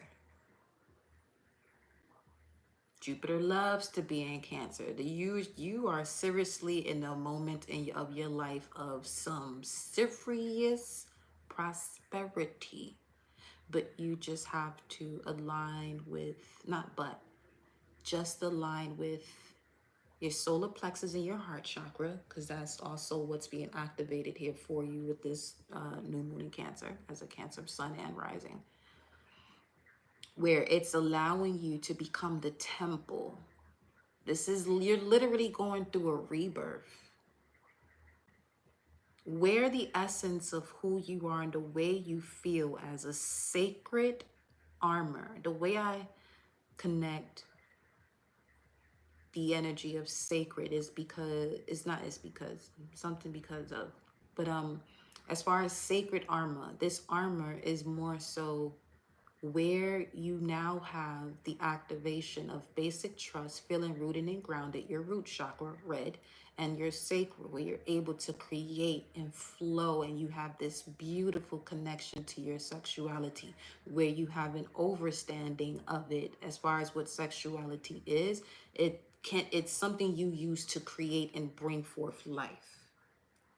So you don't want to mix and mingle that energy in situations or with people who are not in alignment to the respect you have for your temple. So in order for you to be more aware of that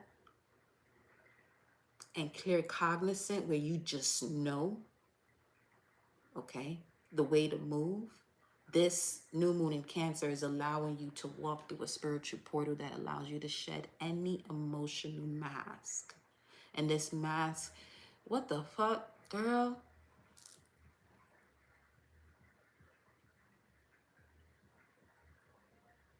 You are certainly a reincarnated soul.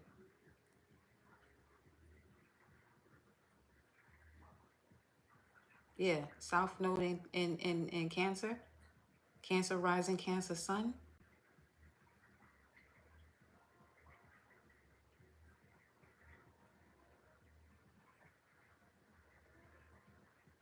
As far as galactic family energy, that's Assyrian.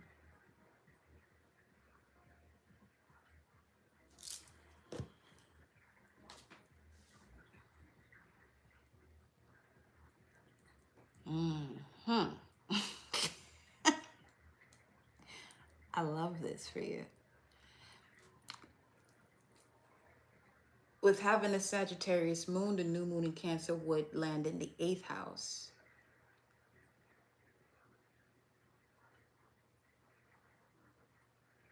Quantumly, your message is to feel, to alchemize, and feel to feel free.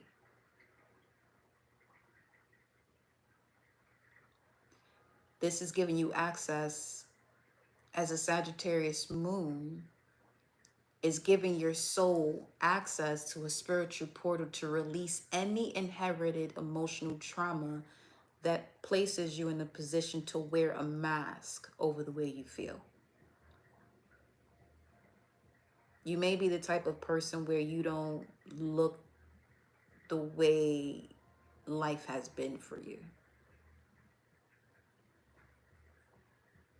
In order for you to see a metaphysical shift, for one, first and foremost, you can literally see the metaphysical. With the moon in Sag, Cancer rising, Cancer sun, you can literally see the metaphysical.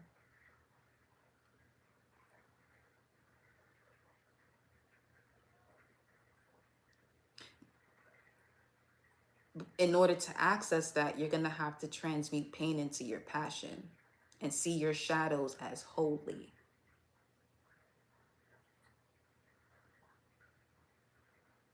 Your vulnerability is going to be a gateway of your quantum power. And your quantum power, the message of that is to feel in order to alchemize. All you have to do to change your situation is feel the change. You literally have the placements to do that. Okay? Definitely shedding and trusting self, and yes, reevaluating sexuality. Every time I tap and you show me the mirror, and I deeply appreciate. You're so welcome, my love. Honey, go out there and be great. Stop playing with her. Oh, wow. It's an honor, okay? It really is. Because I'm a Sagittarius sun with the Cancer rising. So, I see you, honey. Yeah. See shadows as the holy. Yeah, that's you. That's you, love. Oh, yes. As a Syrian, you have the awareness and the purpose of a Syrian, but you also embody the energy of a Syrian. Okay? Any type of, I'll get to you in a second here. Actually, this I get to you now. So no one can attack you unless you say so. You gave power to that. Wherever you learned that from, you gave power to it. As soon as, whatever you place after I am, you give your life force energy to.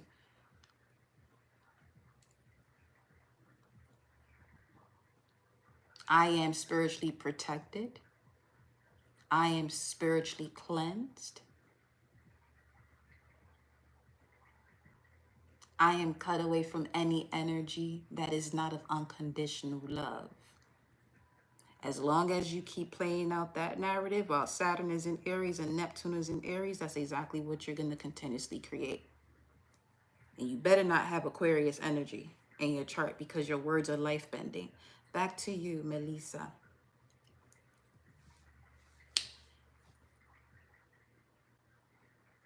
Yeah, ask your question. Just make sure it don't get you blocked. As a Cancer sun, Melissa, and Cancer rising, you are a Syrian temple keeper. Okay? Which means your Akashic signature is womb technology and ancestral memory libraries, aka instant access to your Akashic records. What is the Akashic records? The library of your soul.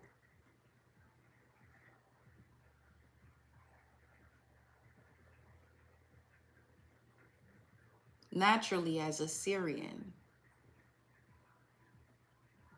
there's a governance of emotional mastery and water codes.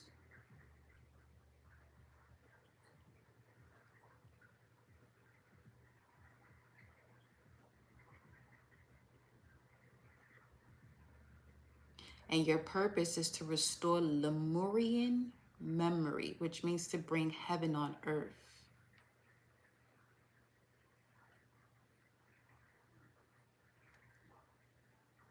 Okay.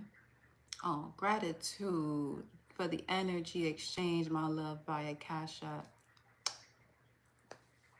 Infinite abundance back onto you, honey. Infinite fold. Times 9 plus infinite fold.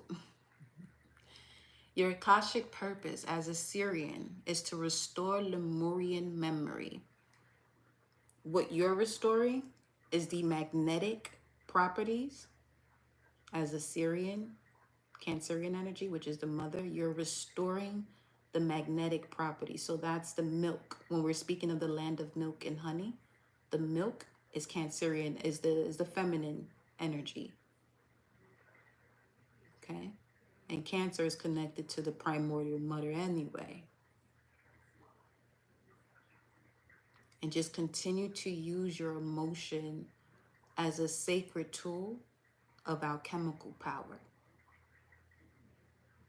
And as a moon in Sag, you carry the soul of a blue avian, which is also a connection to Lyrans or blue beings.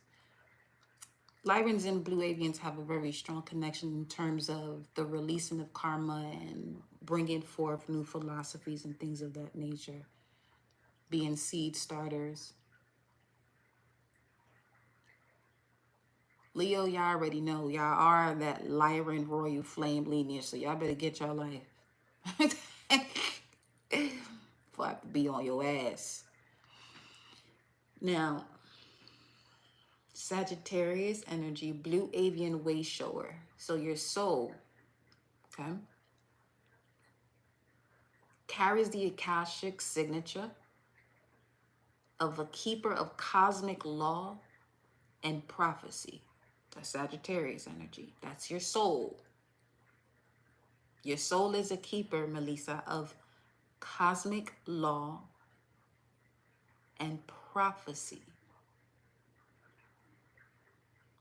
So when you hear this chat about false prophets and you come into the space, that can no longer exist because you're the keeper of cosmic law and prophecy. You literally embody as a soul the essence of divine cosmic judgment in the space of a false prophet. Okay. A blue avian is known for encoding higher moral order and universal law. Hence why I'm always expressing about that. At least the cause and effect one. The balance of it, which is also connected to a 7. So as a Sagittarian starseed, you are also a prophetic traveler and a divine messenger. Your purpose is to teach the universal truths forgotten by Earth civilizations, Melissa, and restore spiritual direction to lost times, while also embodying having to bring heaven on earth. In that sense, heaven on earth would be you playing out your role in terms of bringing in this pure, divine, feminine energy of the high priestess. Because that is the archetype of Cancer, high priestess. Okay?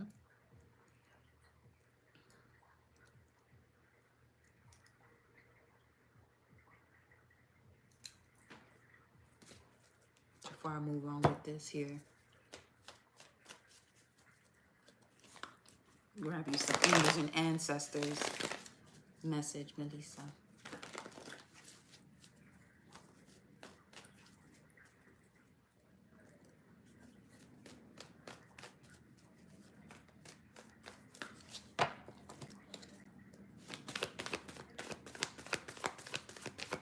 Melissa. Melissa, Melissa, Melissa, Melissa.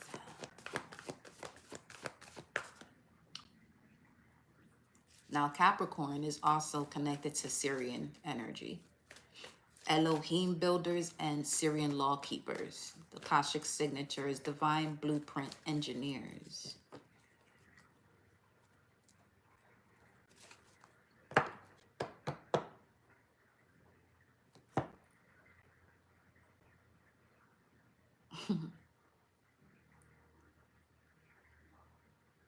As far as your North Node, make sure it involves you reinstating cosmic justice and the building of new earth infrastructures and anchoring spiritual mastery through divine work. You over here with your notebook.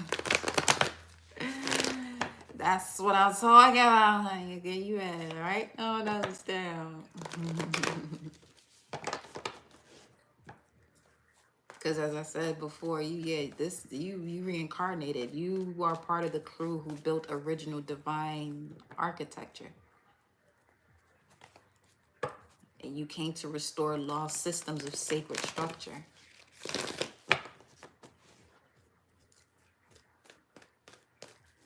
It is a divine pleasure to meet you, my love. Realigned with you, actually.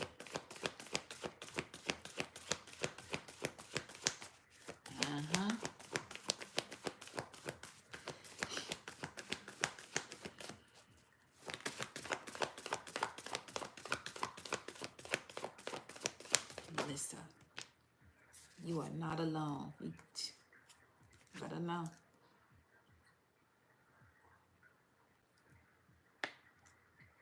Blue jays, feathers are going to be your specific indication of divine order, divine alignment. Keep going towards this path. Okay? You're not alone. And remember, they said to remind you, do what brings ease to your nervous system. So this may even cause you to, place yourself in a position where you are reevaluating what your desires and aspirations are. And that's perfect. You see a blue jay all the time. There's a few that live in, yup. Though that's a blue avian, though. They are blue avian messengers. Yeah, throat chakra. So it's time for you to express yourself. Part of your purpose is also in reinstating that cosmic justice is through your throat chakra. Expressing your truth or just being truthful to yourself, about what it is that you desire to do. That's where it is.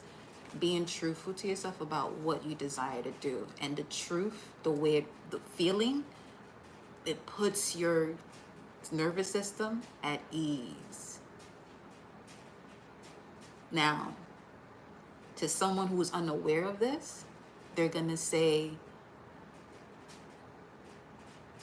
what is natural and effortless for you to do because it brings ease to your nervous system, that it won't make you successful, but that's what comes natural to you. Okay? You already got Saturn with you applying that resistance, but it's also working in your favor where it's giving you the proper resistance to strengthen you in the proper areas. You know me? Heavy on the dash. Yeah.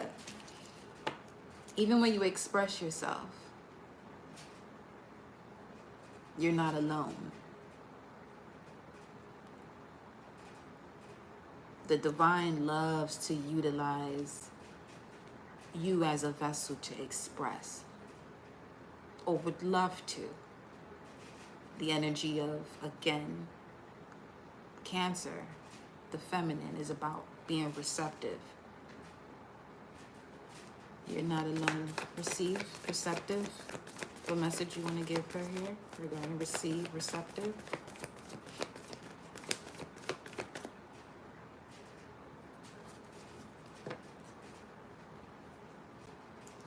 Because when you are in alignment with what your purpose is, you are tapped into basic levels of trust. You got the root chakra in order, the sacral. Now you can trust your gut, the messages that you're receiving through another brain that is your gut. Any situation that is not in alignment to you is going to have to distance itself from you. Allow it to. Okay? If something leaves your life, it's because it's already been given the message. You better move from here. Type of energy. So don't go chasing anything.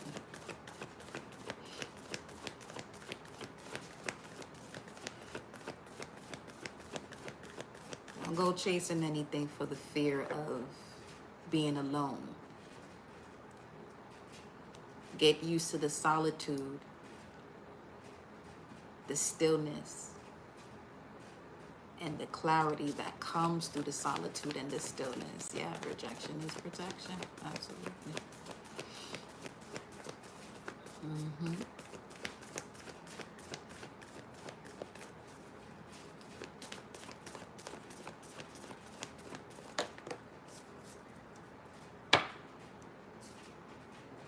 Take care of your needs. The wolf, Cancer energy right there again. So,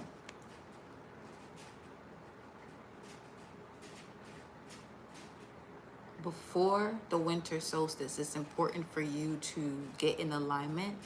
There is the act of balance that is happening is literally 1100 for your reset. Take care of what you have to take care of for you. Because with the South Node in Cancer, I already know you the type to want to take care of everybody. And then you got Moon and Sag. Oh gosh, girl.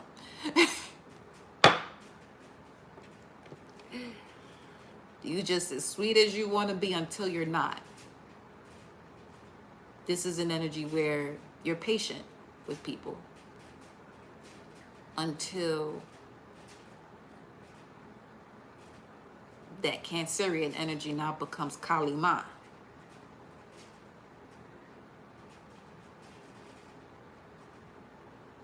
Kali Ma taking all heads off shoulders. But before it gets that far, take heed of what it is that you're feeling when you have all of this deep resonance and knowing and revelations that come to you. Okay? Whenever you see a blue jay, take note of the time. Take note of the time and what is the thought that comes across your mind. Okay? So that way you can keep track of what they're actually guiding you, because you're not alone and there's something that you are receiving through those blue jays. But the numerology and connection to the numbers and the thoughts that you're having is going to help you to see exactly from a macro level to the micro what's going on. Because you're certainly receiving messages about this upcoming winter solstice where you're being guided to make shifts and changes now that may require you to step into solitude. But know that you're not alone. Okay? Your guardian angels are always with you. You could also look into that as well, because each of you have your own guardian angels based on your birthday. Yeah, be graceful in movement and action.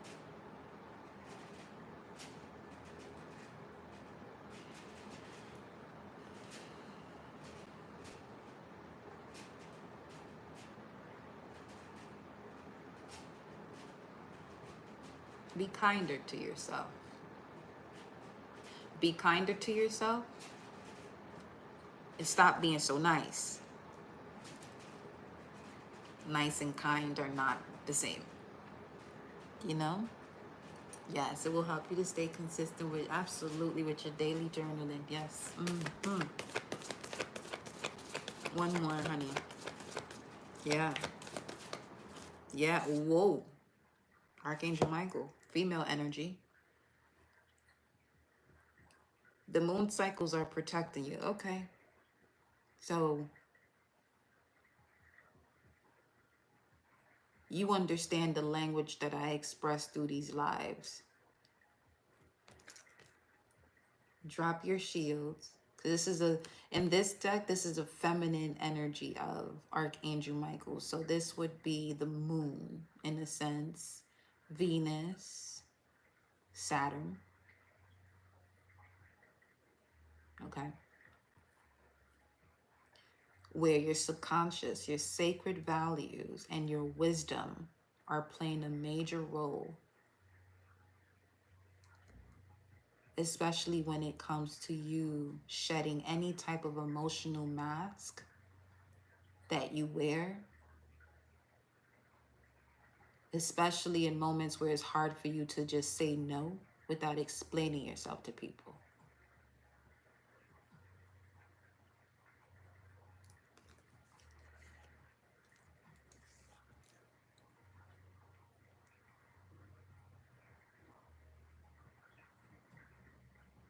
Yeah. You certainly have this guardian angel of Michael over here not played about you. This could also be a feminine ancestor. Exactly. No is a complete sentence. That's a fact. Air guardian, shift your perception. Let me see what's behind this. You have a lot of guardians. Trust your instincts. What in the... It's the blue jay. It's the blue jay.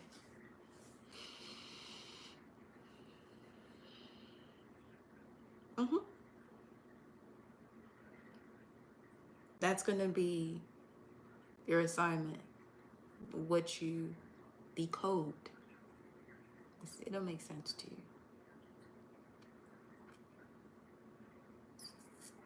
Yeah. And once again, welcome. Man, honey, I love that. I'm a Sagittarius Sun, Aquarius Moon, Libra Rising, Taurus North Node. Fancy, fancy, fancy.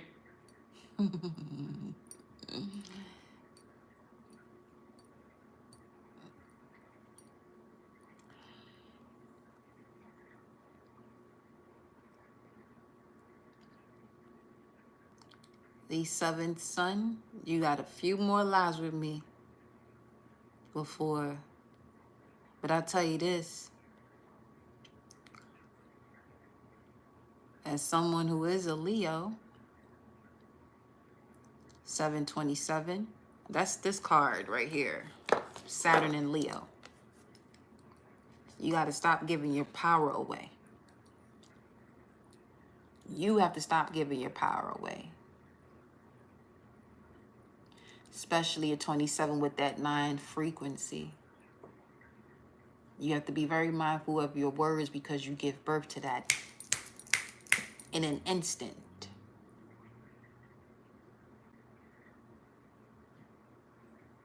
Okay?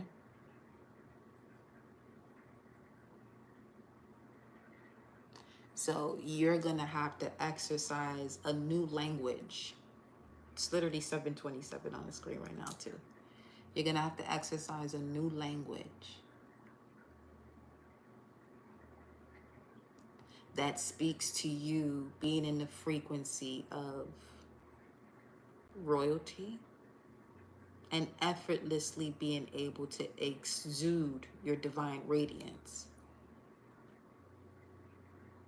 Because feeling as though you're being spiritually attacked, that's not someone who recognizes that they're regal, that they're of royalty. A fucking Lyran, might I say.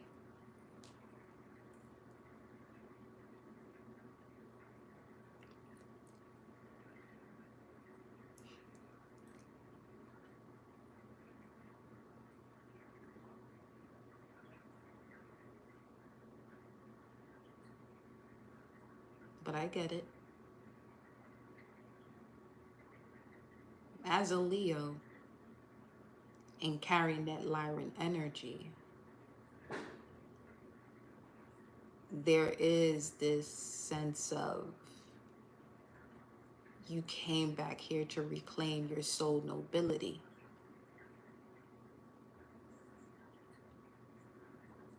Experiencing the galactic wars and the fragmentation of your soul, which is why it's even more important for you, the 7th Sun, to shift your language immediately.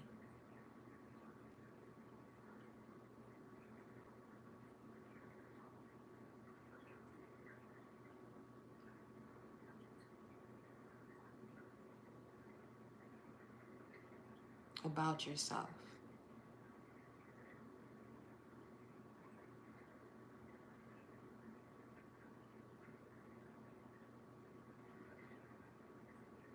Don't mind relaying any message to you.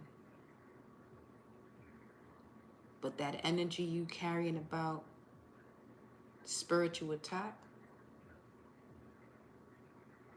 you're not in that galactic war anymore. You're not in that essence of where your sovereignty was taken only if the words that come out of your mouth expresses that.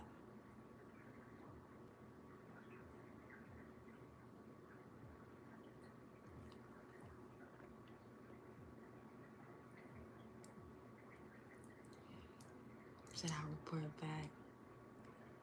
That would be amazing. The seventh sun. Where you at, yo?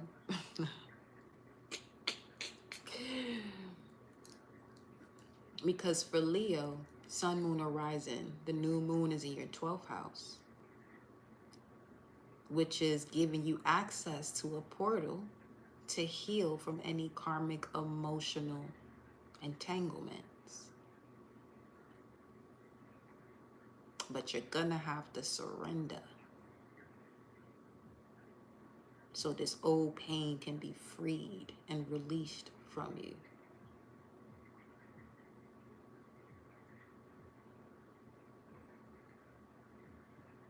In the beginning was the Word. Word was with God, and the Word was God.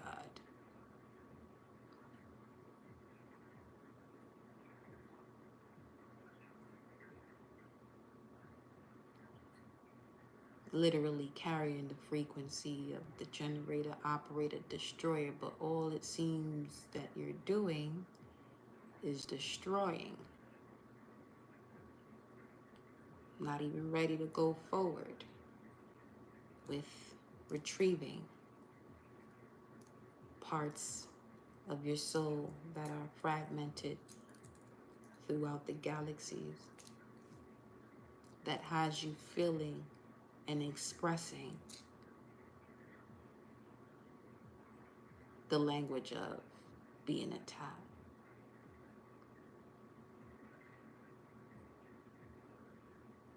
Because even when it comes to the heart, it doesn't attack. It's the lack of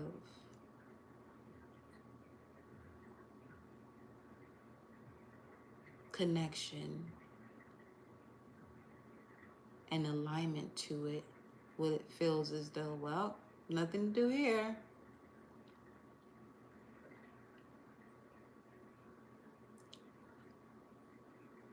And now it keeps you in this hell or in your lower chakras, and in that space out of balance, where there's a lack of knowledge of the lessons you came here, decided on to gain wisdom, Saturn. The knowledge of your subconscious mind and your sacred values, Moon and Venus. And the use and action of your willpower, Mars.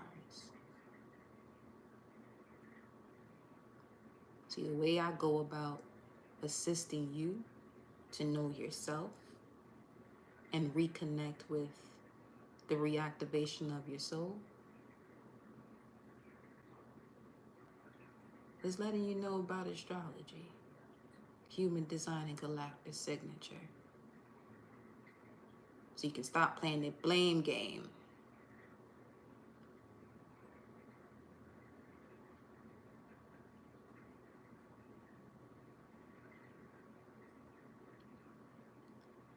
Because all these situations that are happening to one externally is a reflection of the internal.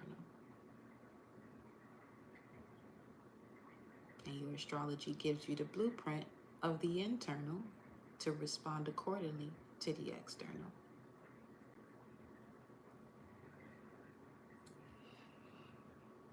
As a Libra rising, the new moon in Cancer is in your 10th house of purpose, legacy, and visibility.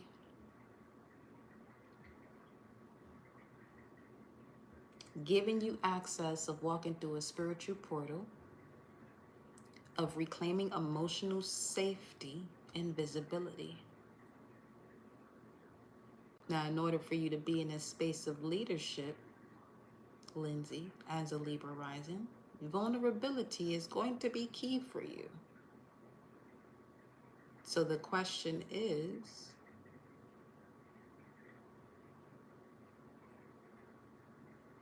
are you in a career that allows you to express your soul? Or is it based on performance, which can easily shift you from your soul's expression?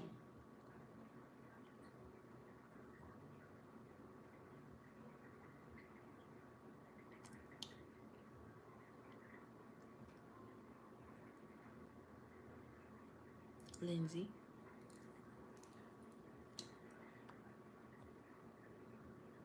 And you a Sagittarius too? Bring your ass over here so we can talk about this shit. We just stopped this whole collective read. Well, that's fine. Everything happens in divine time. Aquarius moon.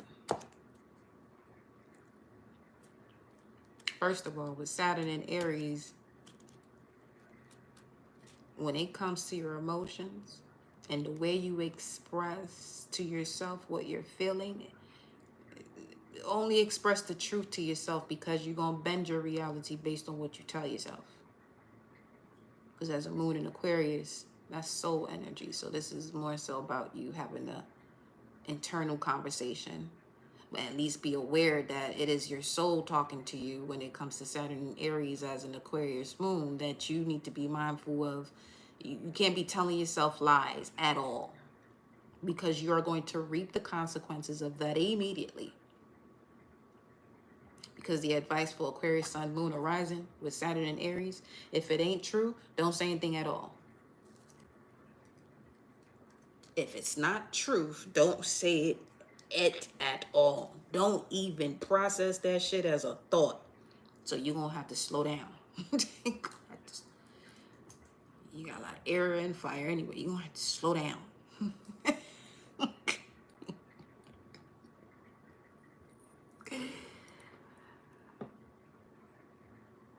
Ooh, with a North Node in Taurus, that is value and luxury.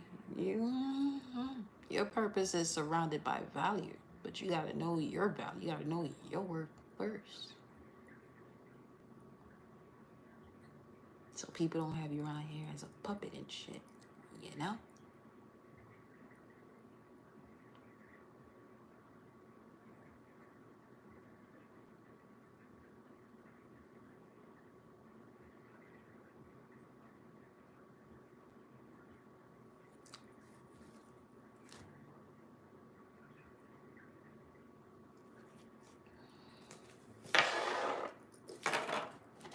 Let me say something. Do.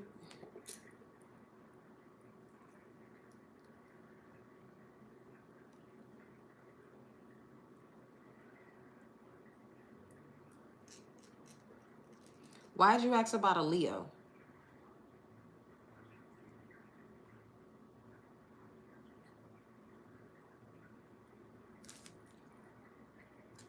Because the way this Pluto and Aquarius set up, and you in Aquarius rising, you in a situation with a Leo, that shit might end. If it's a significant relationship and not in alignment to your soul expressing itself.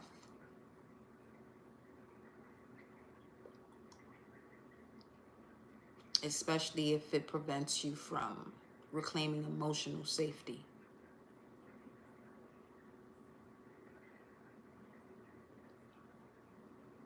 Just saying.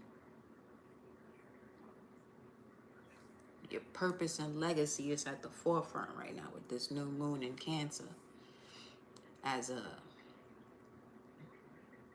Libra rising. That's what you said, right? Yeah.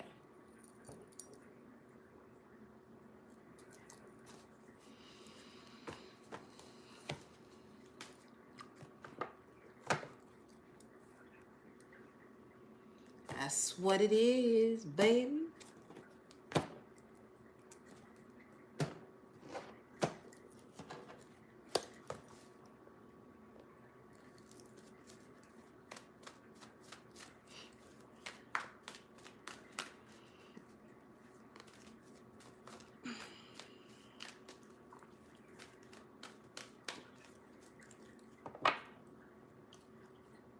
Yeah, the 7th son gonna have to get on his P's and Q's as a Leo with Pluto and Aquarius. Especially in matters of career.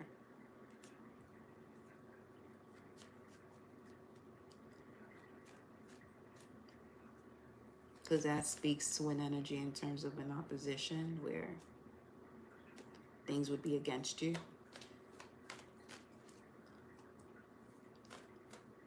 Hidden energies of people who are claiming to support and want to be there, but they literally coming around to fuck your shit up.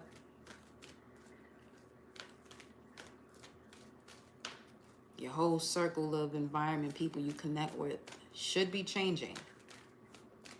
Better change, because you're going to see the truth of who these people are. I mean, the way it was being stated earlier, you've been seeing that already.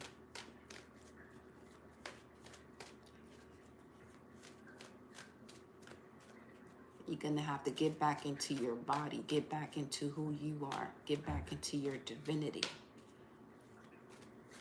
So you're not giving your power away.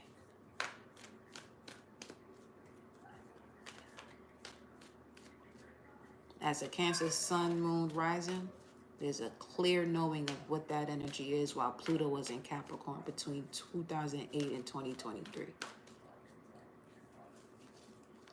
Had a lot of so-called people that call themselves supporting you, but they were really in opposition to you. We're good on here. Just the final advice on this. Final advice. Connect to your Saturn. Get fully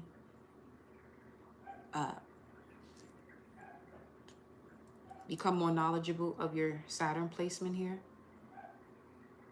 11/22/9/29.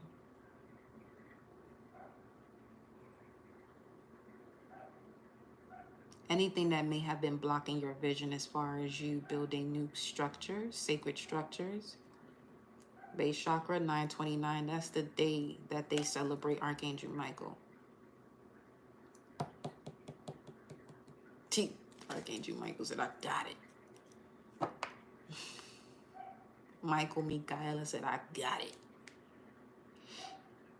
Especially any type of frequency that brings forth conflict and defeat. Mercury in Aquarius. Venus in Aquarius. Where your sacred values don't align with a certain network or community, and it's not something that can be built with for the long term. And this is anything that's going to be severed out of your life, it's because it's not for the long term.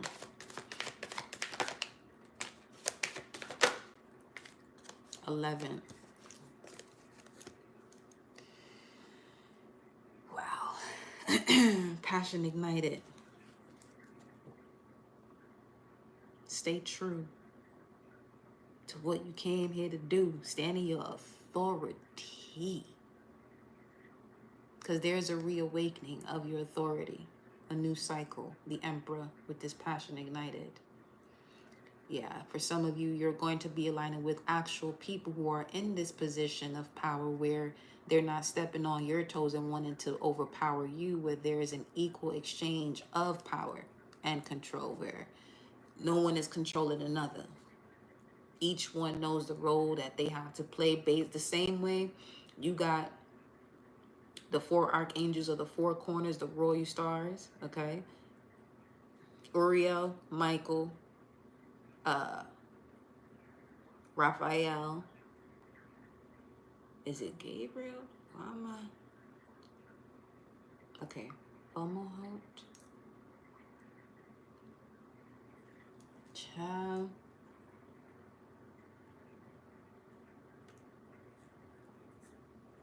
The 4th is hidden. The 4th is hidden.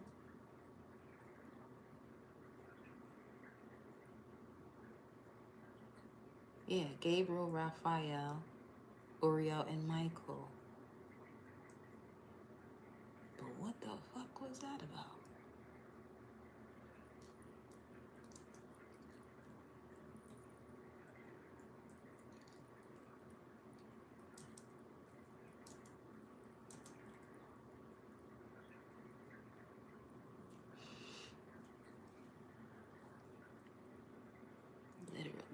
It is that, yeah.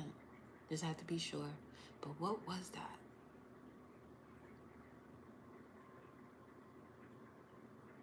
Oh my gosh. So, what the fuck?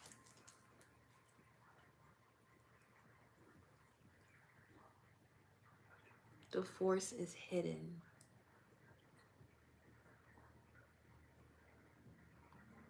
It's real subtle the way these protective angels and guardians are moving. But they are moving.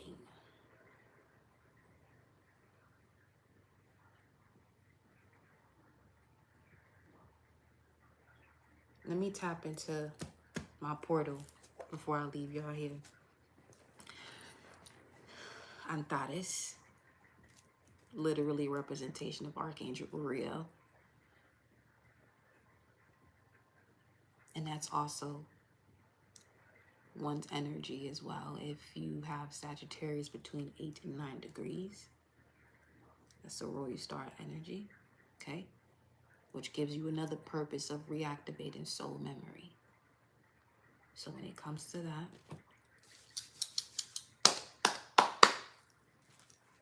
that'll be the final message.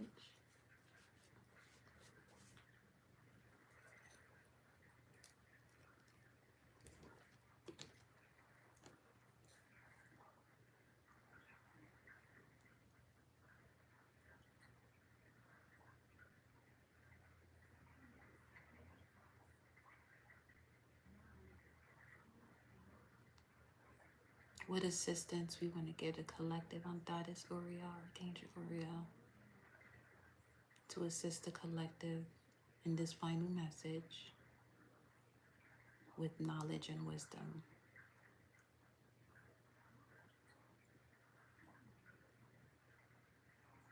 In the development of confidence in themselves and their motivation. As motivation is internal, inspiration is external. What is the final message?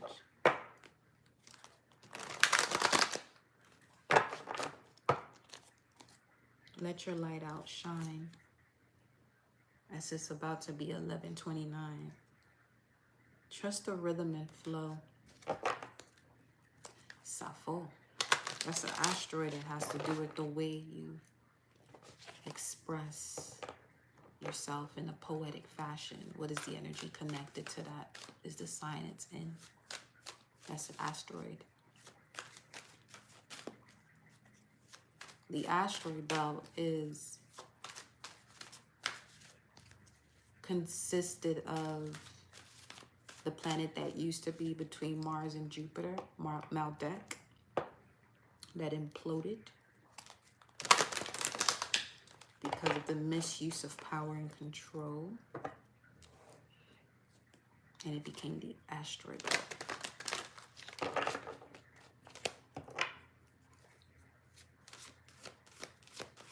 Which consists of quite a bit of feminine energy when you look at the asteroid belt. So this could also be of assistance to you in working with your shadow. Bringing it into alignment, light and dark. Uriel, final message.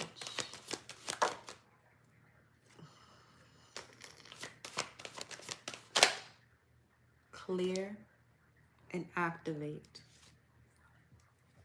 Create sacred space by ending any situation that no longer serves you.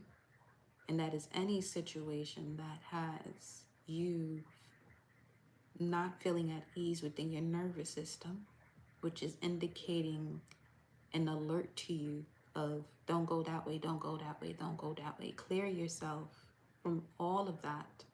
Create sacred space as you're going to be activated with further knowledge and wisdom to assist you in developing confidence and motivation, helping you to move, helping yourself to move, motivation.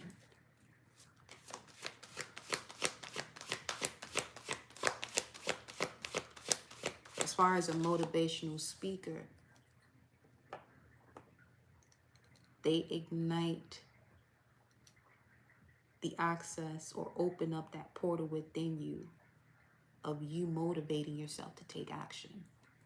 They don't motivate you. They give you information for you to motivate yourself. Okay? Because motivation is internal. Yes, yes, yes. Wow.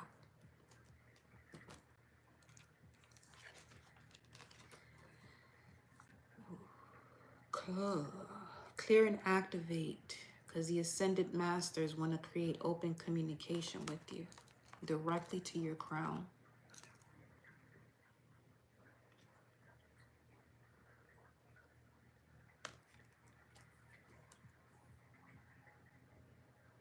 And there will be a clearing 11/31 of anything that's consisting of leading you astray. It's a secret temptation. That shit came up earlier. Anything coming into your life as a distraction, presenting itself as gold, but everything that glitters isn't gold.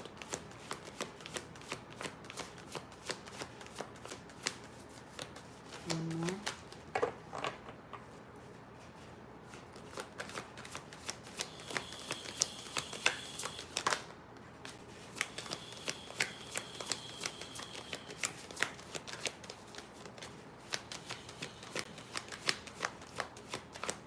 Practically fasted today. I don't even be doing that shit on purpose. Yeah. Okay.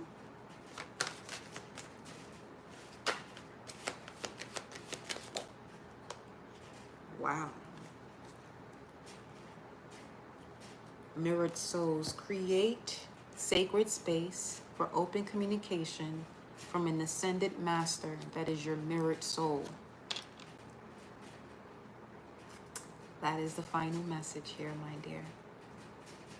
11/21. Giving you the tools to bring something to balance to close out the cycle. 9 and 2, 11, justice. 21, completion of the cycle. You're going to have to go, wow, into the home within yourself. 9, hermit. 2, high priestess. To see the closing of this cycle clearly so you can have the tools to utilize to close it. This tool may come through as a feeling, emotion, an idea, action.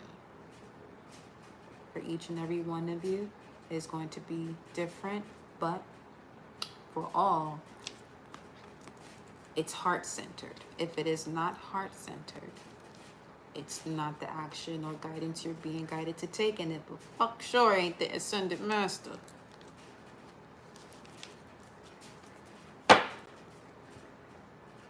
But you will be going through an awakening of your crown. Your crown is, yeah, there's a rebirth.